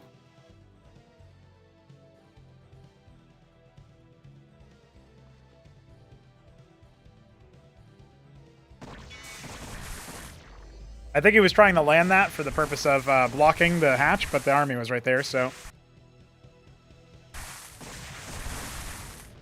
Ramen kind of chases it out, but it's, you know, Newt sees what's going on. His Savant, or his Anciel, unfortunately, is going to be drained of energy very, very quickly. Down the ramp, you still have that extra weapon range, but the Harakans are starting to make connections. Maverick stim forward, that's going to be 1. Backbill is killed in the egg. Anciel trying its best to protect. Drained of energy, but might still absorb some pressure, and there it goes. 1 more shot will do it. Now it starts to regenerate its shields. More backbills are finishing, but there's not anything that's good for a front line here. The Savants are going to be able to run them down. More clerics arriving. Oh, Newt he's on the edge of ability to actually fight what Ramen has. He's got so many support units between the Anciel and all the clerics. Like 9 clerics is no joke, but he doesn't have that much DPS. He really needs to start getting some more going on there. The Cestus is actually going to leave the base and fly over. Versus Bactyl's a great choice. Again, that armor, really, really helpful. The Bactylisk actually has no armor pen, whereas some units do. And their damage is small enough that armor does make a big difference here. More Savants streaming out. What do we have in production? It's just 5 Savants. I would love some... I would love some more variety there. You can see the Bactyls trying their best. The Hydras are going to get mulched by those Savant penetration shots. Oh yeah, look at that. That's a beautiful amount of lineups there on the splash damage from our Terran player. Circuit getting active from that ramp. Rilla Rokors could come down and try to slow the attack speed. I don't know if it's going to be quite enough. Bactyls are split pretty well. Ramen almost. He's so close to sniping out the Anciel. I don't know if it's enough, though. The Savants are just barely breaking through. Cleric's trying to help them out, giving them extra armor. Only the Hydras here that can really help, but they're on the front line and in a line as well. That's exactly the wrong formation for the job. It feels like Ramen is just barely going to falter here, but 6 more Hydras just hatched. Reinforcements coming in. The Cestus will land soon, and that will be a wrap for the Bactyls.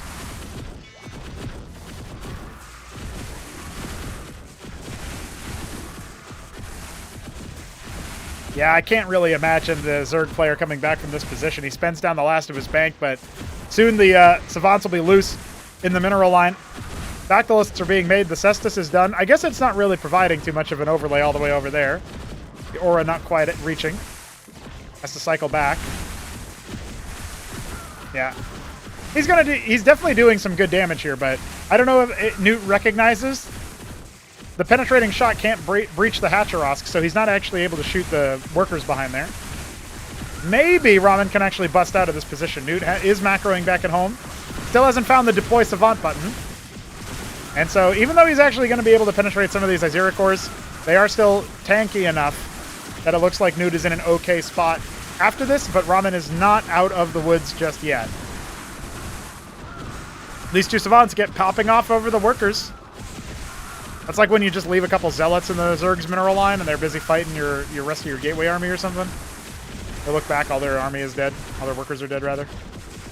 And more Savants arriving to keep the contain going. At this rate, he might actually just kill the hatch. You can see him just ignoring the army, going for the workers, bypassing the hatch, who will no longer block the shots. And yeah, the reinforcements were actually enough to do it. I doubted for a second. I thought maybe Ramen would be able to break it. That Cestus provided a ton of value in that sort of secondary fight where the reinforcements came in. And only now is it actually dead. So Newt can walk away knowing that he just reset the base count. And look at this. He's got so many Masons waiting to be tasked onto that 3rd. But he doesn't even need it. At this point, he can just use the Mavericks. Throw him at bodies at the problem. The Red Army living up to what you might expect. There you go. Maybe take an extra base. Adding a stockade or 3. Starpad got lifted at some point. I don't think that was intentional. Lucy says, just 5 Savants is my band name. Yeah. Band name. Called it. Ramen's going to try to re-expand, but I really don't think he can.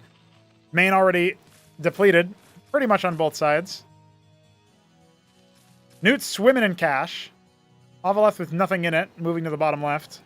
Another one heading out, but the Savants will catch it. The Bio will catch it in general. Or maybe not. Nah, he'll let him off with a warning. This is funny. And he's like, I got a lot of money. Make unit. Make unit win game. That's what Hit 'em Up says. Reason why we don't have any more ant seals is because that Starpad was lifted off at some point, but the Savant count is out of this world, so I really don't think that it's going to matter too much. The Avaleth took a little bit of damage earlier. That was what that ping was on the map. You guys ever notice that like sometimes we'd be watching a replay or watching somebody else watch a replay and they'll miss action on the map? Yeah, we decided to take some efforts to prevent that. So GG's going to be called. Ramen scouts everything out, but when there's damage dealt to a unit, we immediately go for a minimap ping. That's Newt's 2nd victory in a row. And at all in the set of games. We've got one more replay, guys. We really could end in the fated 3-3.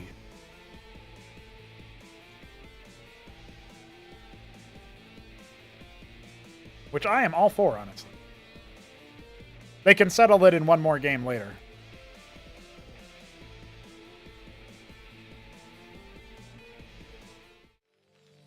Here we are. Newt in the bottom right. He is our golden brown Terran. Oh, no, sorry. Light olive. And Top Ramen in the top left. Actually, I think this is probably snow again, but something about the hatch makes me think of, like, platinum or maybe silver pink. But it was just white. Regular old white Terran. I mean, Zerg. I got the color wrong and the race wrong. I should hang up my hat. Gamba up on Twitch. Bet on the last game, will Newt continue his comeback victory or will Ramen beat the set? Finish him off. 4-2. This wasn't an organized like tournament match or anything. This isn't like a best of 7. There was just practice games that we're casting for the love of the game. This is also going to be our final cast of the day, and then we'll be moving into about an hour of development where I work on some Escozy stuff, as well as some map pool related shenanigans. Hope you guys are looking forward to that.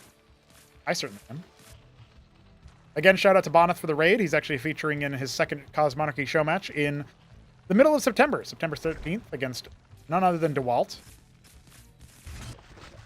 I told Boneth about the fact that DeWalt hasn't played it yet at the time of the show match being set up. And Boneth was like, oh, nice, I already have an advantage. And I was like, yeah, it's kind of like in regular Starcraft, though, too, right? It seems Boneth always narrowly gets the better of DeWalt in some of these situations. BSL, most recent season being no exception. Spoilers, I guess.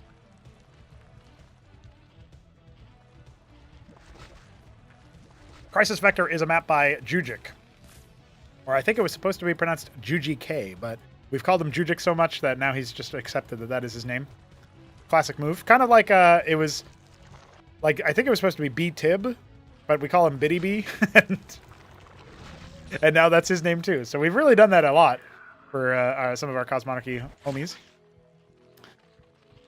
Maverick sims across and sees what's going on. Scouting with the Mav instead of the Mason. I think this is actually how Newt prefers to scout these days. But it does reveal that you've gone bio, so there is a trade-off there, of course. We just need to give Mason stim, and then he'll use that instead. Was it Biddy? I thought it was Lucy who came up with Biddy B. I always thought that, but maybe Mesk did do it. Maybe Lucy remembers. Fast Vestry off of the 3 Stockade. Newt is going to have access to a lot of early units. He wants to try to march across the map. And again, Ramen going for his Circuith on the ramp. It is a little bit hard to actually bust this, but I suppose this sets you up nicely for a contain into a drop or something. Or just tech, you know, expand tech.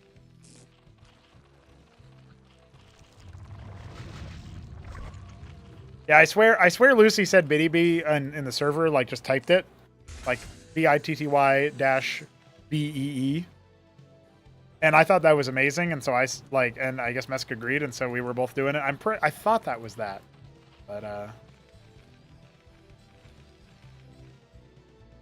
I always, like, in my head, whenever I said, oh yeah, it's Biddy B, like in the early stages of calling you that, I swear I was like, as of course said once by Lucy. So that was what in my brain I had that. But hey, whoever did it, thanks. Could be Mesk, could be Lucy. Zets catches the move out. We got a couple Zets pocketed over there. It's not going to do much versus all the bio, though. Quaz on the ramp, ready to go. And the Shroud is on the way. Skipping straight over to the Shroud. Nuke going to go ahead and drop his Expand. We are going to see this little corridor here be pushed in. And honestly, oh man, it was so close to them just kind of incidentally finding these Zeths, but for sure Ramen knows what's up now. Four Lake is on the way, Azorius on the way. I think he should be able to hold, honestly. But let's see. Maybe Newt can prove me wrong. He needs to get his Hurricanes up in the front and see him trying his best. He stims out the Mavs. Now he's going to deal with the Zets on the front line, or on the back line, I should say. Where the Rokors are immediately mulched. Where's the restim? Where's the restim, Newt? You're going to need to gun him down the old-fashioned way. No fire to support you.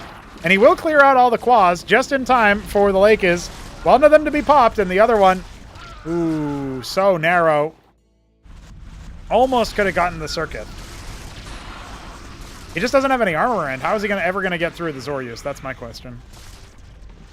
Reducing Maverick damage by 2. They're doing 4 damage a shot. Kind of wild. Ministry about to finish up here. Ramen can take his base now, but again, Newt is ahead economically. He's got his expansion already done. His star pad is coming up, and he's another set of 8 beautiful Mavericks moving across the map. I guess they'll be more beautiful once we remodel the graphic, but that's for later. And now it looks like Ramen wants to switch into the Calcure Lake. So upgrading his pool the first time, he's going to do it a second time soon after. A Quaz sacrificed as a scouting measure. Now, the map opens up a lot once you pass through this natural choke point, but most people just go in a straight line to their opponent, right? That is the fastest way to your opponent, after all. Now, 2 extra stockades being added. I think there's a Cestus on the front line, or maybe that's just the rally. Oh, no! Ramen bungling those 2 Lakis. He's only got 1 left.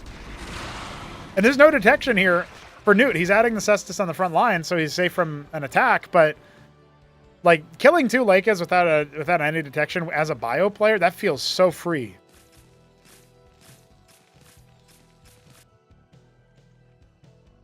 How is Ramen possibly supposed to tech into his Apex strains if he has to keep reinvesting into those Lakis just to stay alive? More Zeth's sacrifice, not taking the long way around. Hatch only now finishing up. It's going to be a while before the Kagra spreads so that he can put down some more static defense. At the very least, I guess he could get a Khaz'Trith, but that's another bit of Vespene. And see, he actually hasn't been able to upgrade his pond into the lake. Covenant now coming up. That's the timing Newt wants. He's got a lot of minerals left in the bank, so he could queue up to another base or more stockades. We'll see if that's what he wants to do. Anseal started up. Ramen spending down his money on workers, trying to catch back up, and he actually has not transferred a lot of workers, so he's really oversaturated over here. After you get 2 workers for each mineral field, your next worker is going to be way less efficient, way less helpful.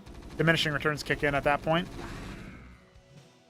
Narrowly staying alive is that Zeth record. Now we're going to see a little bit of a movement from Ramen. Remember, Newt's army is like kind of split in twain.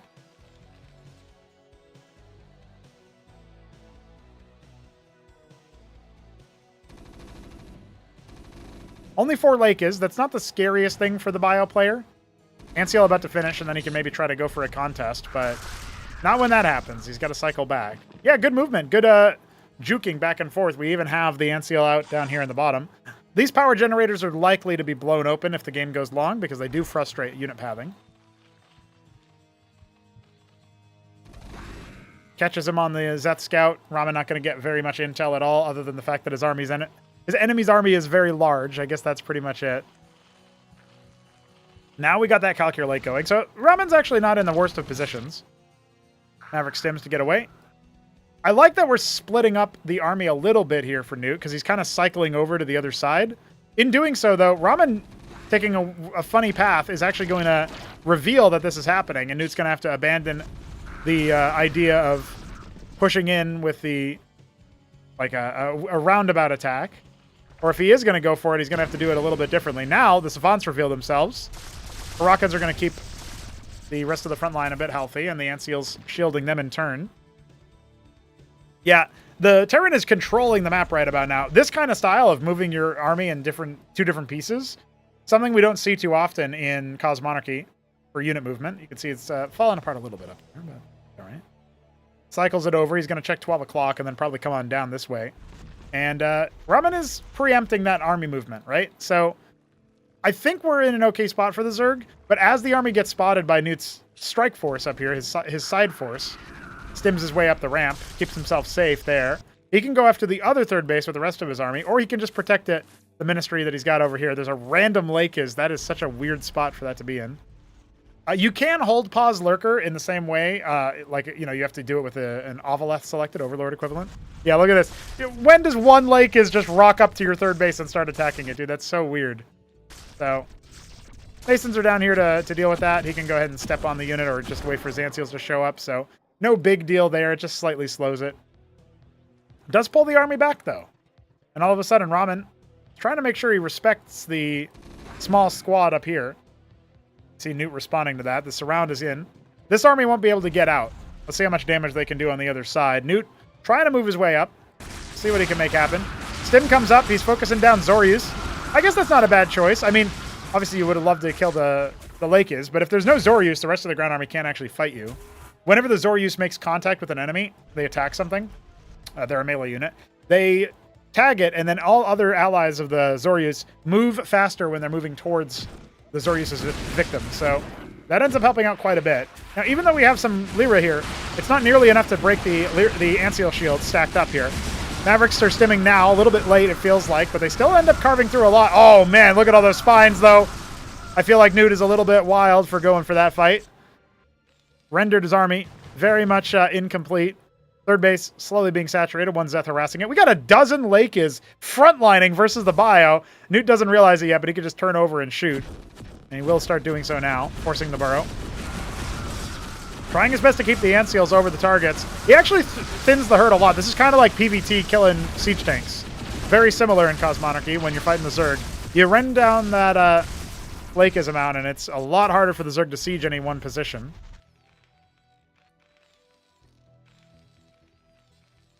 Now, we've seen 5 extra stockades be added, so we are at 10 stockade. It's very cool. Antseals again trying to prevent those Lakis from doing too much. And oh, they're stacked up on top of each other. Well, eventually the Savants will have to start falling away, but they killed 2 Lakis in the process and also dealt a pretty steady blow to some of the other units. Now we do have one Zorius leading a whole pack of Quas off to the other side. They will descend upon this base, and there aren't that many reinforcements. So this does feel like maybe Newt's going to be in trouble. But his Mason actually reveals it ahead of time. Now he can pull his army away from the middle of the map. The Cestus is going to land in the middle. I don't know that it's going to stay alive for very long. Antseals arrive just in time to protect the small amount of army units here. Savants are going to go ahead and rout the Quas as they try to leave. And then, you know, the Cestus reveals, indeed, Quas and Lyra on the way. Interesting. Interesting. Okay. Well, as of about right this moment, the Savants, the Mavericks, they're in a good enough spot. I guess we got some Hurricanes in there as well. The Quas come back in, though. That's going to force a reaction. Newt's going to pinch off a couple of his units and send them over. Meanwhile, his Antseals are going to try to protect his big backline. The Hurricanes aren't quite able to do anything here. They would go a really heavy extra mile attacking those Zorius. It looks like maybe it's not going to be enough for Ramen anyway, though. All of his damage is gone. It's just a couple Ultra Cores, and this number of bio is going to be able to mulch through him, losing everything in the process and not at all resetting enough of the Terran army. The Lakis did a lot of damage there, like 1,000 each, but it wasn't quite enough. More of them are on the way. I just don't think it's going to be good. I really can't see how Ramen comes up here. A lot of his Quas went down without killing too many Masons, too. It's not even like he did a lot of counter damage. Newt still has a narrow worker advantage. No extra base coming up. Ultra Core's coming, but I feel like Newt can push for the victory here.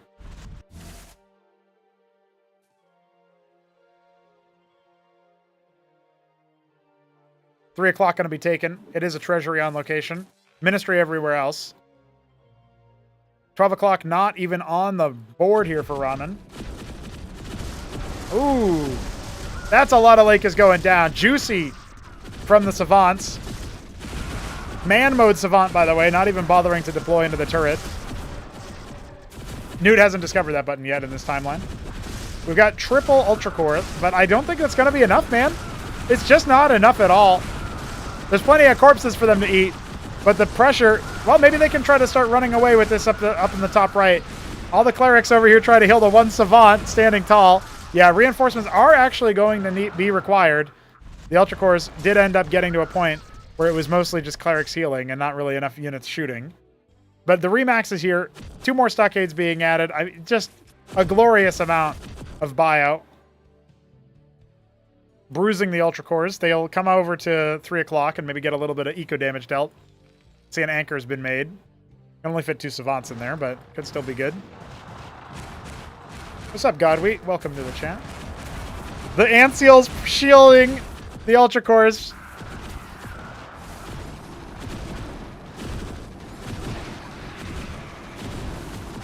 That blocks life skill, I'm pretty sure. That's pretty good. Oh, welcome back from the dentist. Mr. Shopdog, I hope your visit went well and you're not too numb. It does feel like Newt's about to rock out over here and finish the job. Got a nice little line. Just naturally spread out his army that way. The one lake is not going to be able to get too much done. A little bit of damage, that's about it. Ooh, ooh. Couple Lakers re-attempting. Re-aggressing towards the 3 o'clock position. Ramen's done a really good job of extending play, but he's always just reacting to the army movement of Newt, right? He's not able to really slow his growth too much. This is the first real amount of damage he's actually dealt in quite a while. 12 o'clock just finished. We got 2 Lakers. They're going to go to 6, but there's nothing there. Maybe they can walk in the front, but I highly doubt it with all those units.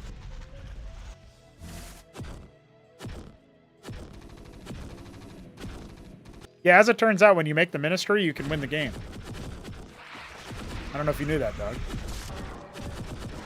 And you know what? Is it any coincidence? He makes the treasury, can't win the game there. Has to win the game with his ministry instead.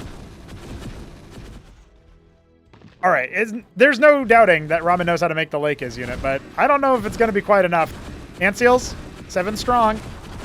Savants are kind of split off here. The rest of the army at 12. They got to come down the ramp.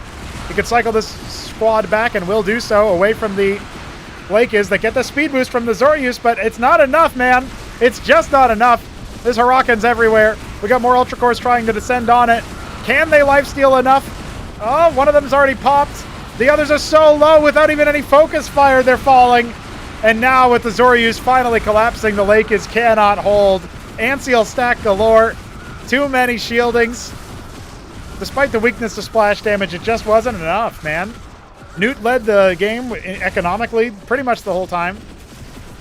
And with that, he's got so many more units. Ramen has no more chances here. Anywhere on the map Newt wants, it's crushed from this position. Trying to eke forward everywhere he can, but Ramen just...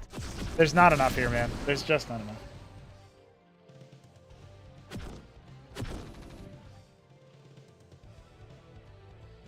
"12 Stefans at a time." He's made so many. Look, he's even stuck a couple behind there. That's the real macro man way of bypassing that limitation. Build enough units that they pop out. All right, the Hurricanes are descending. Lakers are going to get a final little glory shot. Anseal's not even protecting the bio army up here. It doesn't matter. The Zoryus getting mulched. More Hurricanes streaming in. Ultra Core will eventually be dealt with. We got anchors on the front lines. This is not a very efficient fight for Newt. But even as Ramen barely holds on, there's another fully maxed army waiting to move across the map. And they are doing so. Even this force is enough. Anchors on the front. We got 5, 6 Lakers or so. And that's about it that's left as the reinforcements pour on through. Ramen, desperate for anything, is making quads so he can turn them into Lyra, but I don't think it's going to even finish, dude. Newt gathering his forces, gathering his strength. We got so many Lakers. So little time. There's almost 20 Lakers. There's no joke. If only Newt went after the actual base. Oh my god, the Anseal count. 10 Anseals. I mean, good luck trying to bust that many. At some point, he did send 1 or 2 Lakers over here. 12 kills between them. Trying to come out and bust out, but it's not going to work out at all. Finding Lakers all over the place. Just to be silly, just to be annoying.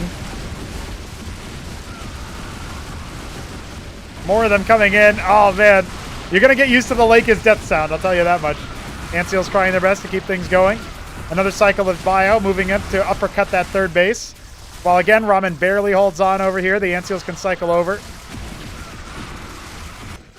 And there is nothing over here for defense.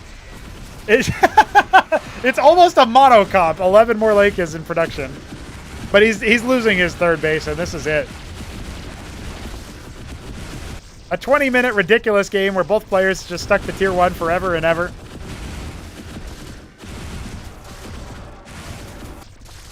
A couple more Lakers will eventually be cleaned up. Rest of the army now moving out mid. I've been in Ramen's position plenty of times before. I've got nothing for defense, and I just keep moving around trying to distract my opponent.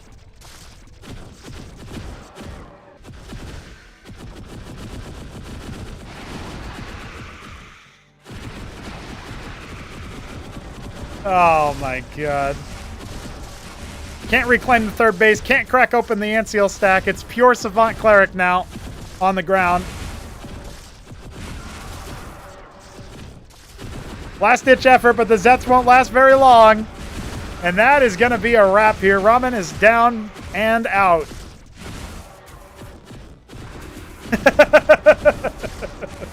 Throwing good Lake is after bad. GG is called as the last of his units are expunged. Now you know as much as I do, LOL. GG's, or G's. Thanks for the help, says Newt, as he claims his 3rd consecutive win. Anytime. Ramen, he keeps it in the family, so to speak. Keeps it all going inside the Terran Cabal.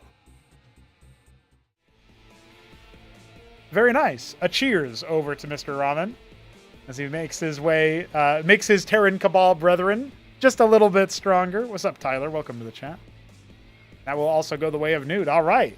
Well, just like that, we've actually crossed 4 hours of casting. I was going to call it at 3, but we got that big raid from Bonneth. I didn't want to let it go to waste.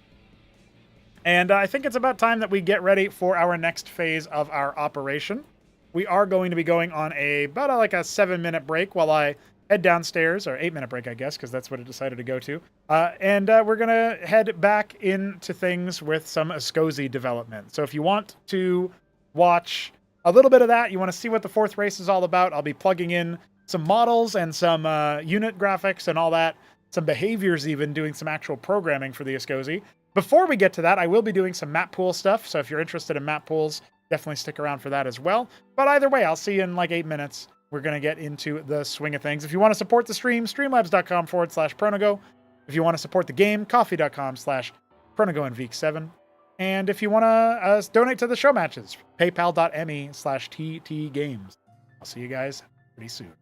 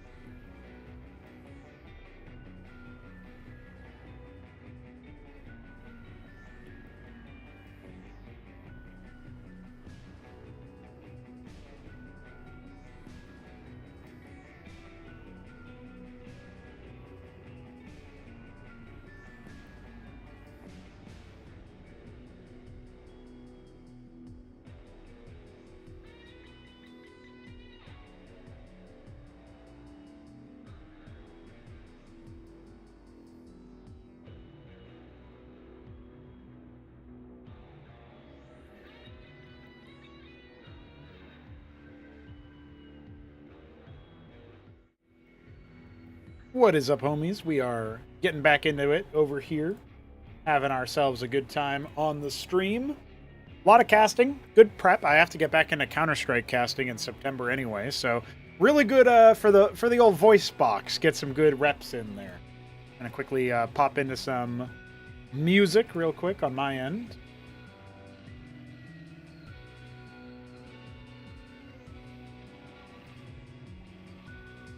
And then we'll get into some map pool updates. After that, it'll be time for a SCSI development, which I actually was doing a little bit of it before I even started. Oh, look at that. Kasuga sent in some PvT versus Nuke. We'll do some of that later, I think. Tomorrow, maybe. So, Nuke versus Kasuga.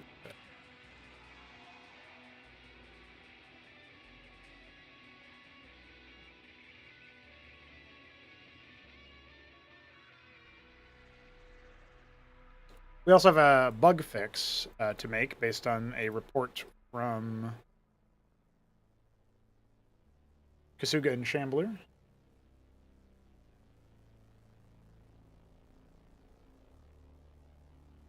Oh yeah, I have to restart GPTP. I almost forgot.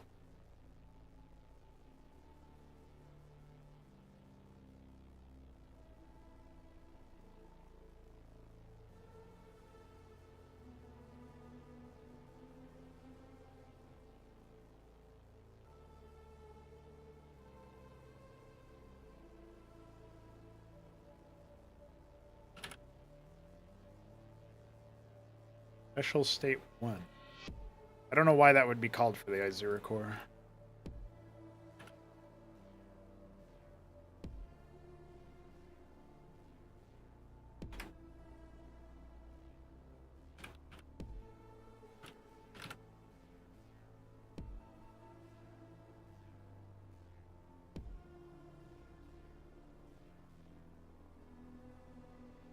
Alright, that should be fixed.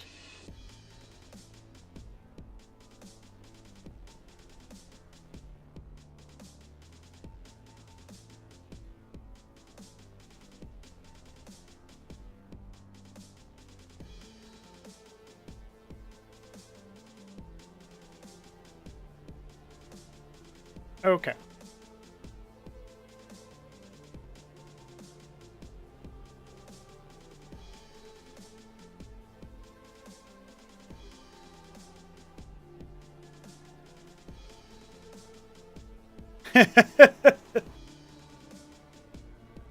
Yeah, I think Godweed's been very busy with family and work lately, so he hasn't really been able to do a ton of work on things, unfortunately.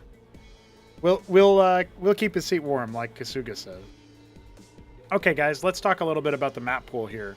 So there's a couple of changes that I've already put forth in the latest pinned effective map pool here for what we got.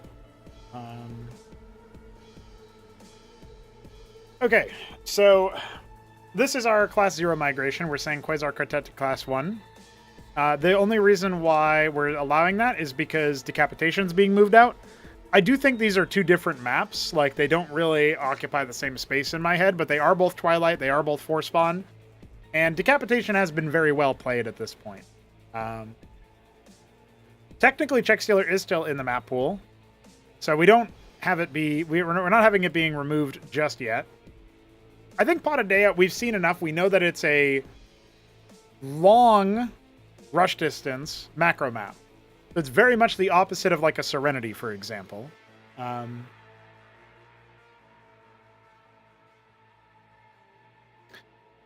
yeah, and we're moving out Angel Tier Strait and Endpoint. Angel Tier Strait is Uldolmok, which is the Screaming River, or what? Screaming Sea, Roaring Currents. They have like 10 names for it.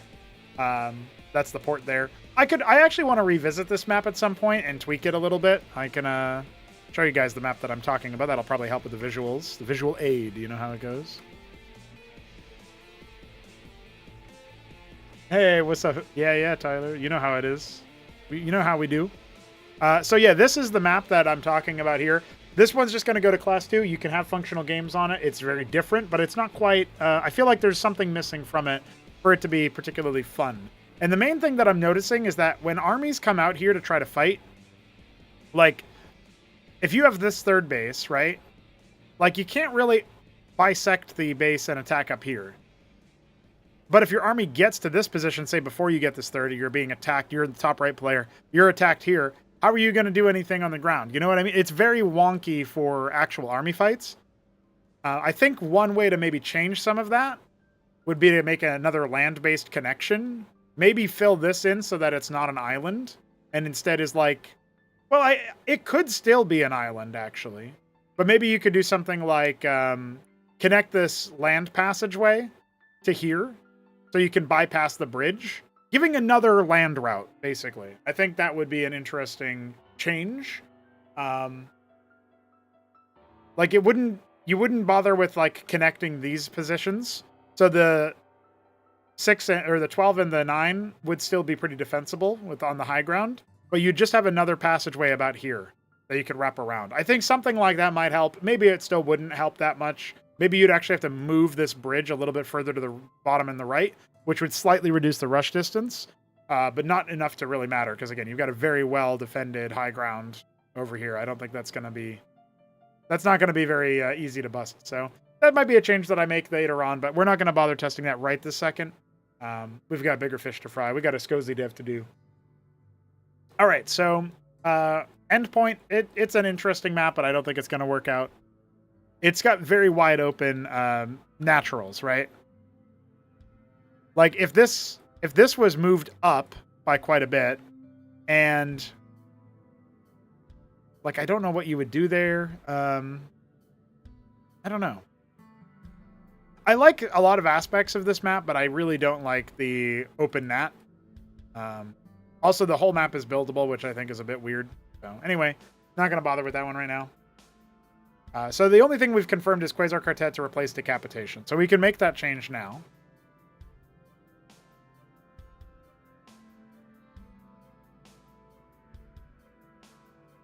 I wouldn't mind replacing Check Stealer with Punch Drunk. I think that actually would probably be fine.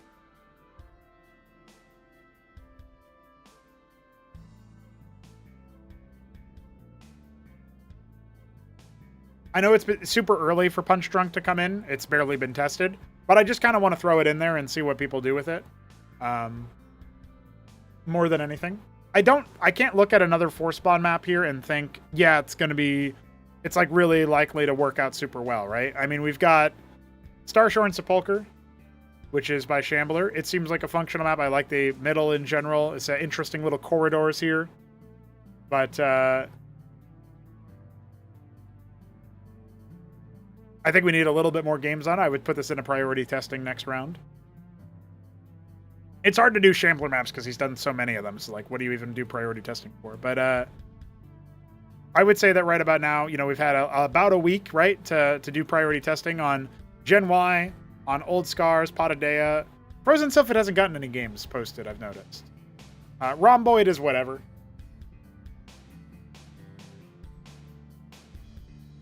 So I think, yeah, like, people are saying Check Stealer has been in for too long. Like, the other candidate for getting rid of a map here would probably be Blackwater, because it's also been here for a while. It just got the visual refresh. Check Stealer got an update, but it wasn't...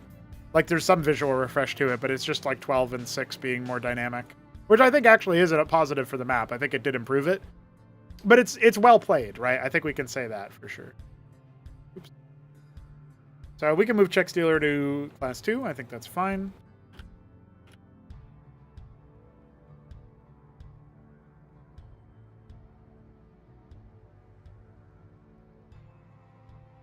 Oh, sure, yeah, I would need to see. I know there's some games you would play it against Arbus and stuff, so maybe we'll take a look at those at some point, but older meta games are obviously going to be a little bit more not prioritized. If we ever get into a point where we're not getting that many replays posted, then it's a different story.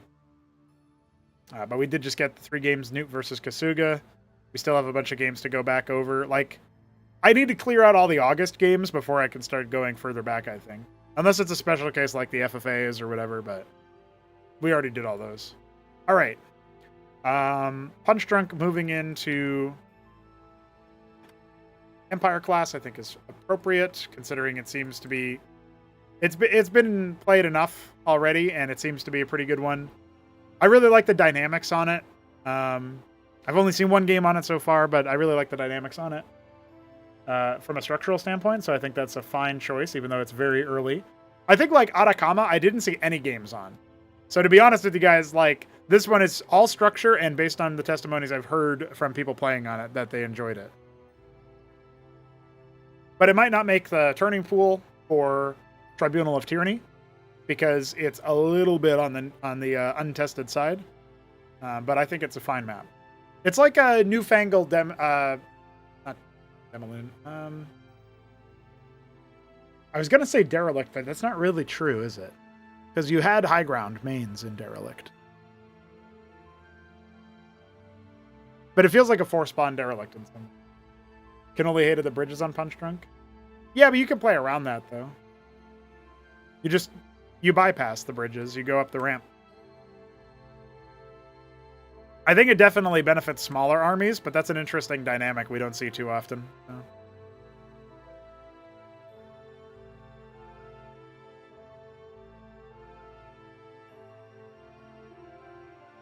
So if we go back to our testing pool here,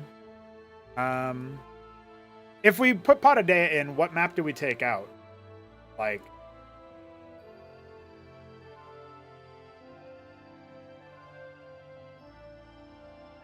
it would be funny to replace Serenity because it's the shortest map distance, shortest rush distance with the longest one. Serenity has received some changes to push out this stuff so that it's less. The phalanx drop is less dominant.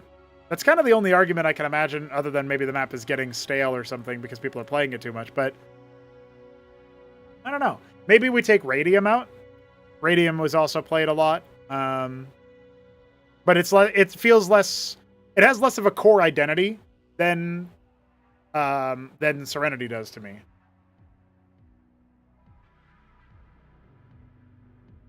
But it's like none of these maps are bad. It's just a question of like, which map do we pop out for it?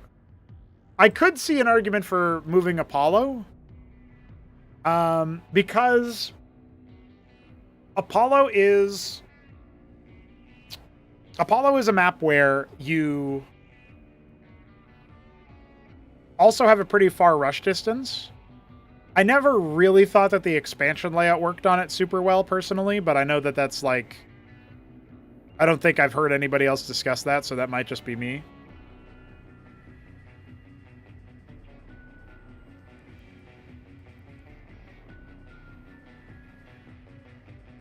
Yeah, I think we want more we want to have some aggressive maps in the pool, so I can't really justify replacing with Potadea of all things. Or I guess it would be Potadea. I don't know how to pronounce that.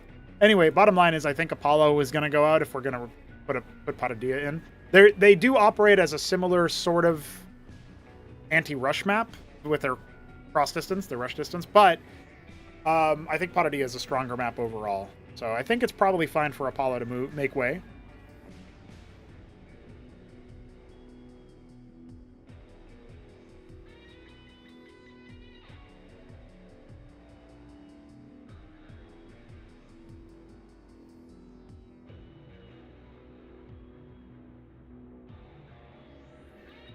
Oh, this is to class 1.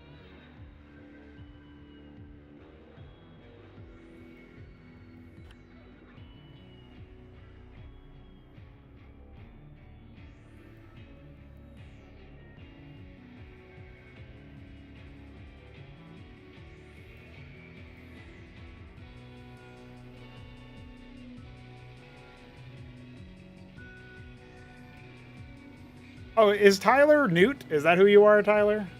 You definitely. I feel like I've recognized that name from somewhere. Maybe it should be there to bully one base sex stockade rallying workers to their corners. I haven't actually seen that in action, but I guess I probably haven't seen that in action because of the fact that it's not a very good game to play. What's up, Beaver? Big caw time. Big caw time. Okay. I think that's fine. Frozen Sylphid has a strong case to be made to put it in, purely because of the fact that it is a 3-spawn map. But it is very plain visually. I know that that's a thing that oh, Jujik. Bitty B and Jujik. I know that's a thing that I think they were waiting for more games to test on it before doing a visual fluff up. Oh, you were chatting a few months back, just came back to the community. Oh, okay. Makes sense.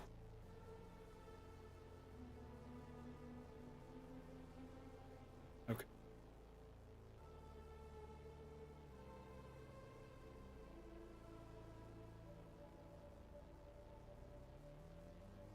I haven't seen any games on Estacion, but this map is it's a looker. Visually, it's a looker, right? I don't know how well it plays, but it's kind of neat. Cross spawn. I don't like this doodad here. This makes like pathing impossible, probably. But it looks like the straightest path. This is probably a longer rush distance map, but it looks like this is the straightest path here. If I'd Sylphid, gotta be careful of a lot of no ramp maps. Pizza map has no ramp, and there's like 2 others. Yeah, Atacama is one of them. I don't think I would put Atacama and Knife's Edge in the same pool because of that, actually.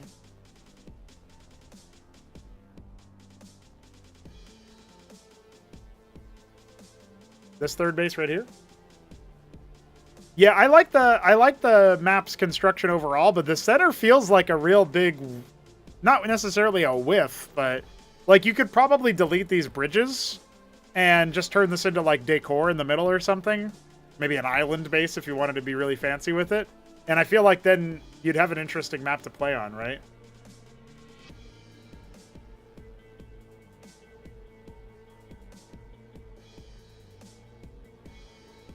I think the bridges could also work if you got rid of this doodad. This doodad is deliberately here to make moving through the middle a chore, which is, I can see the argument for it, but still, I would like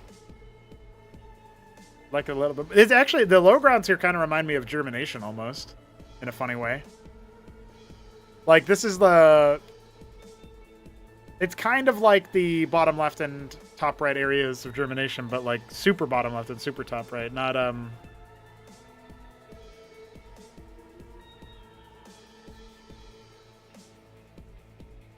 So that we'll come back to that map after some development. I think that'll be good. We saw some games on Gen Y. I gotta tell you guys, I am not a fan of this open pass. I don't like this. I think the map has too many straight paths as a result of that. Right? Like, you can already go down low ground. That's already good. You can already go up the ramps. That's already good. These bridges, or these ramps rather, right? I don't know if I like these ramps even. I think I would take out everything that lets you go through here. I think I would block all of this off and make this the ramp up to the middle, which is how the old version kind of was.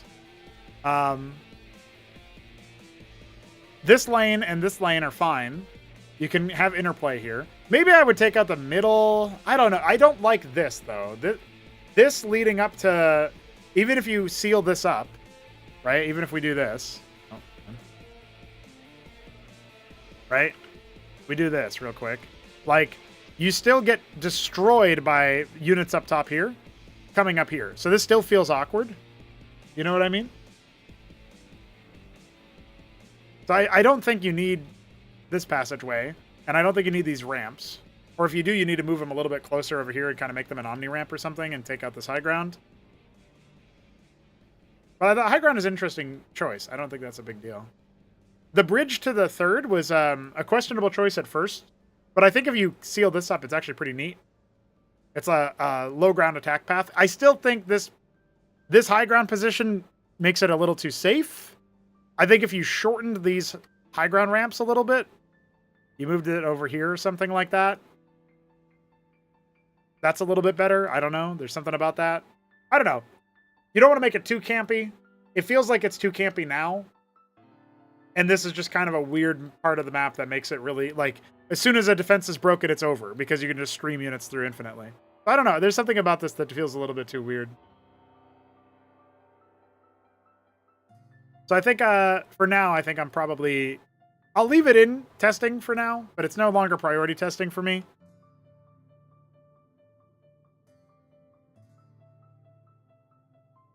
Well, Gen Y, the old Gen Y is still in Class 2. This is the remake attempt. I guess we'll have 2 entries in Class 2 if we were to move it out, but for now, I'm just going to leave it there. Maybe BDB will take this feedback and do something with it later. We'll take a look at Old Scars real quick. I don't know anybody who has a strong opinion about Old Scars. It feels like a fairly solid macro map. The ramps in the middle are a bit wonky sometimes. Because if it sort of suffers from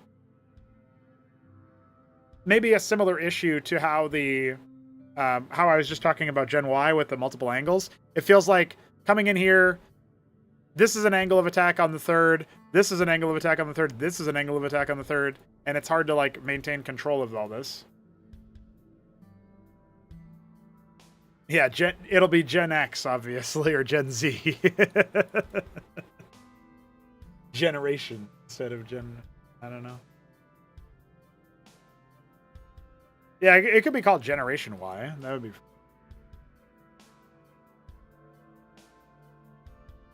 Anyway, I'm looking at this and I'm thinking to myself, like... this is probably the biggest pain point for the map. Because if you seal off the middle ramp, for example, it's still pretty hard to get units out. Maybe if this passageway, these 2 passageways here, this one right here and its counter passageway, if these were wider, then big army rotations could come around over here. You could shorten this one by 1, remove this, extend this by 1. And again, this is extend this, remove this, extend this. Oh, I just noticed that this is... Is this? No, I guess it's... Never mind.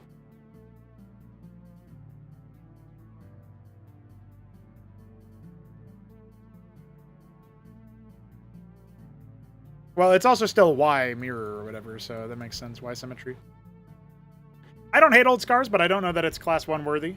I think we'll probably migrate it over to Class 2.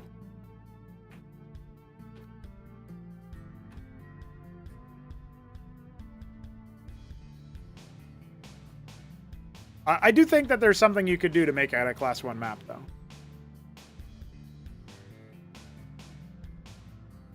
All right.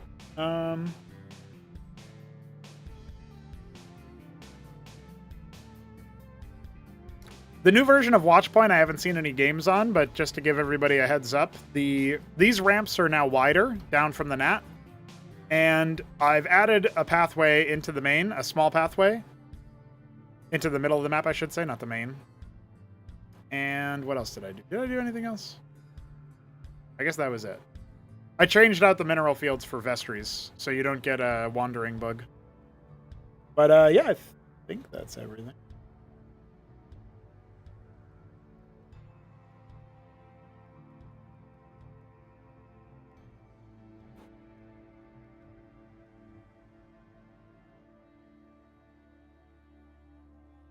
So we'll leave that for now. Let's see.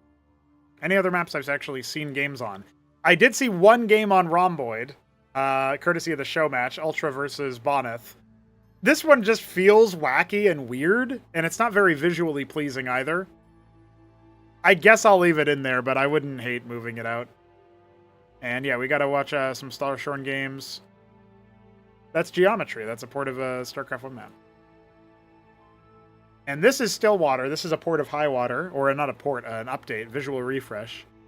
There's a bunch of add-ons over here that lead down to this section, which is ground isolated from the other part. Rush distance is really quite small horizontally, so I don't think this map will work either. But it's probably a fun FFA map.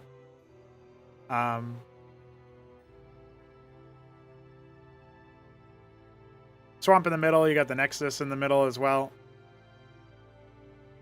Center Stargate, or Center Gateway rather. Pretty good, probably.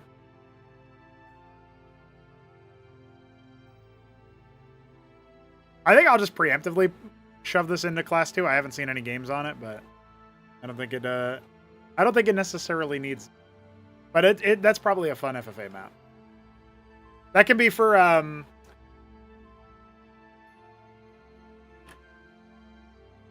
That can be for Smarty Fiesta next time.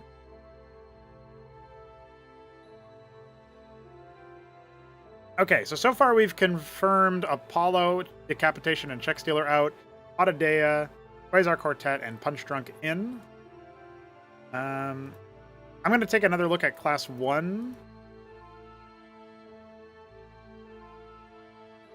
As far as maps that maybe have had their time in the sun, Demolin, Diotic Shore, Frosted Forest, Germination, Radium all come to mind. I guess Blackwater as well.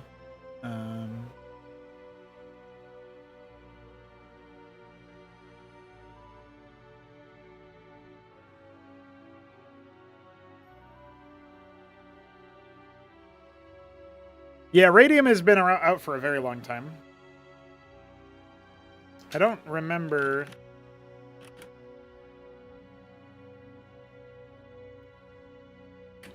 Maybe it has this information on the pool. It says May, but that's when it was used. So it's not actually when it was made. I think it's a solid map. It's just, it doesn't have... Like, the things that are unique about it don't really get used too often. Like those satellite bases with the neutral flying worker bases, right? At like 4 o'clock and 10 o'clock. I just don't know what we would replace Radium with right now. I don't think we have another good 2-spawn map. Like, if that Estacion Phantasma map had the doodad missing in the middle, I would definitely consider it. Maybe Watchpoint. Not that they are very similar maps at all, but they are both platform maps. In fact, Phantasma would be a great map to put in instead, but we have to wait for that doodad in the middle to get moved and maybe some other changes to be made to the map. I have to see some games on it. All right, so...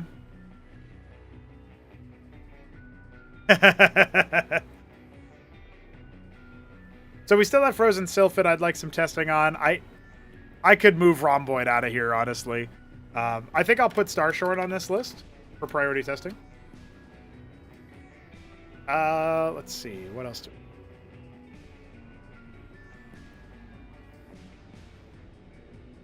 I guess I'll do a last call for Watchpoint. This is a make or break situation. Was updated. And then, is there a Shambler map we want, or do we want Estacion instead to be put onto the priority testing list? I think maybe we want some games on it, even with the doodad removed, because we could be missing something about it, right? So, I think we'll do this as the priority testing list. Any maps, Shambler, that you don't care for anymore, and decide they're Class 2 or something. Because we haven't seen too many games. Like, if I look at Bulwark, I feel like a common complaint is the buildability. Shambler says you can just build out on the front, but I don't think that's super tenable. Because the mains are very small.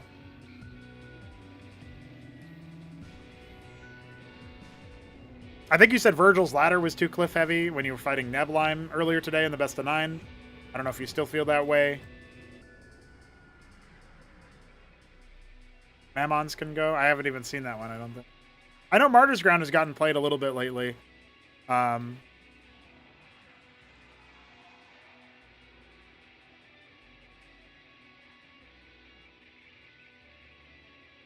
The gas in the middle of the minerals is a bit awkward.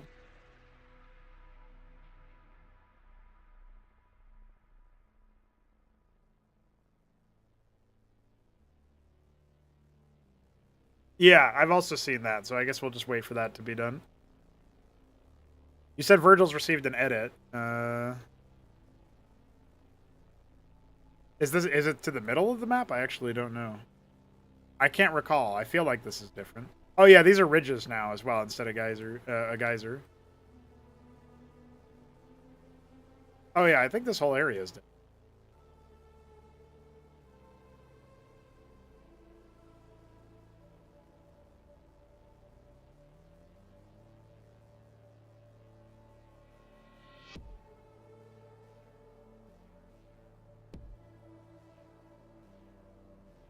Okay.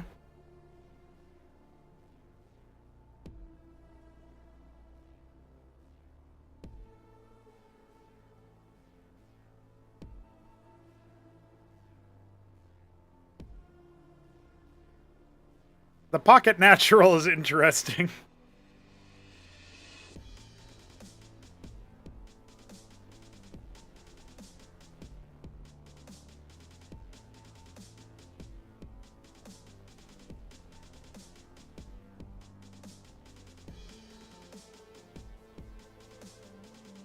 Shrouded Temple looks like it. I remember this map, actually. This is one that I saw you fight against Solstice on a long time ago. Solstice made his Castover debut on this map, I think.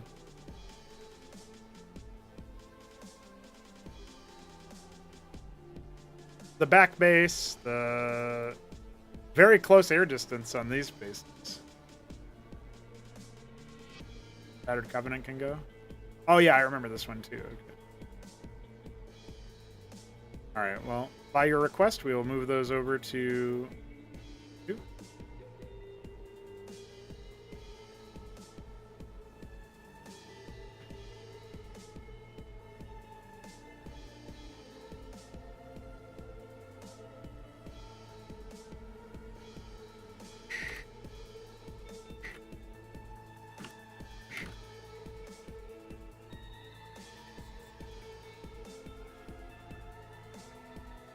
I can't remember which one that one is.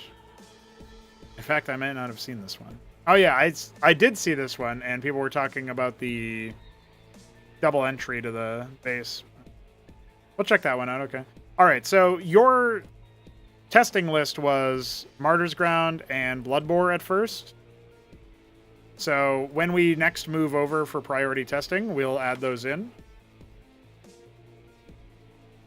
Oh, I see. Yeah. That can happen sometimes if you're not careful.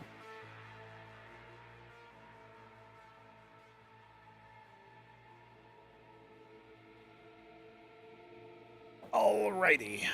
So I think this is good. Let's go to our class 1. Change log. We're knocking out Apollo and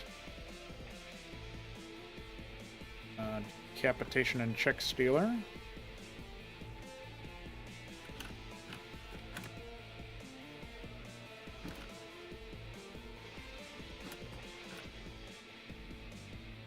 Oh, I even said Check Stealer was coming out here, but then I didn't remove it. That's funny. What did I remove instead? I must have removed something, right?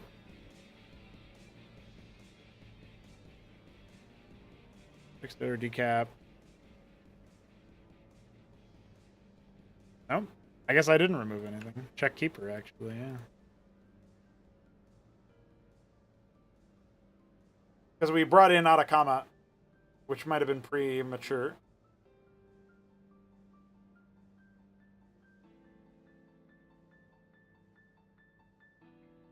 Yeah, I can't really think of a force bomb I have to get rid of then. So we might just have an extra one.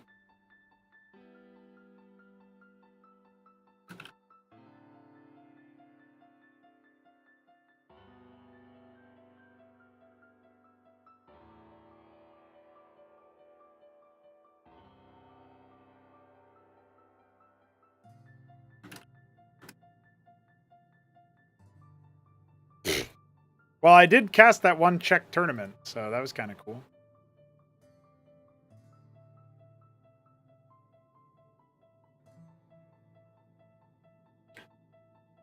We'll check map submissions here. Oh, yeah. Rusty Swamp.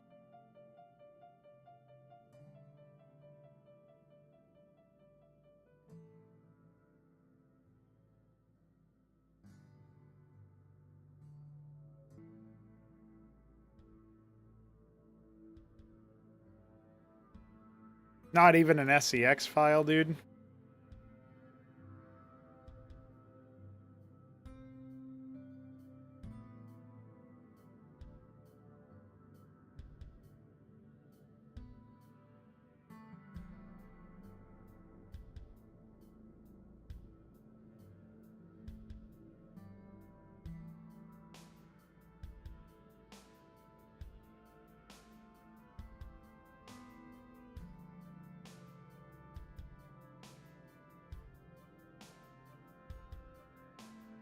All right, so we deleted, let's see, moved Old Scars, Potadea, Shattered Covenant, Mammon Schism, Unstrung Quasar Quartet, Still Shorn, Sepulcher. Oh, we modified Star Shorn Sepulcher. Okay. And then...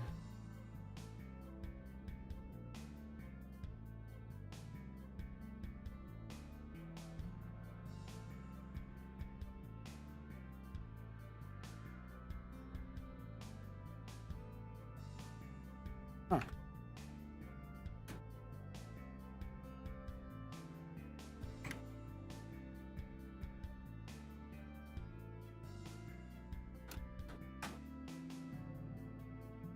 Well, I don't actually know what the latest Starshorn map version is.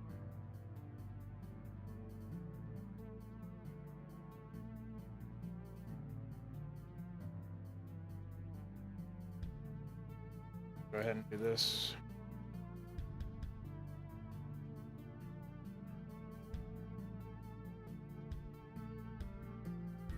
Okay. So those are our map pool updates ready.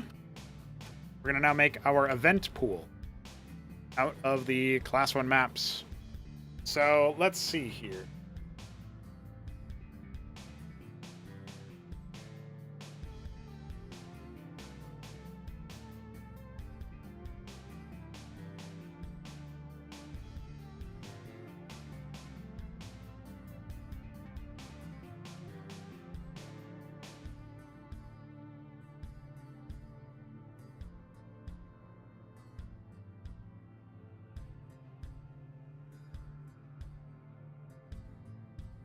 So my first thought is Acid Test is going to be one of our maps in the pool. It's new. It is of a current ASL map, so that'll help some of the homies from StarCraft 1 out, both watching and playing.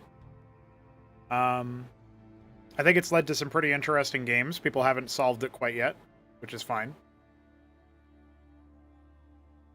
And I don't think it's necessarily overly aggressive or coded towards like 2-base play or anything, even though it can be hard to get a third. I think people will figure out the map a little bit more over time. But it doesn't really scream out to me, despite its more out there design. It's, I think, a map that you can definitely have as part of the pool, because it doesn't really stilt the play towards aggro or macro necessarily. It's not like a Serenity in terms of aggro or a Potadea in terms of macro. So I think that that's interesting as an option. I'm thinking Acid Test will be our first map in the pool.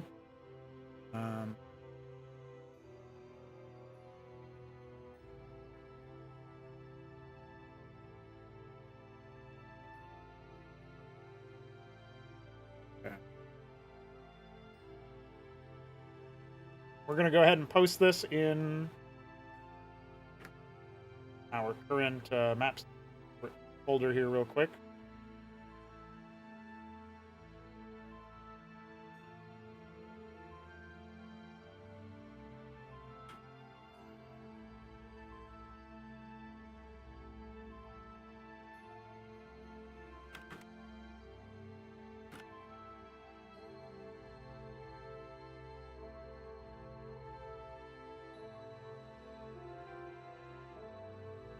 I'll go ahead and clear the pin here.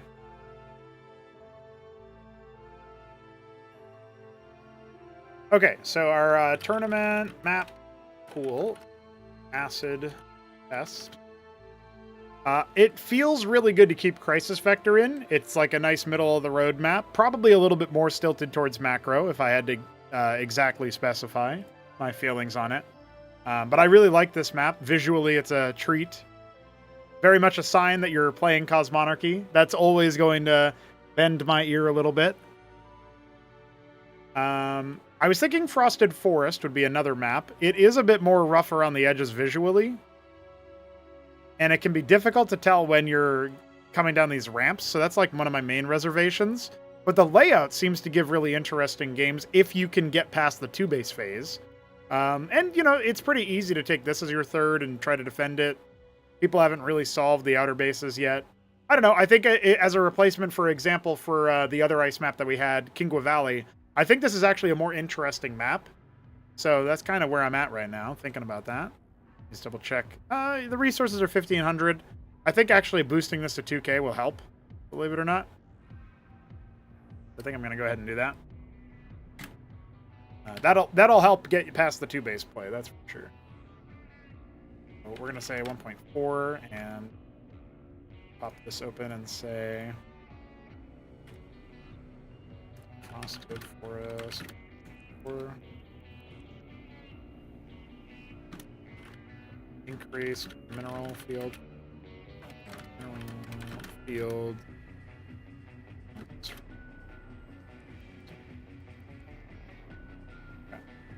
And then, what else do we see? I'm going to skip over germination.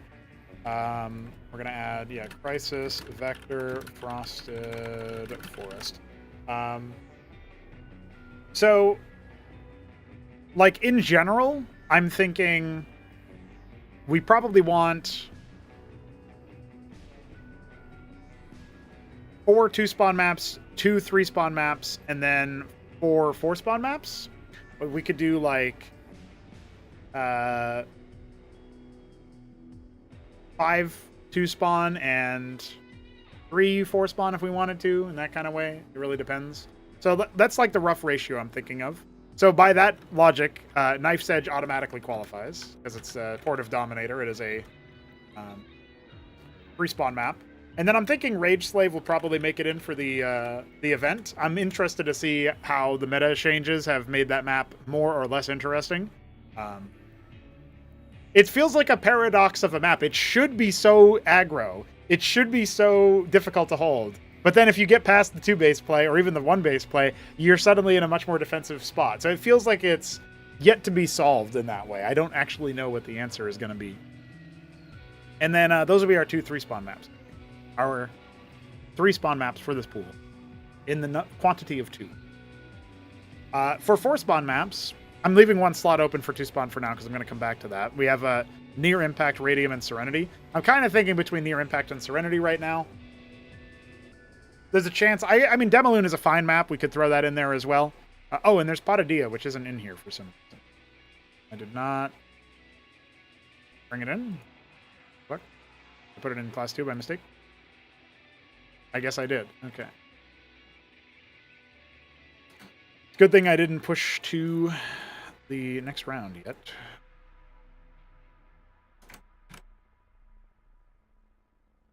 Okay. Back to here. Yeah, so yeah, that's more like it. It's between these 3 maps for the last confirmed 2-spawn slot. But let's see what we get out of the 4 spawns. I'm really interested in Battle Spectre. It is forced cross spawn, so it kind of feels like a 2-spawn map. And that might be one of the things that we do to cheat for that sort of thing, right? So we'll say Battle Spectre. I think we'll keep that in. I don't know how many people have played on Battle Spectre yet, but it is a pretty interesting map. I think the architecture in the middle of the map is potentially a little bit too claustrophobic, but for like big army movements. But that is interesting too. That's like I feel like it feels like a sequel to Paradise in some ways, even though it's less ramp dependent, right? It's all much more on the low ground. Blackwater is always good for a good macro game, so we'll keep that in mind as well. I think it's safe to say we want Punch Drunk in. It's just interesting for the tournament, right? This is a tournament map pool. This is not like we've already decided about Class 1. That's going to be our first true 4-spawn map that I think we throw in there. I still really like Mass Destruction. I don't know how people are feeling on it. It doesn't feel like a map that even needs to be updated, honestly. Like, I might update some visuals at some point, but from its layout, is it anything worth a hoot? I guess you could maybe argue that these mineral-only bases feel not very useful. We could try to experiment with adding some ridges or something there, but that would frustrate pathing a little bit, so I'm not really sure. Let's think about that. Like, if we add a ridge and a geyser, like, unit pathing is going to be really hard to get through here, right? So,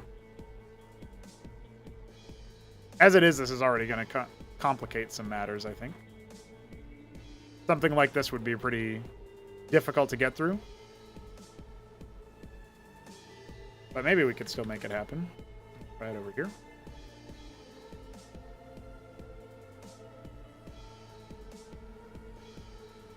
And I guess I'm also thinking maybe these could actually be neutral sieves or something. I don't know. You can bomb these from the other side of the ramp, so it doesn't really feel like I'm adding that much gas here.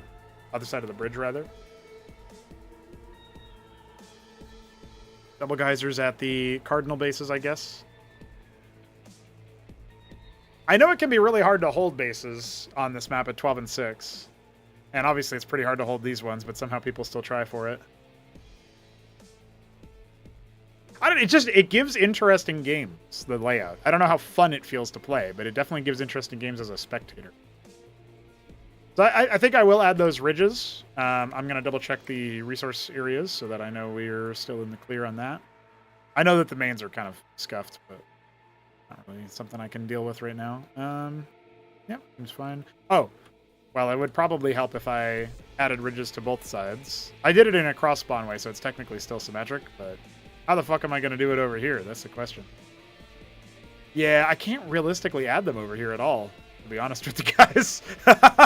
So it's cross-spawn symmetric, but is it anything else? I don't know.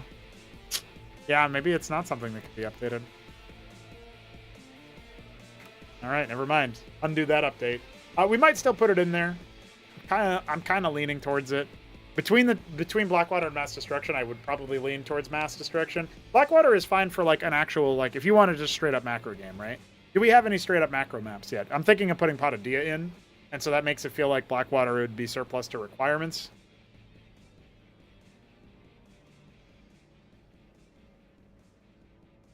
Let's also think about tile sets right now. We got Twilight, Installation, Ice, Twilight, Platform, Asteroid, Jungle, Platform. So Patadia would be Badlands, and so too would be Mass Destruction. But we can't really do Quasar Quartet.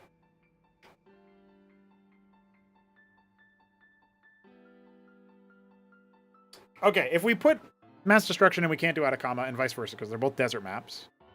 Like, we could do it, but I don't think we should. Quasar Quartet, we already have 2 Twilight maps in the pool. I don't know if we want a third. And that means that I'm kind of zoned away from Serenity. But Patadia would be the opposite of Serenity in terms of that, which maybe makes me feel like maybe Near Impact is the better pick, but that's another asteroid map, and we already have Rage Slave as asteroid platform. And Near Impact's also been played a lot. Patadia hasn't been. So if we do Patadia, we probably can't do Mass Destruction because of the tile set similarities and the fact that they both play out as macro maps. But I think it's fine to put Patadia in, and Mass Destruction has had a lot of time. So let's see, how many maps do we even have? 1, 2, 3, 4, 5, 6, 7, 8. So we need 2 more. Battle Spectre, again, is basically a 2-spawn map. It's just, there's 4 spawns, so it's a different style, but it's forced cross-spawn. I think that's fine. Dyadic Shore and Demolune, both Twilight maps. We don't want to add another one. Already have 2. Termination, a desert map. Not really a fan of the layout, though.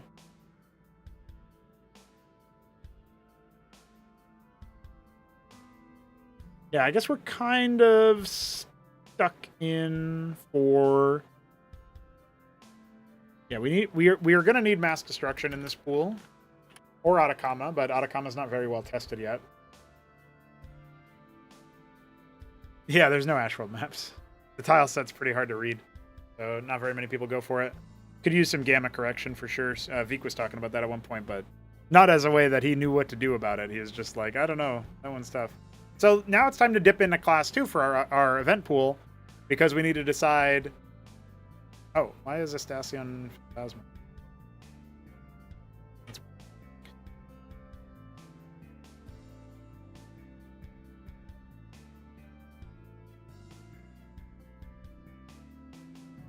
So from here we have 2 actual 4-spawn maps. So I think we do need another 4-spawn map.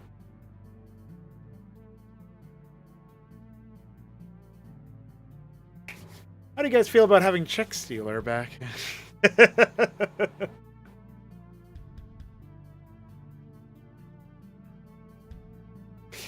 I could be evil and make people play Tesseract. This map is such a fucking wild one. What changes about the map if the whole middle becomes high ground? If we straight up do like...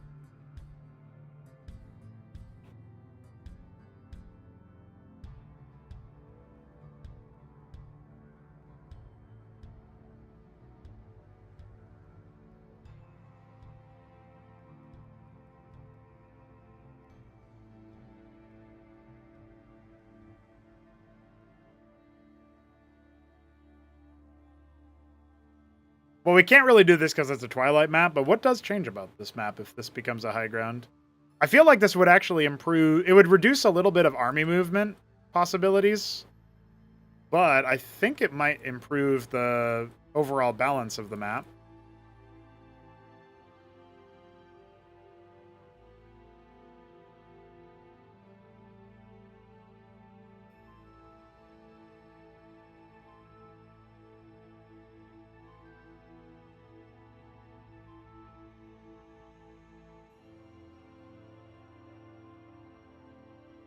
Oh, I might go ahead and update it just for the fuck of it, even though we're not going to use it.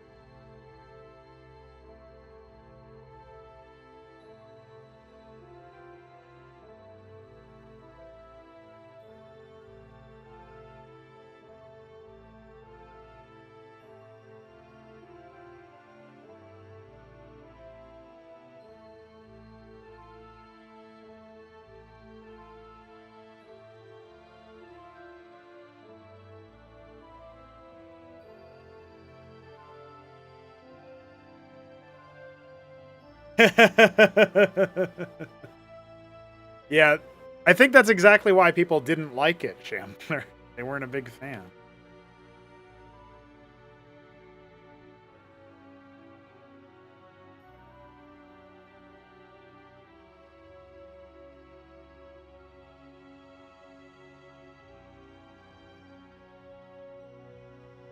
And it wasn't actually an insurance policy. Like, I guess if you solved the Nidus interactions, it would have been, but a lot of people still fell prey to that. Could you imagine trying to, like Zeke would be so fucking out of his element on something like that. The StarCraft 1 pros would just get fucking annihilated. Or Exceedu? Dude, Exceedu is like the sequel in many ways. That's a map. I should bring that map back.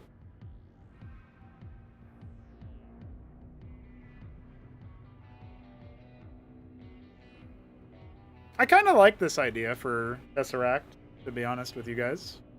Maybe it'll be interesting.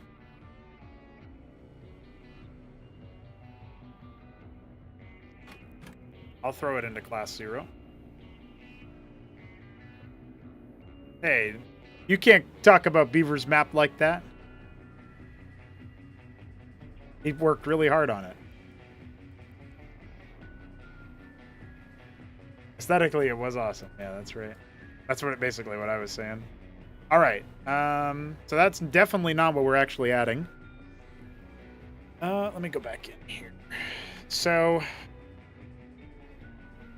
3, 4, 5, 6, 7, 8, 9, 10.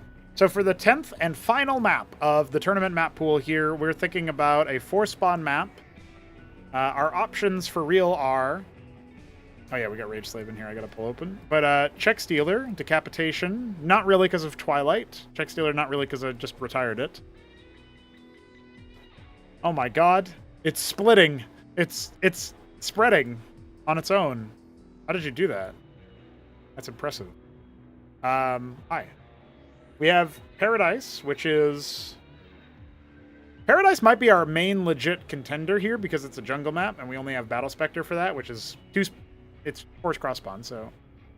But like I said, Battle Spectre feels like a sequel in many ways. I don't know. I guess it's different enough. Suddenly, pulling Paradise back into the rotation could be neat.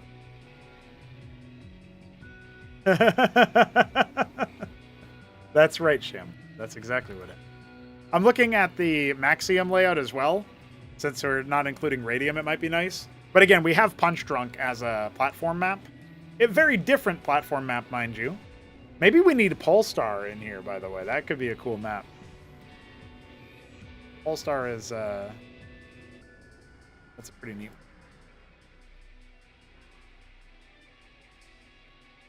It's in the shape of an Indian swastika, though, so obviously it's going to get dragged through the mud immediately by people who think that that's the real swastika. So maybe we can't add it. Yeah, maybe we throw Paradise in here. It's been a while since we've seen it, so I think it's fine to throw in. That is a port of Dante's Peak. Technically, we did see it in the show match, but, you know how it is. Alright, we're grabbing Rage Slave and Paradise here. Event map pool, and then from class 1, we are grabbing Mass Destruction, Punch Drunk, Battle Spectre, Knife's Edge, Potadia, Frosted Forest, Acid Test. Was there another map?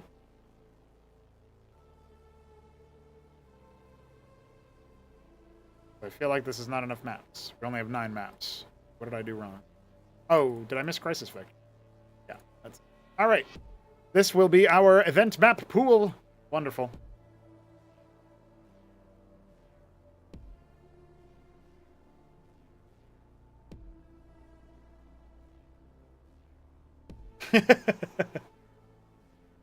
I put Phantasma on priority testing, and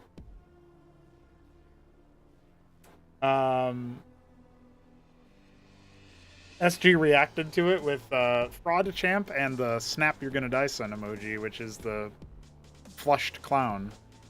So that's very good. I'm sure he's very happy about the fact that his map in the pool is in priority testing.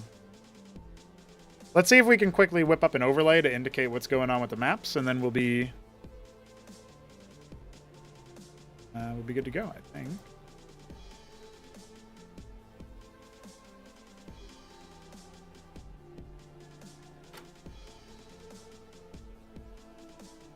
Oh, it's going to be a little bit before we're ready to go, I think, here, but tournament map pool.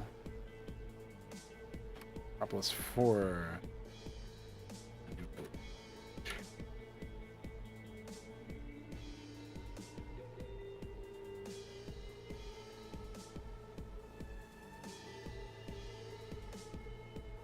Is that still legible?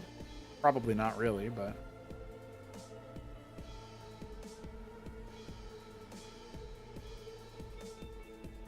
A little bit more space in the middle, maybe. Maybe not. Poor Brainstorm. I didn't even think about Brainstorm for this tournament map pool. What a good map. So beautiful.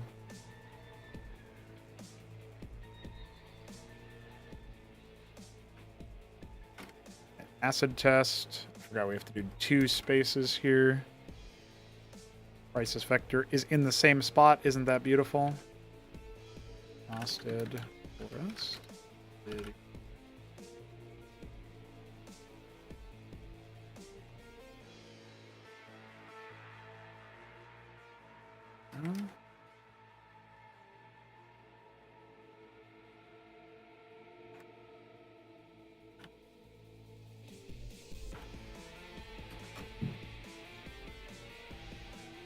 Oops.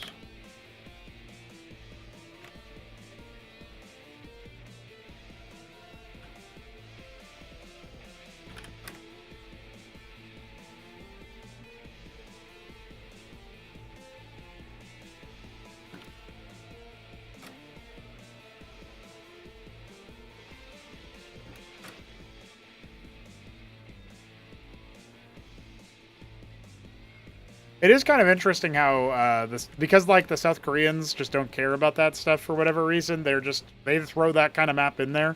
Really wild, honestly. I would have. It does make some really cool games. Like functionally, it's a cool map. I just don't feel like dealing with the Fallout.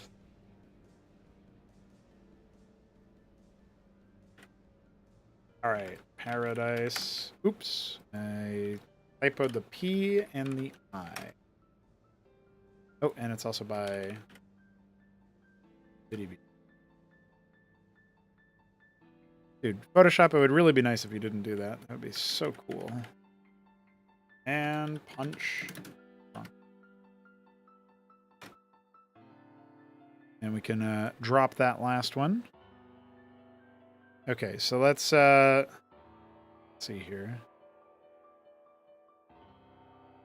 But first of all, we select this, select inverse copy, select this, select inverse paste, and we have ourselves our check stealer in the right spot. This is crop 4 destruction. Price vector in the same spot, and we don't need to update the map image. Are any other maps returning from? No, I guess not. Everything else is completely different. Go ahead and start deleting these other maps.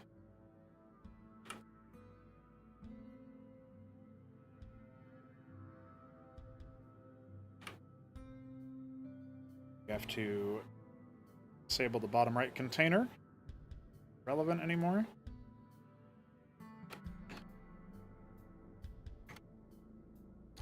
Okay. There's some map images.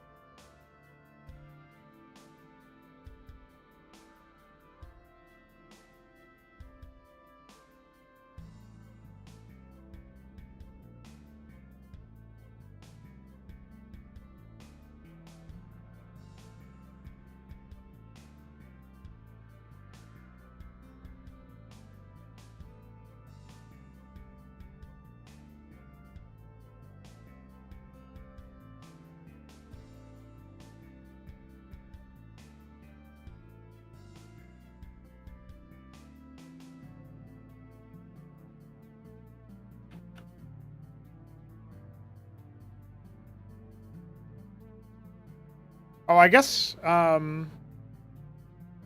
don't think I have Frosted Forest up on Liquipedia, but I guess for Acid Test and for Knife's Edge, for Rage Slave, I should actually be able to just copy-paste them from Liquipedia entries, right? Like,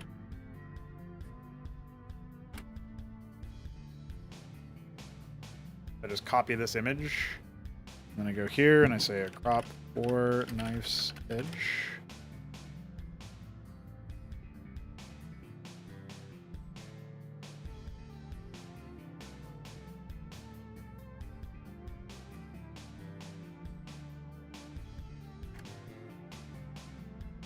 It's not going to be like as crisp as some of the other cases, I guess, but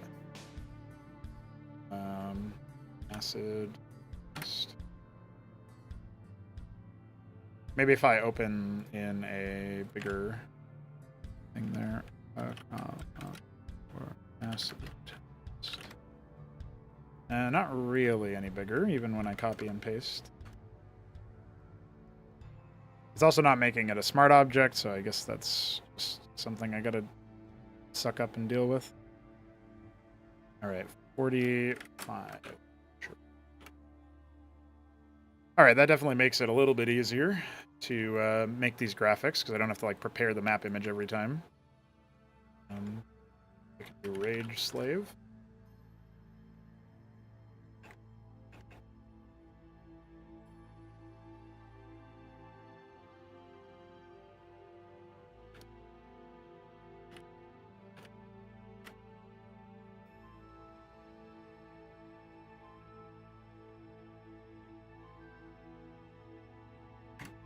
Despite all my rage, I am still just playing Rage Slave.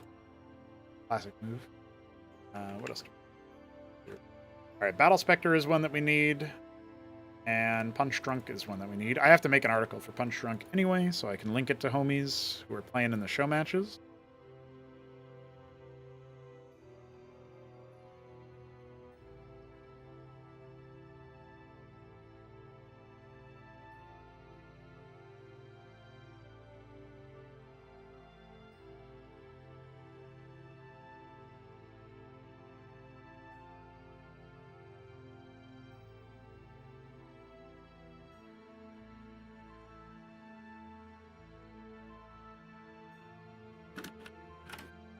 A lot of the configuration there was silly, to say the least. Nice. It's going to be a good time, that's for sure. I'm looking forward to... I'm definitely looking forward to seeing it myself. Let's throw in...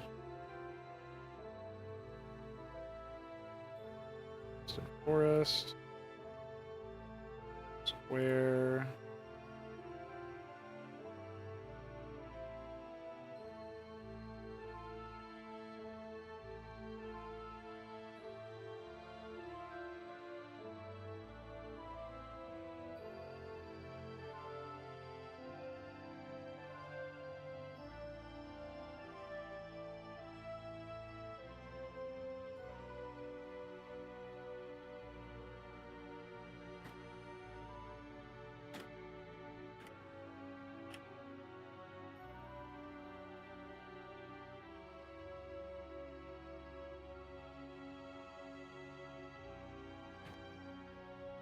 I wonder if the people who watch some of the tournament games are like, if they have any strong feelings about, like they will see maps be played in the tournament games, and then they'll be like, oh yeah, I'm gonna play those.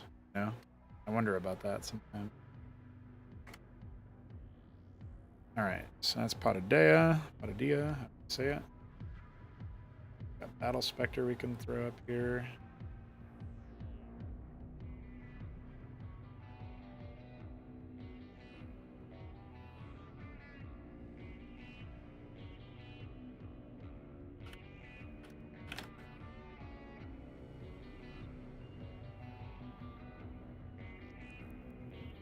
Defaults to class 1.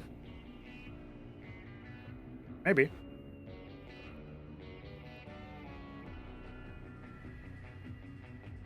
All right. I guess Paradise we do have an image, so I can go grab that.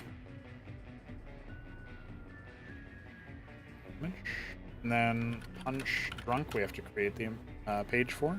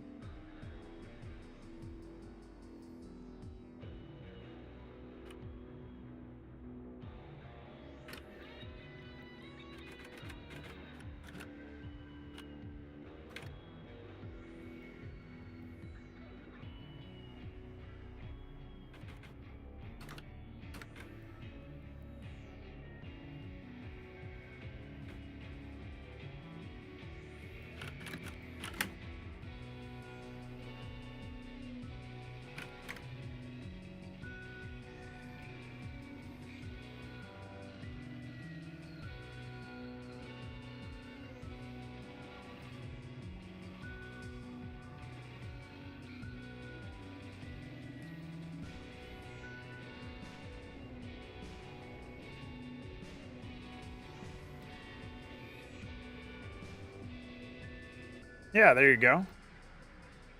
Good to know, good to know. All right, we have to select, or we have to make a map image out of out of Punch Drunk. Oh, actually, we do have one from the submission.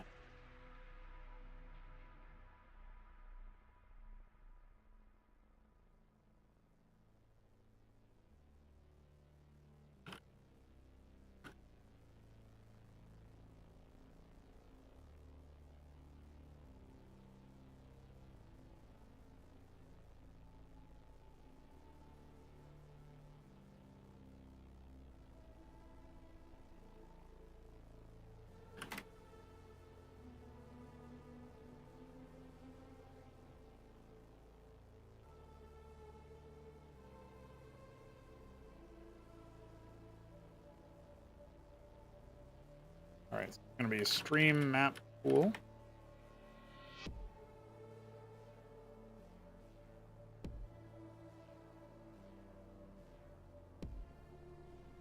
And then we will make an event image. Kill that background. Wait for this to save so we can save the PSD. And we'll be good to go. Oh, I just noticed that I should replace the image.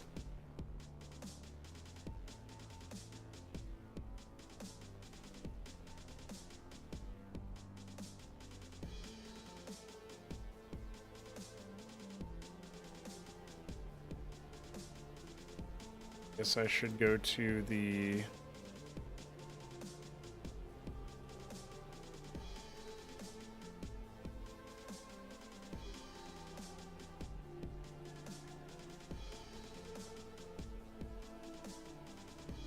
Okay.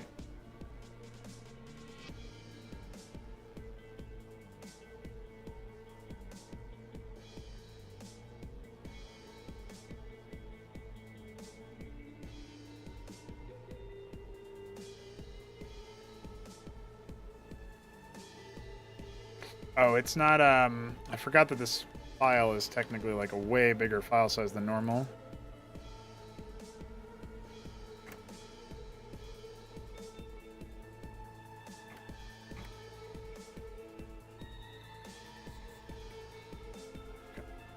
Or way bigger dimensions, I guess I should say.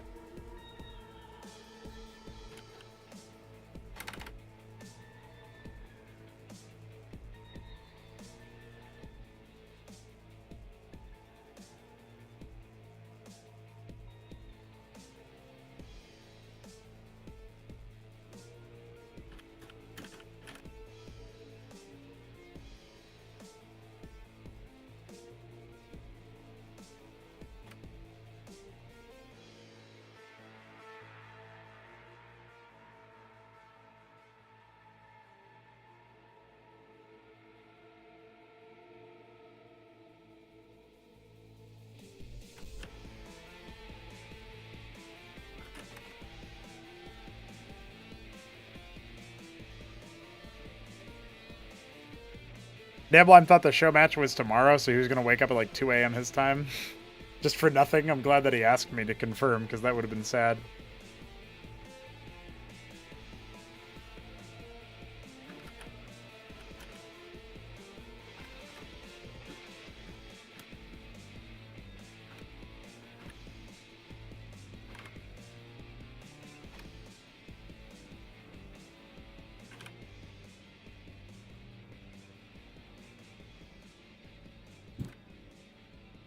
Sorry about the mic hit there. Just doing some quick data entry.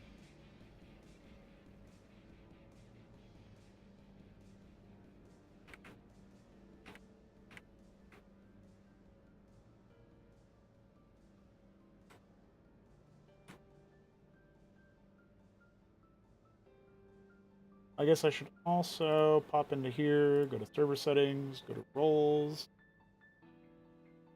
find tournament competitors, edit members, move.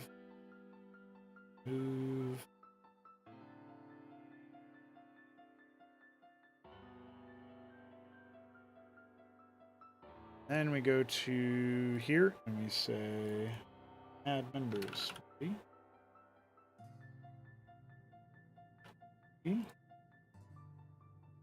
Odd-lived. Nope.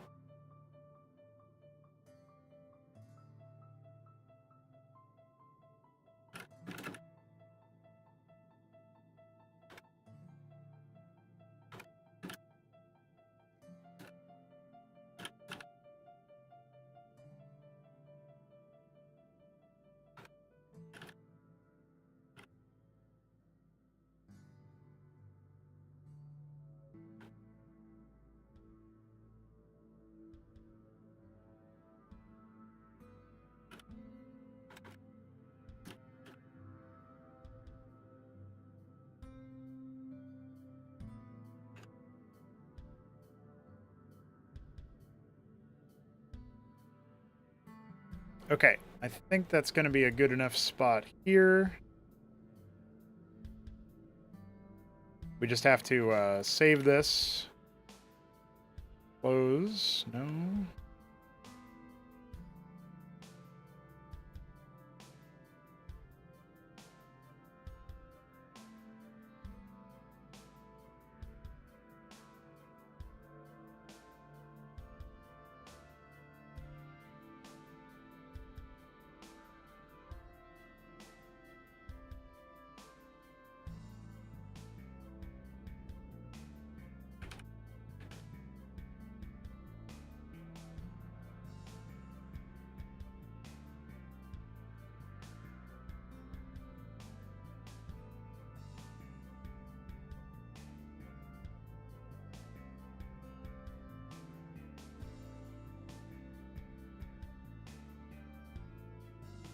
And just make sure that these 4 spawn indications are right. So we have 1, 5, 7, 11. I guess that could be like 10 instead of... No, I think that's...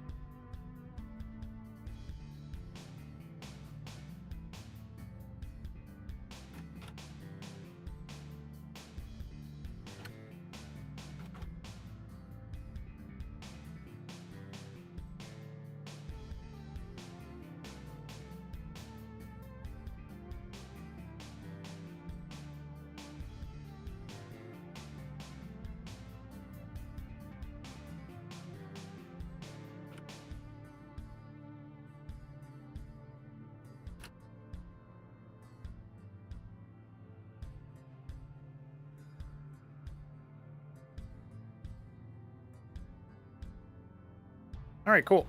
We are going to call that one there, I think. That. We have to turn... these 3 maps we're going to need to turn into the WebP so that we can upload them to... Oh, that's not it. That's my face. Oh, let's resize this first. And then this one as well.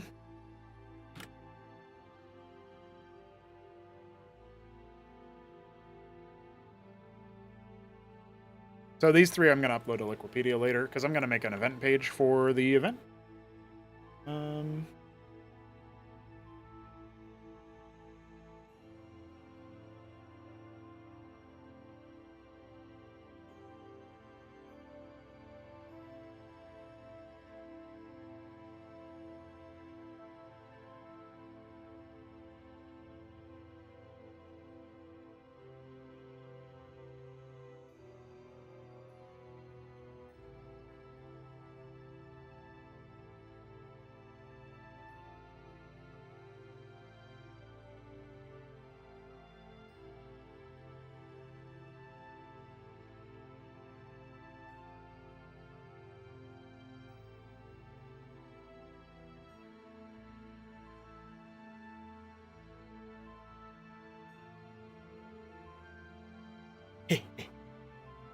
Hell yeah, brother. It's gonna be a good time for sure. I like the way things are looking right now. All right. I know I said I was going to do a SCSI dev. I will, just off stream, because I just ran out of time for all this stuff just on the map pool update and the bug fixes. So we did technically do all of that. I'm going to go ahead and push the map pool update. I just need to grab our events page here. There's 10 maps here. Yep, that's right. Grab event. Go here, paste event. Update map pool and create event. And I will show you guys that I have been making a SCSI progress even off stream, and that'll be the last thing that I show you guys today. We have successfully made some good progress. We have a missionary added. I modeled it. I kit bashed the... Well, I'm not going to tell you which unit I kit bashed, but maybe you guys will be able to figure it out. Right now, it's firing a projectile when it should just be on hit, so that's something I got to tweak later. But, you know, he's got two weapons. Obviously, the portrait ain't right, but this is their basic unit, basic Maverick equivalent. We have the worker, obviously. We have access to a couple more buildings now. We can do the radix.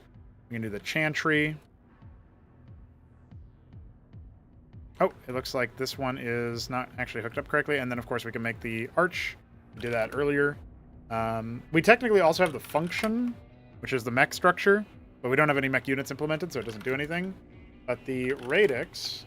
oh, I guess I didn't give it a button set, so it doesn't actually do anything either right now. But it does train the missionary, the cardinal, which is not fully implemented yet, the vicar, which is not implemented yet fully, and the mimic, which I haven't started on yet. So, yeah, a little bit of a sneak peek. Tomorrow we'll be able to do a little bit more because I don't have as much other work to do. And I won't cast for 4 hours like I did today. But that is where we finish things off. Thanks, everybody, for popping in for the stream. I'm going to quickly check our Twitch viewership, and if we have a good Twitch viewership, we can go ahead and raid somebody. Like above 10 viewers or whatever. Yeah, 7 viewers. I guess that's still enough. We can probably take a look. Let's quickly see who's streaming on Starcraft. Yeah. Anybody I'm looking at here? I see Artosis is live.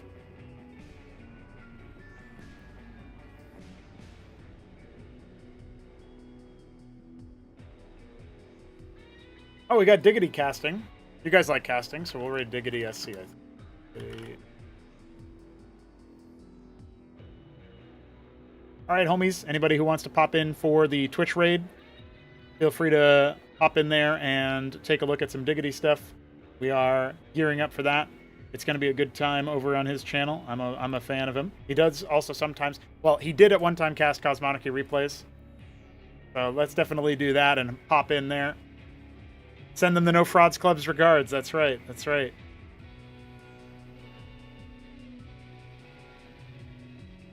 Looks like there's a cheese going on, so you guys will probably like this game. All right. GG's. We're out of here.